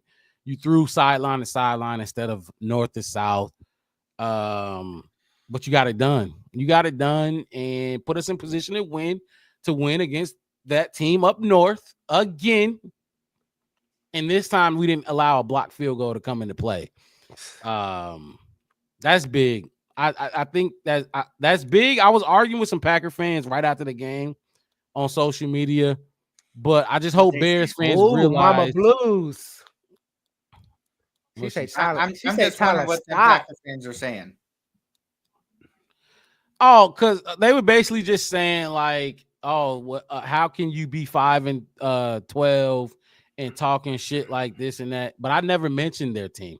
I only mentioned Caleb. I said Caleb was special. 54 seconds, 58 seconds, one time out. Caleb was special. They took offense to that, and I'm just like, but he was that special on several games, and the coaching chopped that tree down and then let it exactly. The last game, we not the coaching, but the field goal was blocked in Green Bay. We know how that happened. Yeah, that was crazy too. Mine is going to Caleb Williams. Devin. I was kind of bouncing back and forth. I was thinking maybe Byard because I liked how he played today, but I decided to go with, as much as I was giving him shit earlier, Cairo Santos. Dude kicked the game-winning field goal, got his revenge. My other option, yep. Made sure that he didn't have what happened last time, because like I guarantee you, he was walking up there. Oh yeah, seeing images of that last block. He knew it. I don't know if you guys saw, because they did the camera angle from behind the line and they highlighted a guy up in the middle. That the guy who blocked the last time. Arm go really high up. I'm like, oh fuck, not again. And then I saw it go right over, and I'm like, okay, thank God. I was freaking out that it was going to happen again. So I think that even though I felt like Byard played well, I feel like defense is more of a team effort usually. Absolutely. And so there are probably a couple of people that helped give him better chances at doing good things. Whereas Cairo Santos, he was the guy that we called upon to go out there and kick that 51-yard field goal, and he did it. So I think that's who I'm going to go with. We got Cairo Santos, DJ Moore, and of course, Caleb Williams for our game balls. Fellas, any last thoughts? What does that say? F Green Bay. EFF Green Bay. FGB for sure. And I know a lot of Bears fans been like, "Oh, you can't talk shit about Green Bay. They've beaten you. They've beaten us 11 times." Yeah, fuck Green Bay. I do want to say to everybody, I know this is our last actually official post game. Just so y'all know, we all love each other. Don't get us wrong. I want to put that out there. We all still got love for each other. I don't want nobody out here trying to think that. Differing opinions don't mean nothing. Exactly. For sure. And look, we all know how each other is. I hope they know who I am, how I am by now. I'm very, very, very adamant, very strong-minded when it comes to my football takes. Yeah, I put a lot of And time in this. I put a lot of time in with, this, with that, fellas. So yeah. No, with that said, hey, it's our first official beginning and end of season. We showed up 2 games. We was at games. I want to let everybody know I'm gonna be in Washington again next season. Devin sent me the you schedule. saw that? You for saw the that? opponents. Yeah.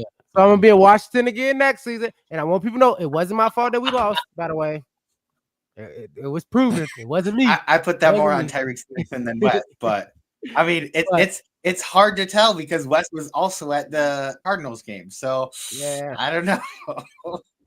there's a little bit of a trend there. Hey, my and I have to give my own personal attending game Chef West grades. I get an F. I get an F for going to games. I'm gonna be better next season. West gets an F. I'm gonna be better next season.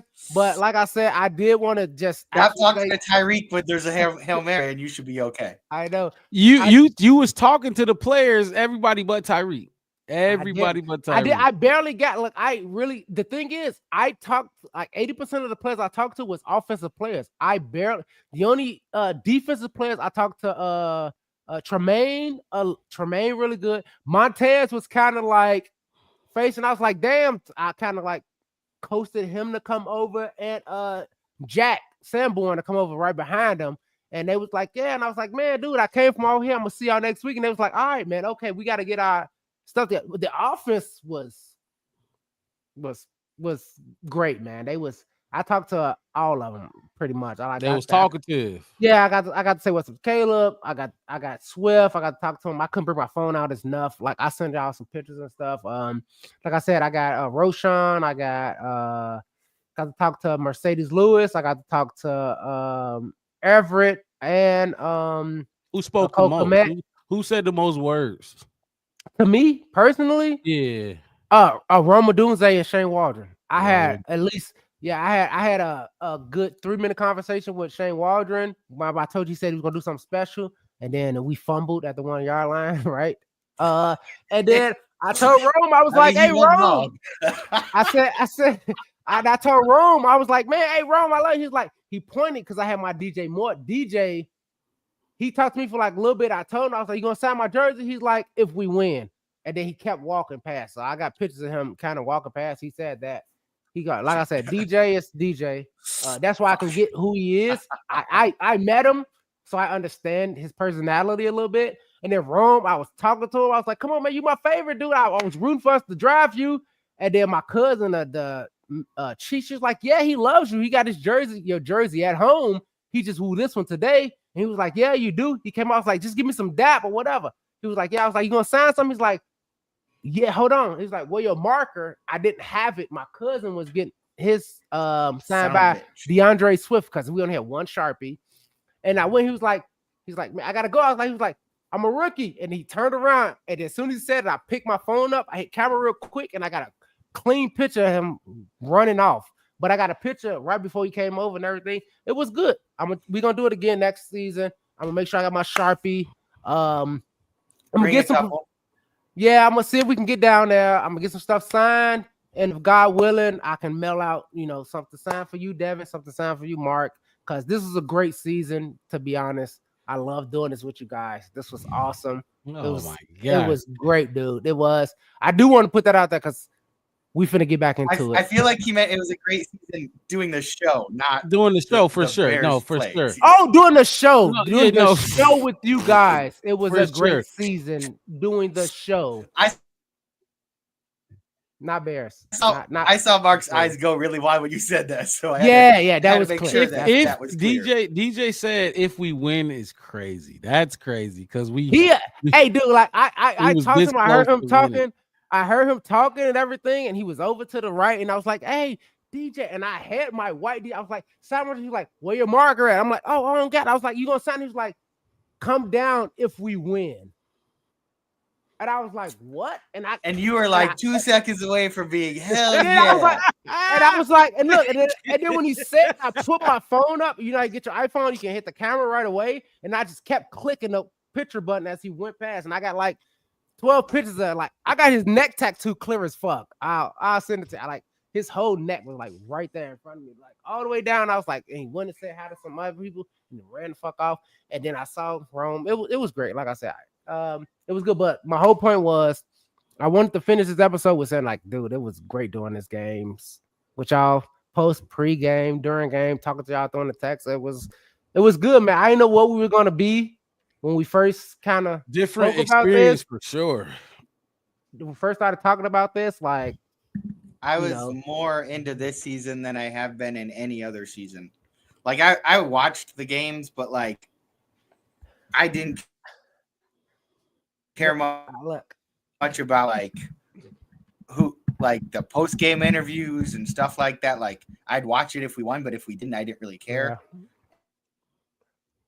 And it's I am so much more invested in this season. Yeah, I was more embarrassed, like not embarrassed, but more self-conscious of every game. I want to say embarrassed of every game because of what I said the day before or what I said the week before. Or like I'll be getting somebody like, oh, DJ finna have a star-studded game, and then he go for 1 catch, 2 yards, and then I gotta get back here, do my Jameson in my cup, and I got to sit here, woozy, and you like, or then Mark going like DJ's on my shit list, and then DJ going off my shit list, and he go off and all this kind of stuff.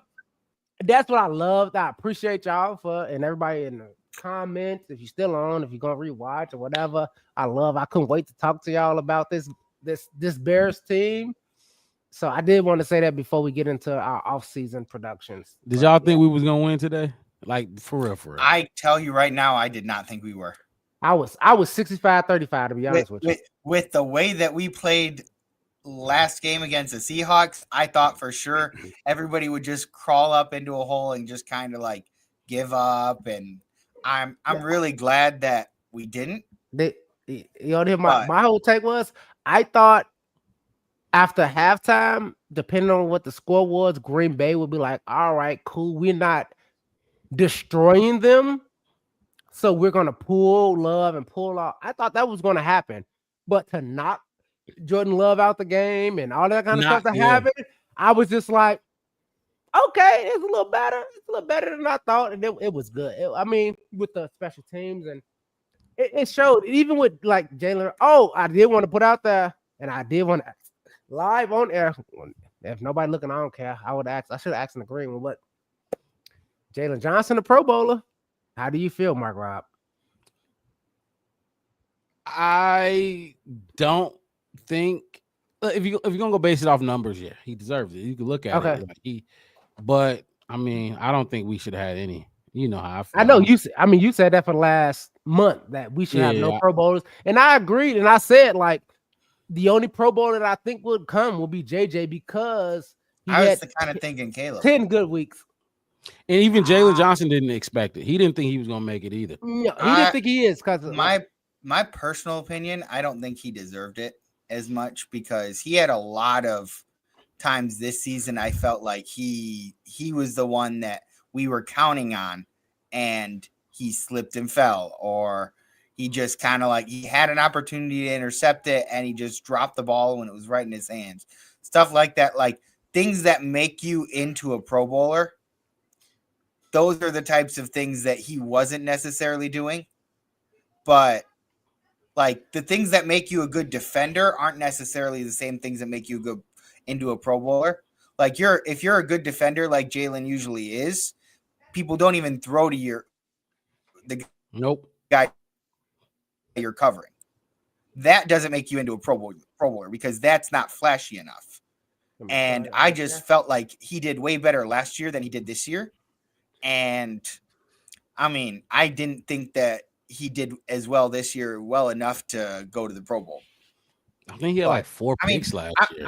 I'm glad for him. I'm glad that he did. But right, yeah, I'll take it. I'll definitely take it. Fuck it. My whole thing is like, I mean, one person is better than nobody.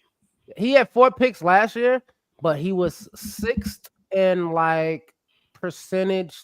I don't know. I forgot what it's called, but like defended the pass last season, he had like 4 picks, but he was like 6th or 7th in defended. This season, he was 3rd.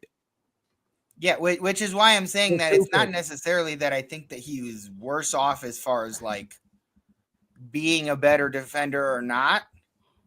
I just felt like It- that specific statistic isn't flashy enough to generate a Pro Bowl. Pro Bowl not. Yeah, like I think it normally did. that's I mean the flashy things are like the interceptions, the fumble recoveries, what that type of stuff, pick sixes, stuff like that. That's the type of stuff that usually gets you noticed enough to like get to that Pro Bowl. And I just didn't think that he did enough. I'm just interested to see if he gonna get the All Pro nod. I know he was That's second the team key. All Pro. We'll He was see pissed what about he not gets getting this into that last year. That's the one. And we'll see My if he whole makes it thing this year. is he was up there. He's been up there, and I think that kind of when he started being subpar, and I'm not talking about C, Mark. I'm talking about F performances in the last 6 games. He had 2 or 3 games where it was just an F, and I think that rubbed you wrong. On top of him speaking out as much as he speak. And I feel like that's what gave Bears fans the dive on him being Pro Bowl, All Pro. Because, like I was saying, it's a difference between being a NFL football player at whatever position you is, just with the NFL, and it's a difference between being a Bears football player. As a Bears corner, like we said about the quarterback, as a Bears cornerback, we don't care what you say. My daughters want y'all to see. So my daughters knitted these little animals they crocheted these little animals in the time that it took the Bears to win the Packers game. This is You notice how he said knitted, and then she came in and corrected him crochet. Yeah, I heard that too. I definitely heard it. Like I said, the difference between an NFL player and being a Bears fan. So they wanted to show this. This is Amani's one, and this is Alana's. Okay, turn it around, Alana. Okay, cool. And she knitted this, her little first little stuffies. All right, y'all good? Yeah. And they've been in the comments if y'all ever seen Amani and Alana Pettis in the comments. I did. Y'all want to get some camera time? They said y'all want to see some camera. Amani like, no, my hair. That's Alana. Hi. Yo. All right, cool. All right, Amani, you good? We're gonna check out. All right, cool. Hey, I put them on there, and the thing is, during a little bit of portion we was watching the video, I put them actually in. If you go back and watch around like 2.5, 3 hours, I turned the camera to watch my oldest daughter. She didn't get on. Amani, what is it? It's not knitting, it's crocheting. She was teaching the one that you got to see, Alana, how to crochet. And I showed that, and I wanted to put that in, even though I didn't want to show like that's what I'm talking about culture and all those kind of things, and how I feel like my oldest daughter's teaching my middle daughter, hey, look, this how you crochet a little puppy thingy. And one day she learned how to make a little plushy little thingy. You know what I mean? That's what I like about Thomas Brown. That's what we need. We don't need somebody in here saying like, oh, you made a line. Oh, that's cool. You learn how to, crochet a line of knots. A line of knots doesn't sell. Okay, we're not doing this. You see what I'm saying? We need a plushie thingy. And I don't know what it is. I don't know what it is about me. I might just be argumentative at this point. Oh, you I don't know. Because I feel like you gave the Bears offense you gave them credit for doing a line today, and that's just how I feel. I might just be argumentative because that's crazy. That's crazy. Look, y'all both because we looking at you like they scored twice, and then look, last week they didn't have no touchdowns. I could go back to how many games did they not score 2 touchdowns? No, like, you're absolutely right. We had plenty of games where we did not score a touchdown. Yes, you're absolutely right. Look, so it's just the team that I got. I got this Bears team. I had it for 18 weeks, and I'm looking at what they did all the time. And it's like, hey, look, my baby Alana didn't just knit a line this time. She may have did it last week or the week before. That's an F. I would have told her that sucked, baby. I'm sorry, daddy love you, but that sucks. Make a plushie. And then now this week she brought a plushie. Oh, that's nice. I don't know what animal it's supposed to be, but at least it's round and it's squeezy. Cool. This dude is you crazy. That's all I'm saying. Else, man. That's all I'm saying. But hey, yeah. But I did want to say this was a privilege and an honor to do this with you guys. So we could check out. No, for sure. And like I said in my initial thoughts, this is one of the most stressful seasons I've dealt with because this shit was just oh god, not. I feel like it becomes more stressful when you cover it the way that we do. Yeah, hell yeah, absolutely. When we cut, because when we come in here and we have people, anybody is allowed to just come in and make comments and stuff to us. Yep. And Yeah. stuff. It makes it like especially when it's we stuff cheer for the Bears, and it's stressful to watch. Especially when the stuff we didn't see for coming. Like we didn't see this defense doing this for 18 weeks. You know what I mean? God. Like I got a clip of all of us. I got a clip of all of us talking about that. The how good the defense should be. My god, it's so cringy. God. Like we don't have no blocked field goal takes before the season start. Like no, I mean, throw in the fact that like I don't think that we lose all the games we did if we don't have injuries to Brisker and Billings. Injuries, injuries. Let's be real though. Like you need to account for that. You're right. As a team, like when you realize that injuries are a part of the game, you need to account for the fact that, and that's one of the ways that I felt like Eberflus failed was he was trying to run the same plays with different personnel, thinking all players are pretty much the same. Right. But they're definitely not as far as skill levels. On the defensive side, we thought, because I remember doing our 53, and I remember we had defensive linemen that we was like, man, we could have put him up instead of him. It was so hard to take somebody. In the secondary, remember, we had people that we were like, oh, we could bring in this person to play safety and this person to do this and all.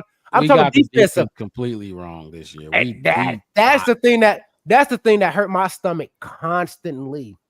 Is that defense, and then the special teams. I'm like, that's what we do. You know, we said that. That's what we do. They gotta carry us. Like I could understand, like you said, Mark. I could understand giving our offense a F for 18 straight weeks, being new rookie quarterback, just not getting it, not clicking, new offensive coordinator, blah blah, all this other kind of stuff. But block field goals. Defense giving up because remember we started off doing it. We started off only like when we started at one point 17. We were 4-2, and we were looking like the NFC North was going to be the only team ever, the only division ever to have all 4 teams make it to the playoffs. And from that point on, we just could not buy a win.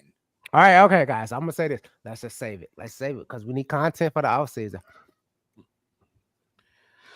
I feel like we can get into it with the shape that our team is in. Trust me, it's gonna be fucking breaking news. We go player by player. It's gonna be so much breaking news coming. New coaches. Once we get our head coach, we got to talk about who he's gonna hire for this and that. I know. We're gonna have a whole new defensive coordinator. Who was number 64 that we just brought up out of nowhere? That big guy. Our best dude, ain't he? That dude, though.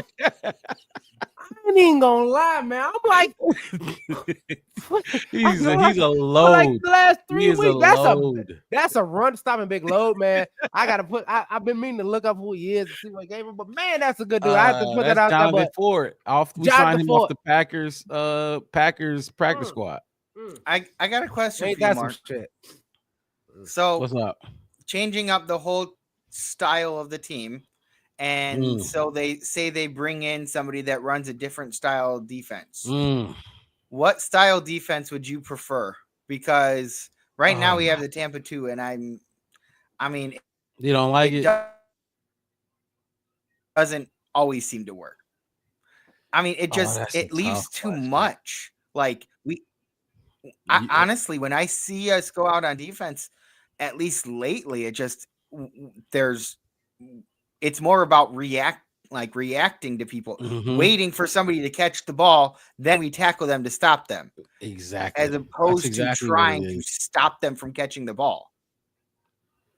Oh, that's a tough question. I'm gonna let him think real quick. It's something I've been wondering about for a little while now. Invest into a good 3 technique up the middle, good nose type kind of person. You got Montez Sweat on one side. You can build up Austin Booker or a rotational on the other side, but then you get to put in Draymond, TJ, and Jack Sanborn, and you can even drop what's 52 we got? My man was the blonde dreads from Seattle, 52 Taylor. Darrell Taylor, bring him in kind of like a linebacker kind of thing. But I'll talk about that later. That's my point. That's what I think we should go 3-4. That's a tough question. I don't know, Devin. I really don't know. Maybe it's something we'll think about and we can talk about next time because we're gonna have to. Because it's our reality. We're at this point. I hear people being thrown around as like other defensive coordinators or defensive-minded head coaches, people who had been. Now, I still think offense is the way to go. Mm-hmm. But if you hire a defensive-minded head coach, then they have already understood offense because they've been a head coach before. The problem with Eberflus is when we hired him, he didn't understand how offense works at all. You would think that somebody who is really good at defense would at least understand what would make a good offense, but he just didn't. And then he just kept on hiring these guys that he was always worried about them stealing his job or some shit. I mean, there's been talks about people trying to see if we could possibly get Ron Rivera as our defensive coordinator or whatever. It's like he's been here before. There are things that you can do on the defensive side to kind of change up how you do things. And yeah, it would depend. I mean, it would really depend on like make us look at our personnel completely differently. With our linebackers and stuff like that. We definitely gonna spend a lot of time on it because it's gonna switch. Like if we switch from our 4-3 to a 3-4, it's gonna change a lot of our personnel. Like 3-4 is 2 middle linebackers. Yeah, I mean, they was trying to get Roquan to switch to a will linebacker. He's a middle linebacker. That's not his scheme. Traded the Baltimore back to the scheme he likes. So it's gonna be it'd be interesting if we end up going to something that we would need him. We would be very justified in having him. It'd piss off a lot of people out there to say like, well, he's the type of player you could have just changed your type of style of defense to fit the personnel that you have. Instead of my whole thing is, could you imagine if we, given the situation that we're in, we went to a 3-4, brought in like I said, bring 52 up as a linebacker because he's small enough to play outside linebacker. Outside, and then moving Kyler Gordon to like a strong safety, Jaquan Brisker kind of position. Do you guys think Kevin Byard? Who? Do you guys? I don't think Brisker. I don't know if he's coming back, dude. I don't know if he's coming back to the NFL. Damn. I think he had his chance. He had his choice, and I think honestly, the reason he is not playing is not because of the Chicago Bears organization. I think that is all on Jaquan and how he feels about his life, his health. I mean, at a certain point, and my whole thing is this: like, even think about this. Even if he does come back and we go to 3-4 and to swap him and Kyler in and out, that makes him take less hits, kind of thing. We could talk about it later on, but I'm just saying, like, I've been thinking. I do think Brisker gonna come back, just because we saw Tua. They want that money, that NFL money. They're trying to set their family up for generational wealth. Cricket Commish just jumped in here with us. Said, "Yo, was good. Great Bears win. FGB for sure." We about wrapping this thing up here for the last post game show of the season. This was a heated one. They had a lot of back and forth going on this one, but yeah, I know. When you have a 5-12 season, we were so eager to get the first one. The Bears players should have a lot of back and forth going on in those locker rooms. They should be happy about the fact that they won against Green Bay, but they need to do some serious looking into themselves to figure out how can you beat Green Bay in the last game of the season. You can go toe-to-toe with them in their first game of the season against them, but you just cannot beat all these teams. Like at a certain point, you got to think about all these close games that we lost. Like, yeah, we were in it, but at the end of the season, why didn't we win? 5-12. How were we unable to just get over that hump and win those close games? Granted, Should have 2 been years more like ago, 9 we and didn't 8. have the close games. Like, we didn't have the close games as much when we only won 3 games. We were losing a lot more of those by more points. But yeah, we definitely at the end of we the were day, losing we by have more. 5 wins. Got to figure out how we were unable to change. There were probably about at least 4 wins out there that we should have had. Hell yeah. That's not least, even including the fact that we lost to Arizona because we lost to Washington. How are you going to lose to one team because you lost to another? That doesn't even make sense. But they let that affect them. And that was the problem. And it dragged on into even the next game against the Patriots, who they should have beat. How can you? New England came. That was at home. That was a home game for us. Yeah, I just there's granted Eberflus was still coach, but I just there's so much there that like you got to look at to like. Yeah, I get it that he's your coach, but if he's calling things that you just do not agree with, I know that you shouldn't be doing this out on the field and stuff, but like you got to do what you got to do to win. And if the way that he has been calling the previous 2 games has not been winning and you guys just look lost out there, somebody needs to step up and just kind of say like, this is what we're going to do. I don't care what he says. Let's go out there and just try and win this game. Handle business. I know that's not what you're supposed to do. Like I'm well aware of the fact that like you get people start doing that and you don't look like a cohesive unit out there. But it just, I don't know. It just, something just didn't seem right for the past like 8 weeks. We had a substitute teacher. That's what happened. We watched the movies. We didn't read the book. It's okay. Long season for sure, and I'm definitely about to clip. I'm about to clip this last like hour of this show and post it as a separate because it was some good conversation being talked about. But look, appreciate y'all tuning in to the Black Bear Podcast. I'm your host, Mark Robb, co-host Devin to the right of me, other co-host Chef West, the bottom of the map. In the desert where it's 65 degrees. 18 weeks. 18 weeks, fellas. And it's only, I feel like it's only gonna go up from here. There's a lot of news we're gonna have to cover. That's the one bright spot that I got is what's that? The fact that even on this bad of a team, we have seen like sparks of what we could say is great. What part? Where you at? I'm in Tempe. And when we got Caleb Williams leading us next year, if we can get a specific type of coach that I feel like really can play to the strengths that we do have, mix that in with some good players that we can get in the draft, because we're excited about this draft because we got a lot of picks and we're going to definitely be breaking this down later on. But I'm excited to see what we do because I personally think that there's no way in anyone's mind you don't go offensive line and defensive line for like 90% of this draft.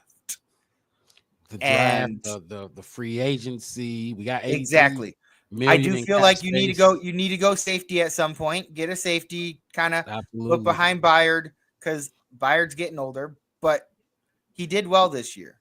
I feel like he did a lot better as an upgrade from Eddie Jackson. And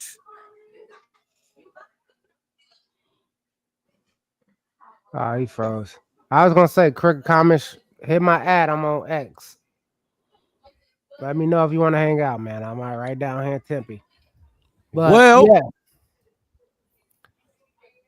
Let's go, Minnesota. Oh, yeah, that game is on. I'm about to tune I've been into watching it this whole time. I was watching Right it now. for a little while and then I kind of forgot.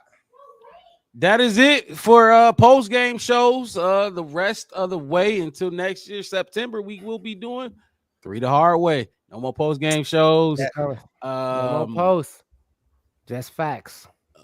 Like I said, appreciate everybody tuning into the Black Bear Podcast. Hit that like button, subscribe to the channel, the Black Bear Podcast. One word, no spaces. Y'all have a good rest of y'all Sunday night. Us 3, we signing off. We'll see y'all when we see y'all. Thank y'all for the season.